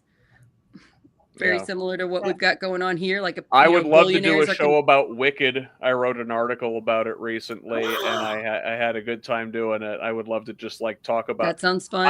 I never thought I would be that guy. I do not F with musicals, but like I'm like, what? Wicked. Hey. Do you like Wicked, Corinne? I have been obsessed with Wicked since I got to see it on Broadway. in 2006 or 7. Did you see the movie? I haven't seen the movie. Have you seen I it? haven't seen the movie yet either. Oh my God, go see the movie. But I am obsessed. I am a musical theater person, and I'm obsessed with musicals. So, and I'm usually one of those people that is like, that kind of like frowns on musicals being turned into movies because they screwed us over with Cats and they screwed us over with Les Mis.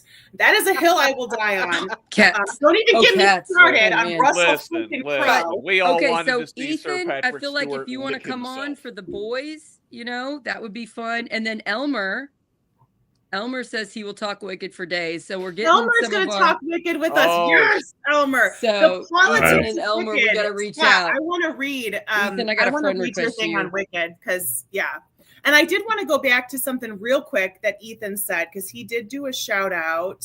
Elmer's seen the movie twice. I got to get on it. I got to go watch the movie. I know I'm going to love it.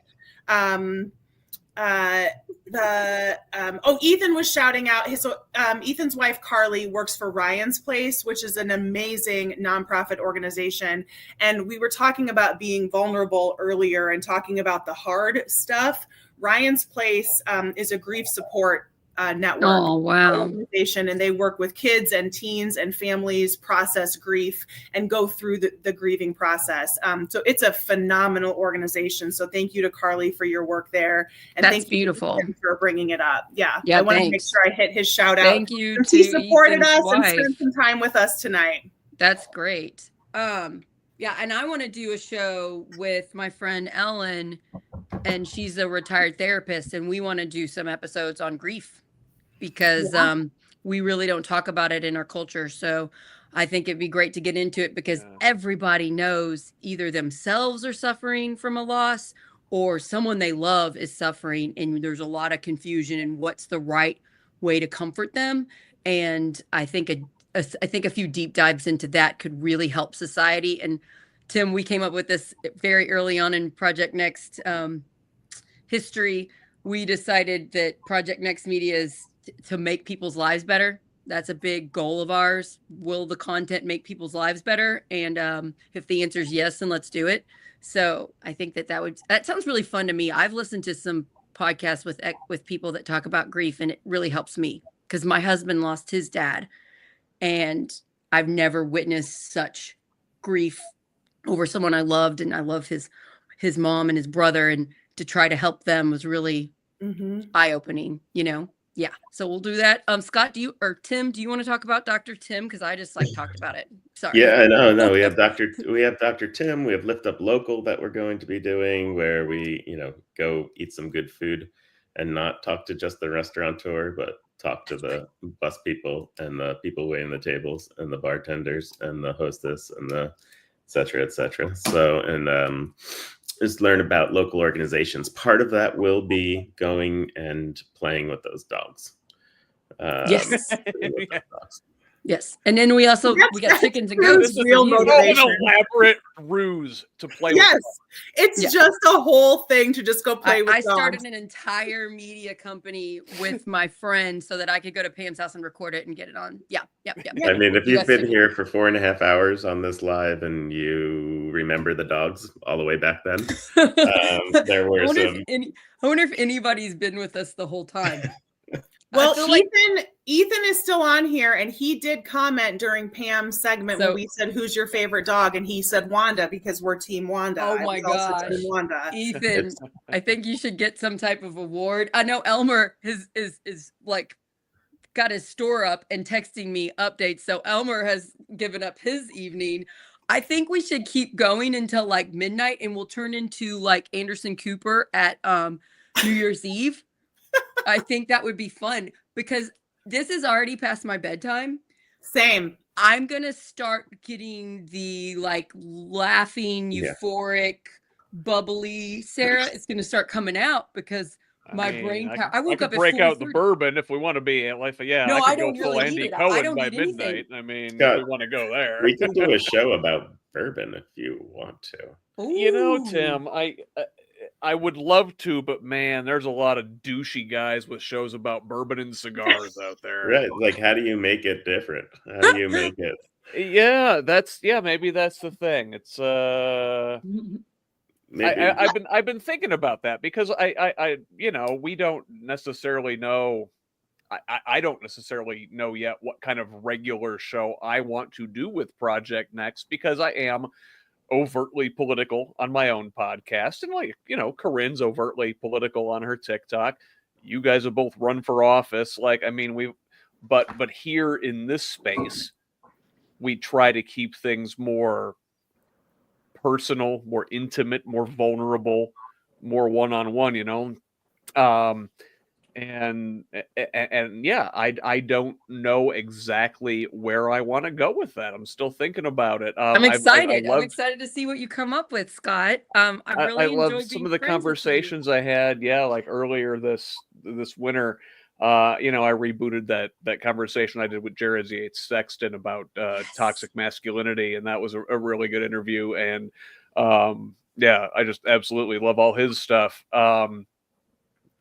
And then I had a conversation with Dylan Noble. He's a kid at Butler in college. That was so good. Political activist. Yeah, 21 years old.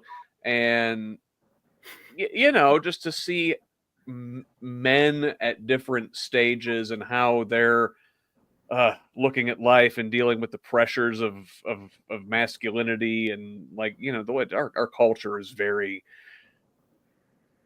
aggressively masculine a lot of the time, and yeah, just coping with that and dealing with that, and maybe that's something I want to lean into. Scott, that would I don't know. Well, apparently there's a vacancy in that lane. Oh yeah, and you're an actual person, like that. You're right. We need men talking to men vulnerably. Like, my favorite podcast is Armchair Expert with Dax Shepard. And that man has had a rough life and come out of it. And he speaks so openly about his former addictions. He's also been sexually molested as a kid. And he doesn't like go into detail, but he tells you. And he's so empathetic because he's messed up for years. He did terrible things when he was an addict. And so he has so much empathy for other people, and his willingness to say his most embarrassing. He will say so many embarrassing stuff to millions of people. That is so attractive to see a man be like that. And we need so much more of that in our society, to not be scared to say when you messed up and you learn from it. It's it's an attractive quality.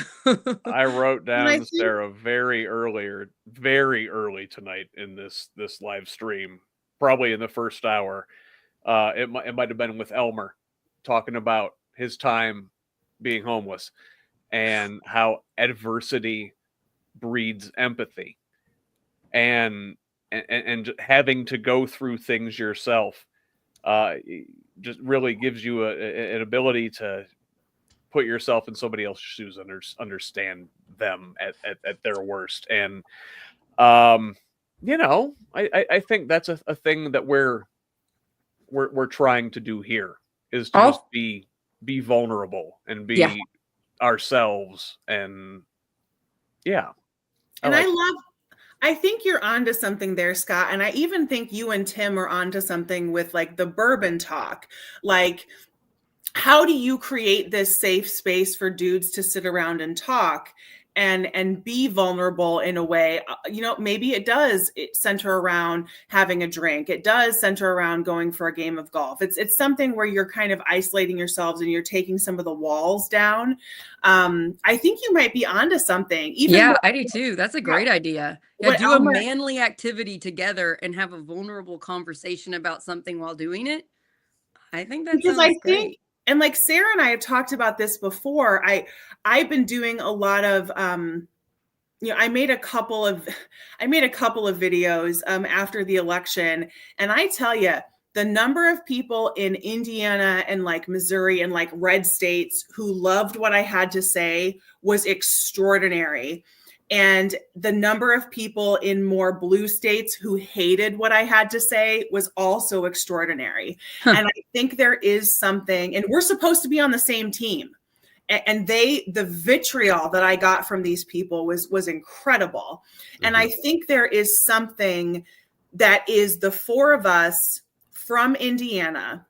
What does the country think we are? What do people in the rest of the country think of people of Indiana? Think of what we believe, think of what our politics are, what our backgrounds are, et cetera.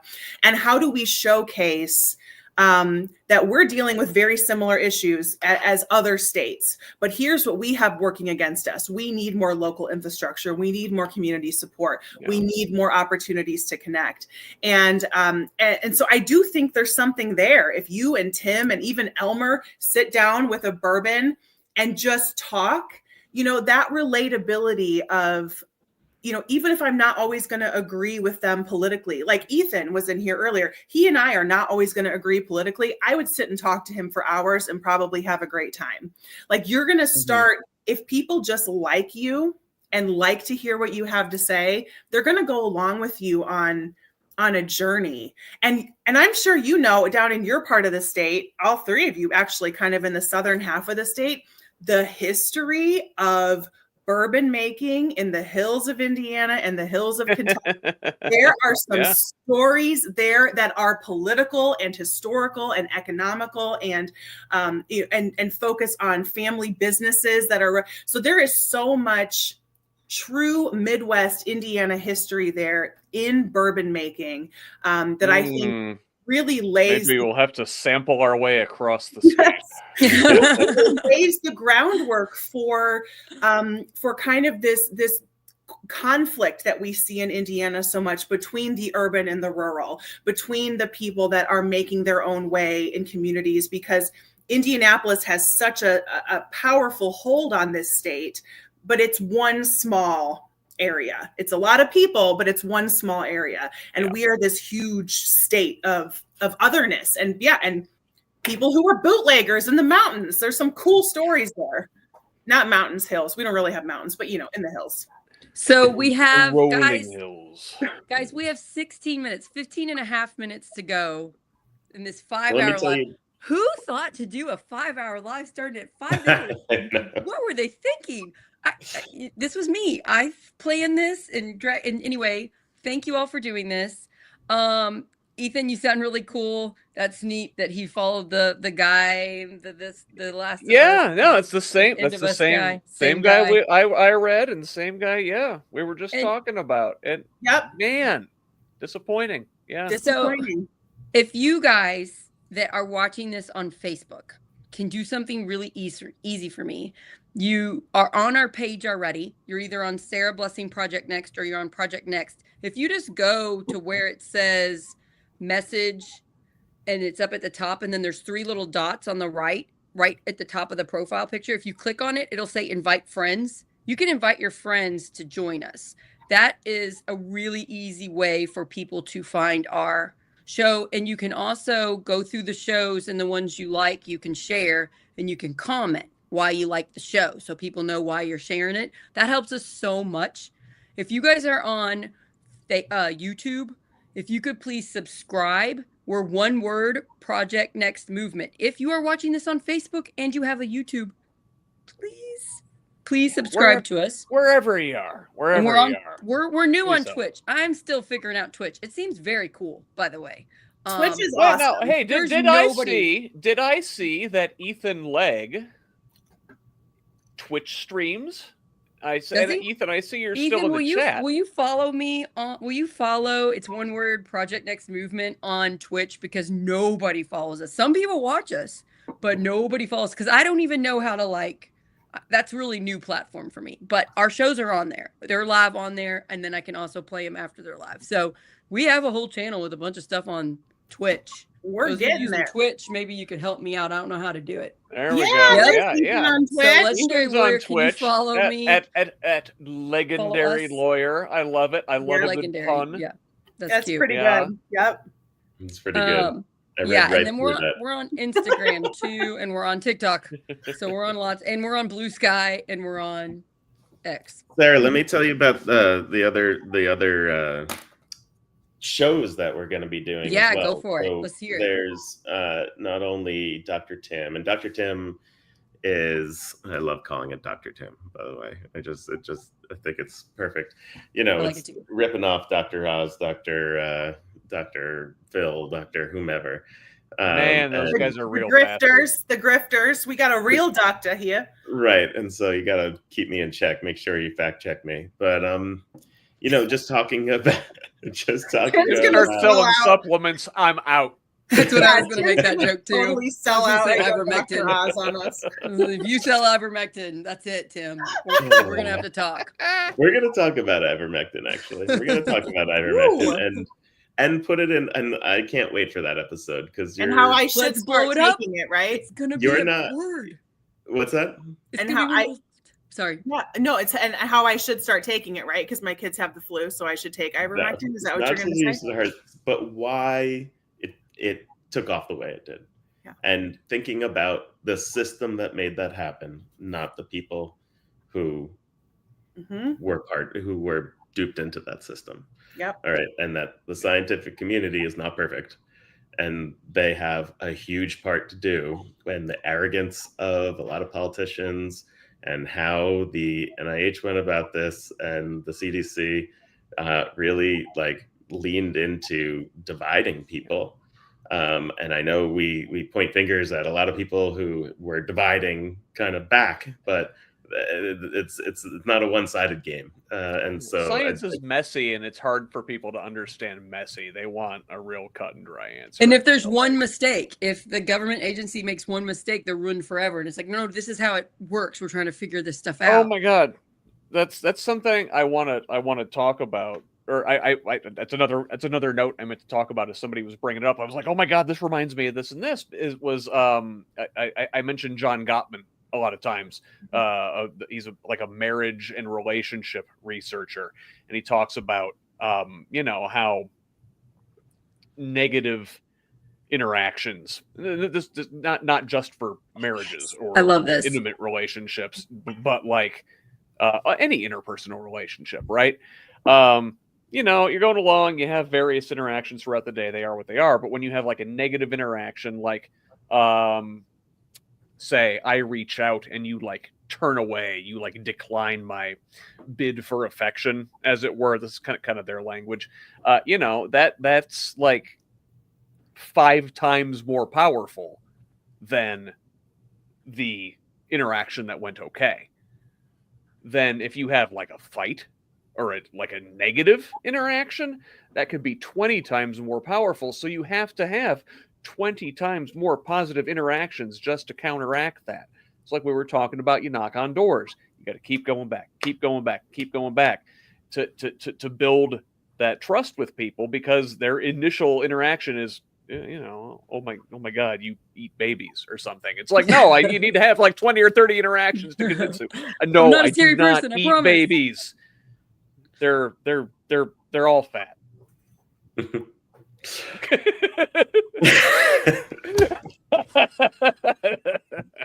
They are 99% of them. Let's be fact checking on that one. Yeah.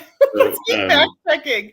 Well, and so if that is how it goes with science, if there's one mistake, if there's one correction that needs to be made, does that undo the 20 things that they were right about? Yeah, and it also has to do with, and we'll have a whole show about this, but in the beginning, there were some studies that showed positive results, but they were very small and they were preliminary. And that's part of science, right? You do the initial stuff, you look at it, you say, okay, this is small. Oh, maybe there's something here. Let's go bigger with it. Let's randomize it. And then once they did that, there was nothing to it, right? It wasn't a cure in any way. But our incentive structure is like, oh shit, we got something to go on. Yeah. Sell. Exactly. Let's write an article about and this. People are still using that. Like, people don't feel good evidence, and they're using it now. They're taking ivermectin. So I would like to learn from you how it happened, why we shouldn't take. I know we shouldn't take it, but explain it to ways that we can understand. Because maybe it's a medicine that has is a miracle drug for the world that has saved literally millions of people's lives. It just has nothing to do with COVID.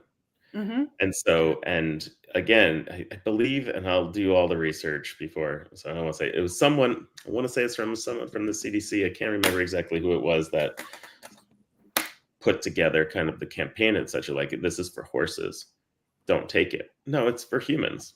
Yeah. It's just not for this. And it's so reductive, so like mean to say that to people, like, oh, you're taking a horse. Well, yeah, you give it to horses because it gets rid of parasites, but you give it to humans to get rid of parasites. But COVID's not a parasite. No. Right, but COVID's not a parasite. But my point is that the messaging was divisive. Right. It was so divisive. divisive. It was right off and the then bat. it hurts everybody. It From the medical community, it was divisive. It was not, hey, there's a mistake here in understanding what's going on. Let's talk about it. There was a mean messaging, and I'll show it to you. How much work has to be done to regain the trust of people who just in the last few years have abandoned their belief in the medical community. Like 20 times. Yeah. Hey, we got some stats on that. I feel like that's a whole, I mean, that if that is such a part of the Dr. Tim show of pulling the veil back a little bit, being super honest with people, talking about the times we've been wrong and the times and science has been wrong, and science, and even just the scientific process is you're trying to prove something wrong. You are starting with a hypothesis, and you are not coming in saying, I know X and I know Y. You're coming in and, Schrodinger's cat, the whole thing. The cat is both dead and alive at the same time. You haven't opened the box yet. You don't know what the answer is. So even just explaining basic scientific process of how a study works, because everybody's a researcher now, right? Everybody is spending time on Google. Do your research. Reading articles, but that's not what research is, right? We can all read a whole bunch of articles when you talk about, a randomized study and then a repeated study. How that process works, I think, would be a fascinating conversation. Depending on how you put the question into Google, you can get two different AI results. Oh, yeah, that makes sense. I did a video on this where as soon as I got my my new computer, because I use Chrome for everything. And so I pulled up my Chrome browser, which already had all of my Google history, and I just put in the word abortion. And the first thing that came up was Planned Parenthood, just a link to Planned Parenthood. When I opened up Microsoft Edge, a browser that I had no history in, and I put in the word abortion, the first several news results were just a definition of the word. Here's what the word means. So there was so Google Chrome knows that I want to see an organization like Planned Parenthood. Microsoft Edge has no idea. And so think about if you feel differently about that and you type that word in. It learns your biases and it feeds you more of what you want to see. It makes you more divisive. Mm-hmm. Yes. Yep. And so that's Dr. Tim. If you are already not going to trust doctors, because they lied to you, or they were wrong about those 5 things, but they were right about 5,000 things. Right. They were wrong about those 5 things. Whatever you're going to put into your search bar, it's going to tell you what you want to hear.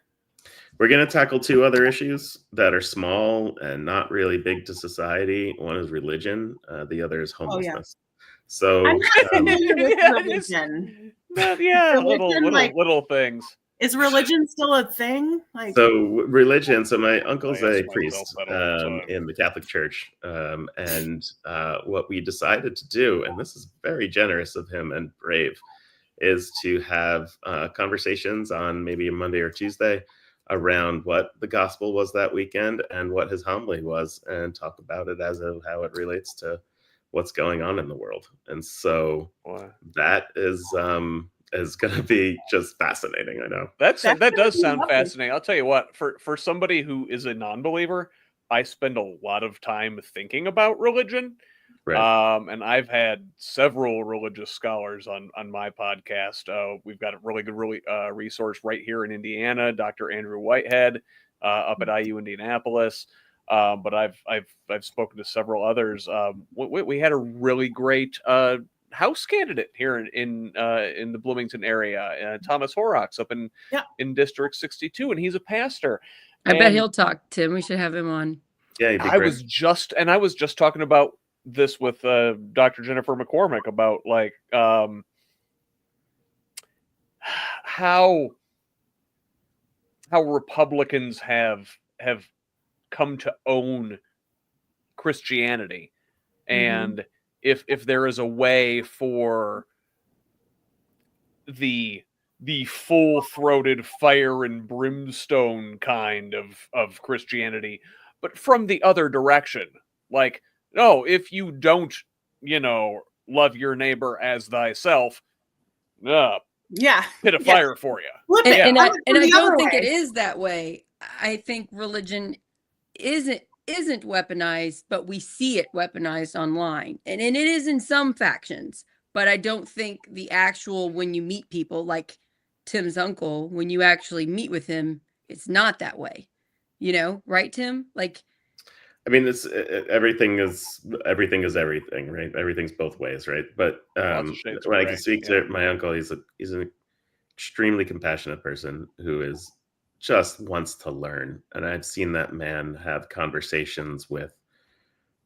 I literally saw him have conversations with college kids about hookup culture, and I'm like, he just with such patience and curiosity, right, around that. Yeah.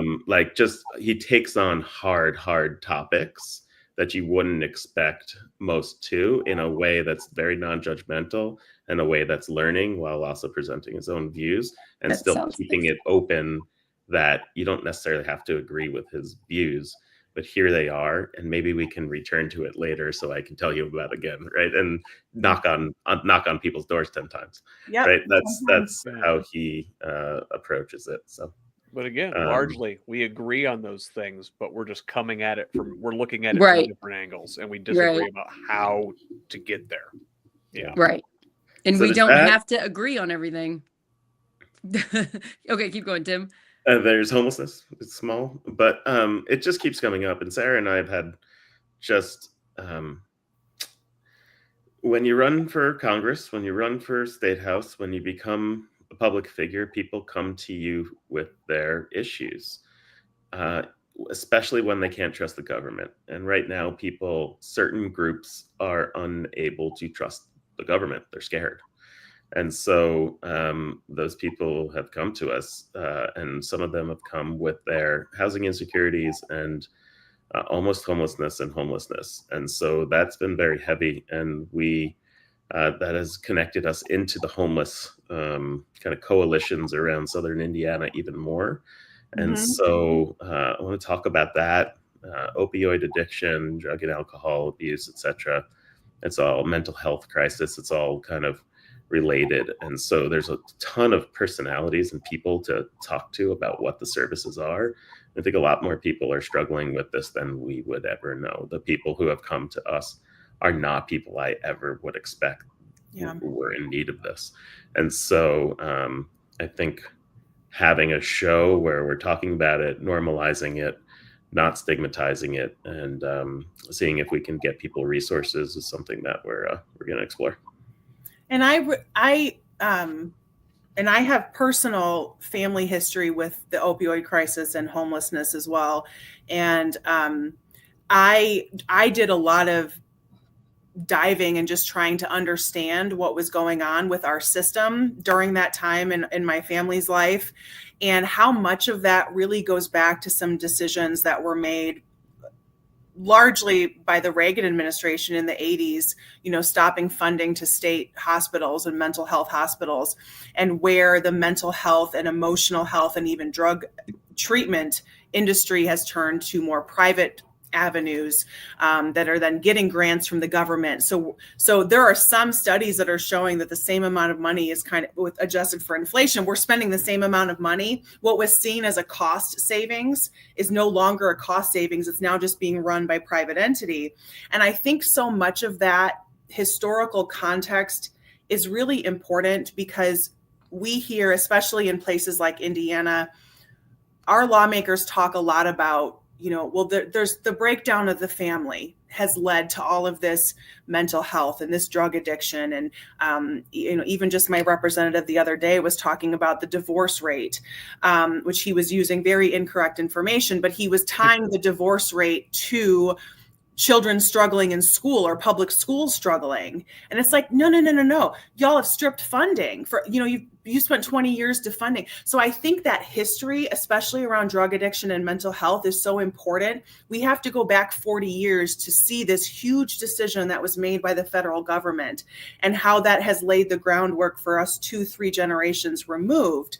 That context is important because we can actually point to a tangible decision that was made by the government that led us down this path.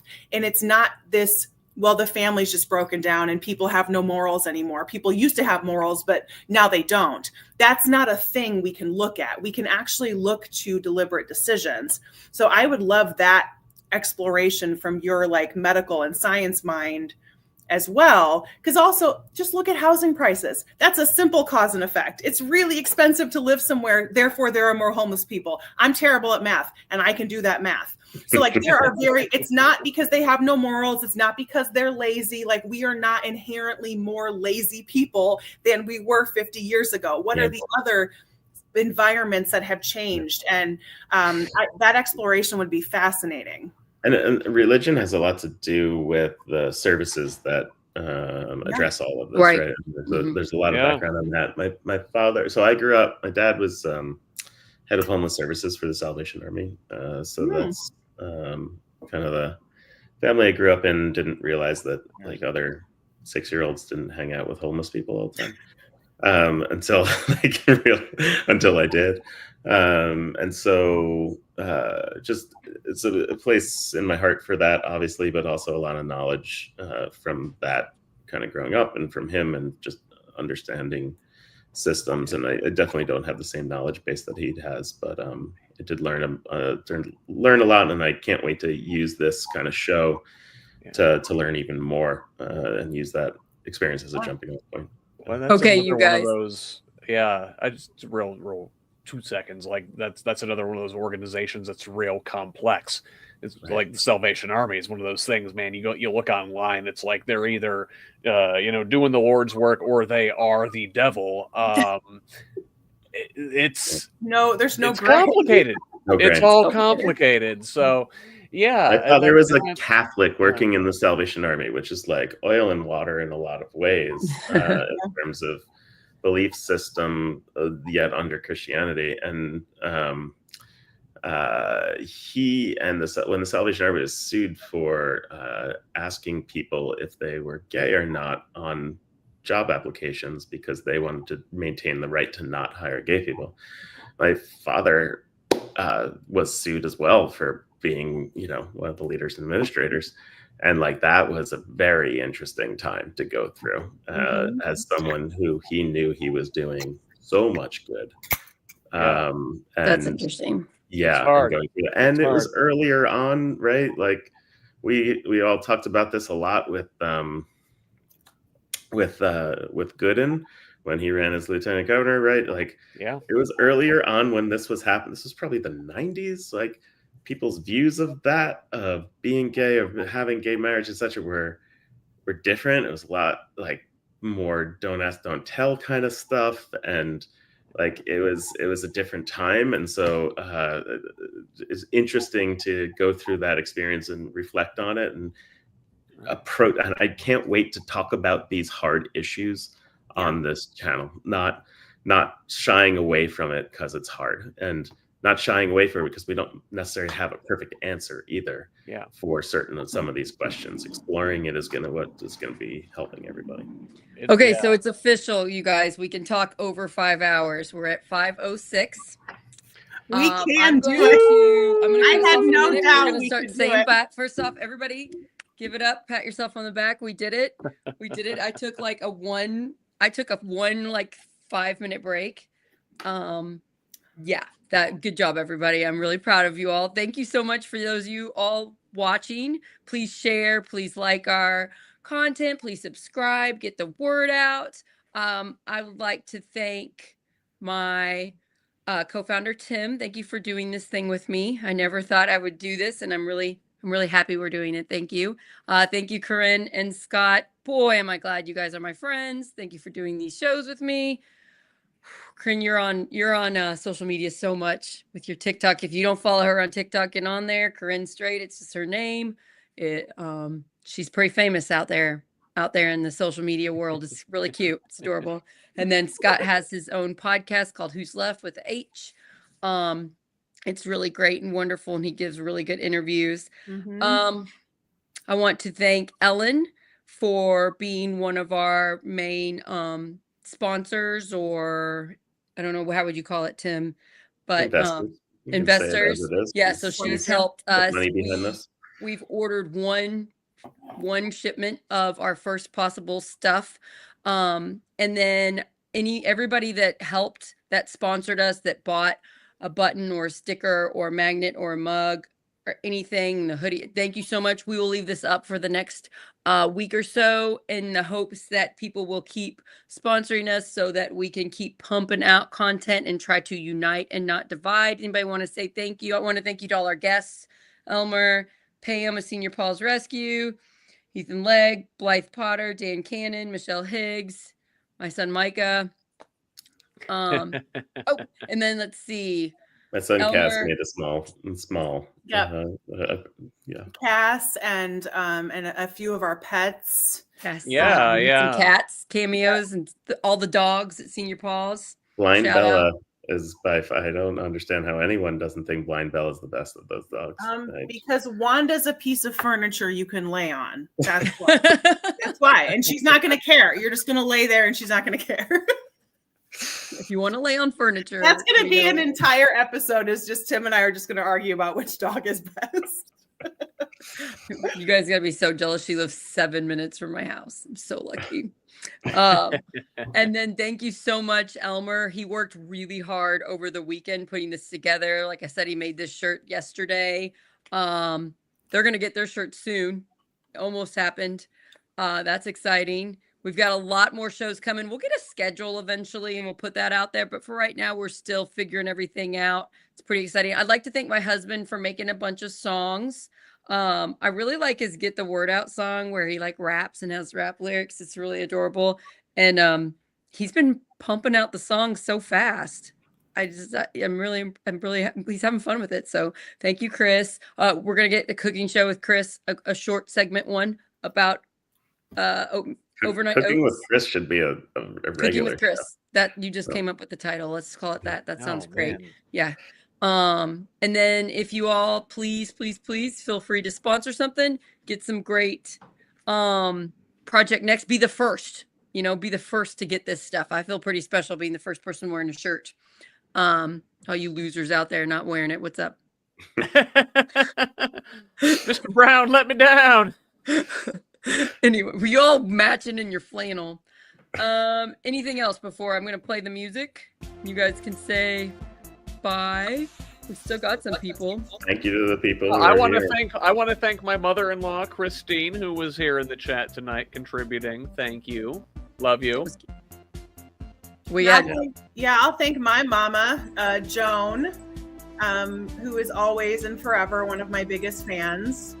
And I've got those unbelievably supportive parents that are just gonna cheer me on no matter what I do. You told some stories about your mom with me and Scott on an episode, and I love her forever now, and I want to give her a hug. When am I going? My grandmother was a Joan, and my daughter's middle name is Joan. Aww. See, it's a solid name.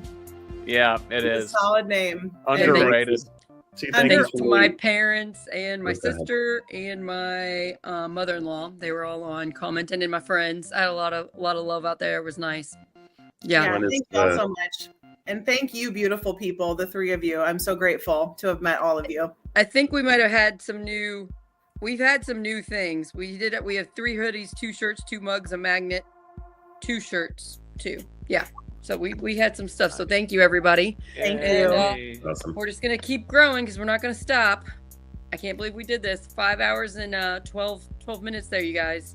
Yeah. Good job. Thank you to my wife for putting up with 5 hours and 12 minutes of being away, except for, I should say, I'm sorry to Dan Cannon, because I did sneak away during that time to read some bedtime stories. Oh, that's sweet. Yeah, and then come back. I think he'd understand. I think he'd understand you. He's got some sweet kids. All right. Love you guys. Please share and keep watching our new stuff. We got more coming soon. Bye, everybody. Love y'all. Bye.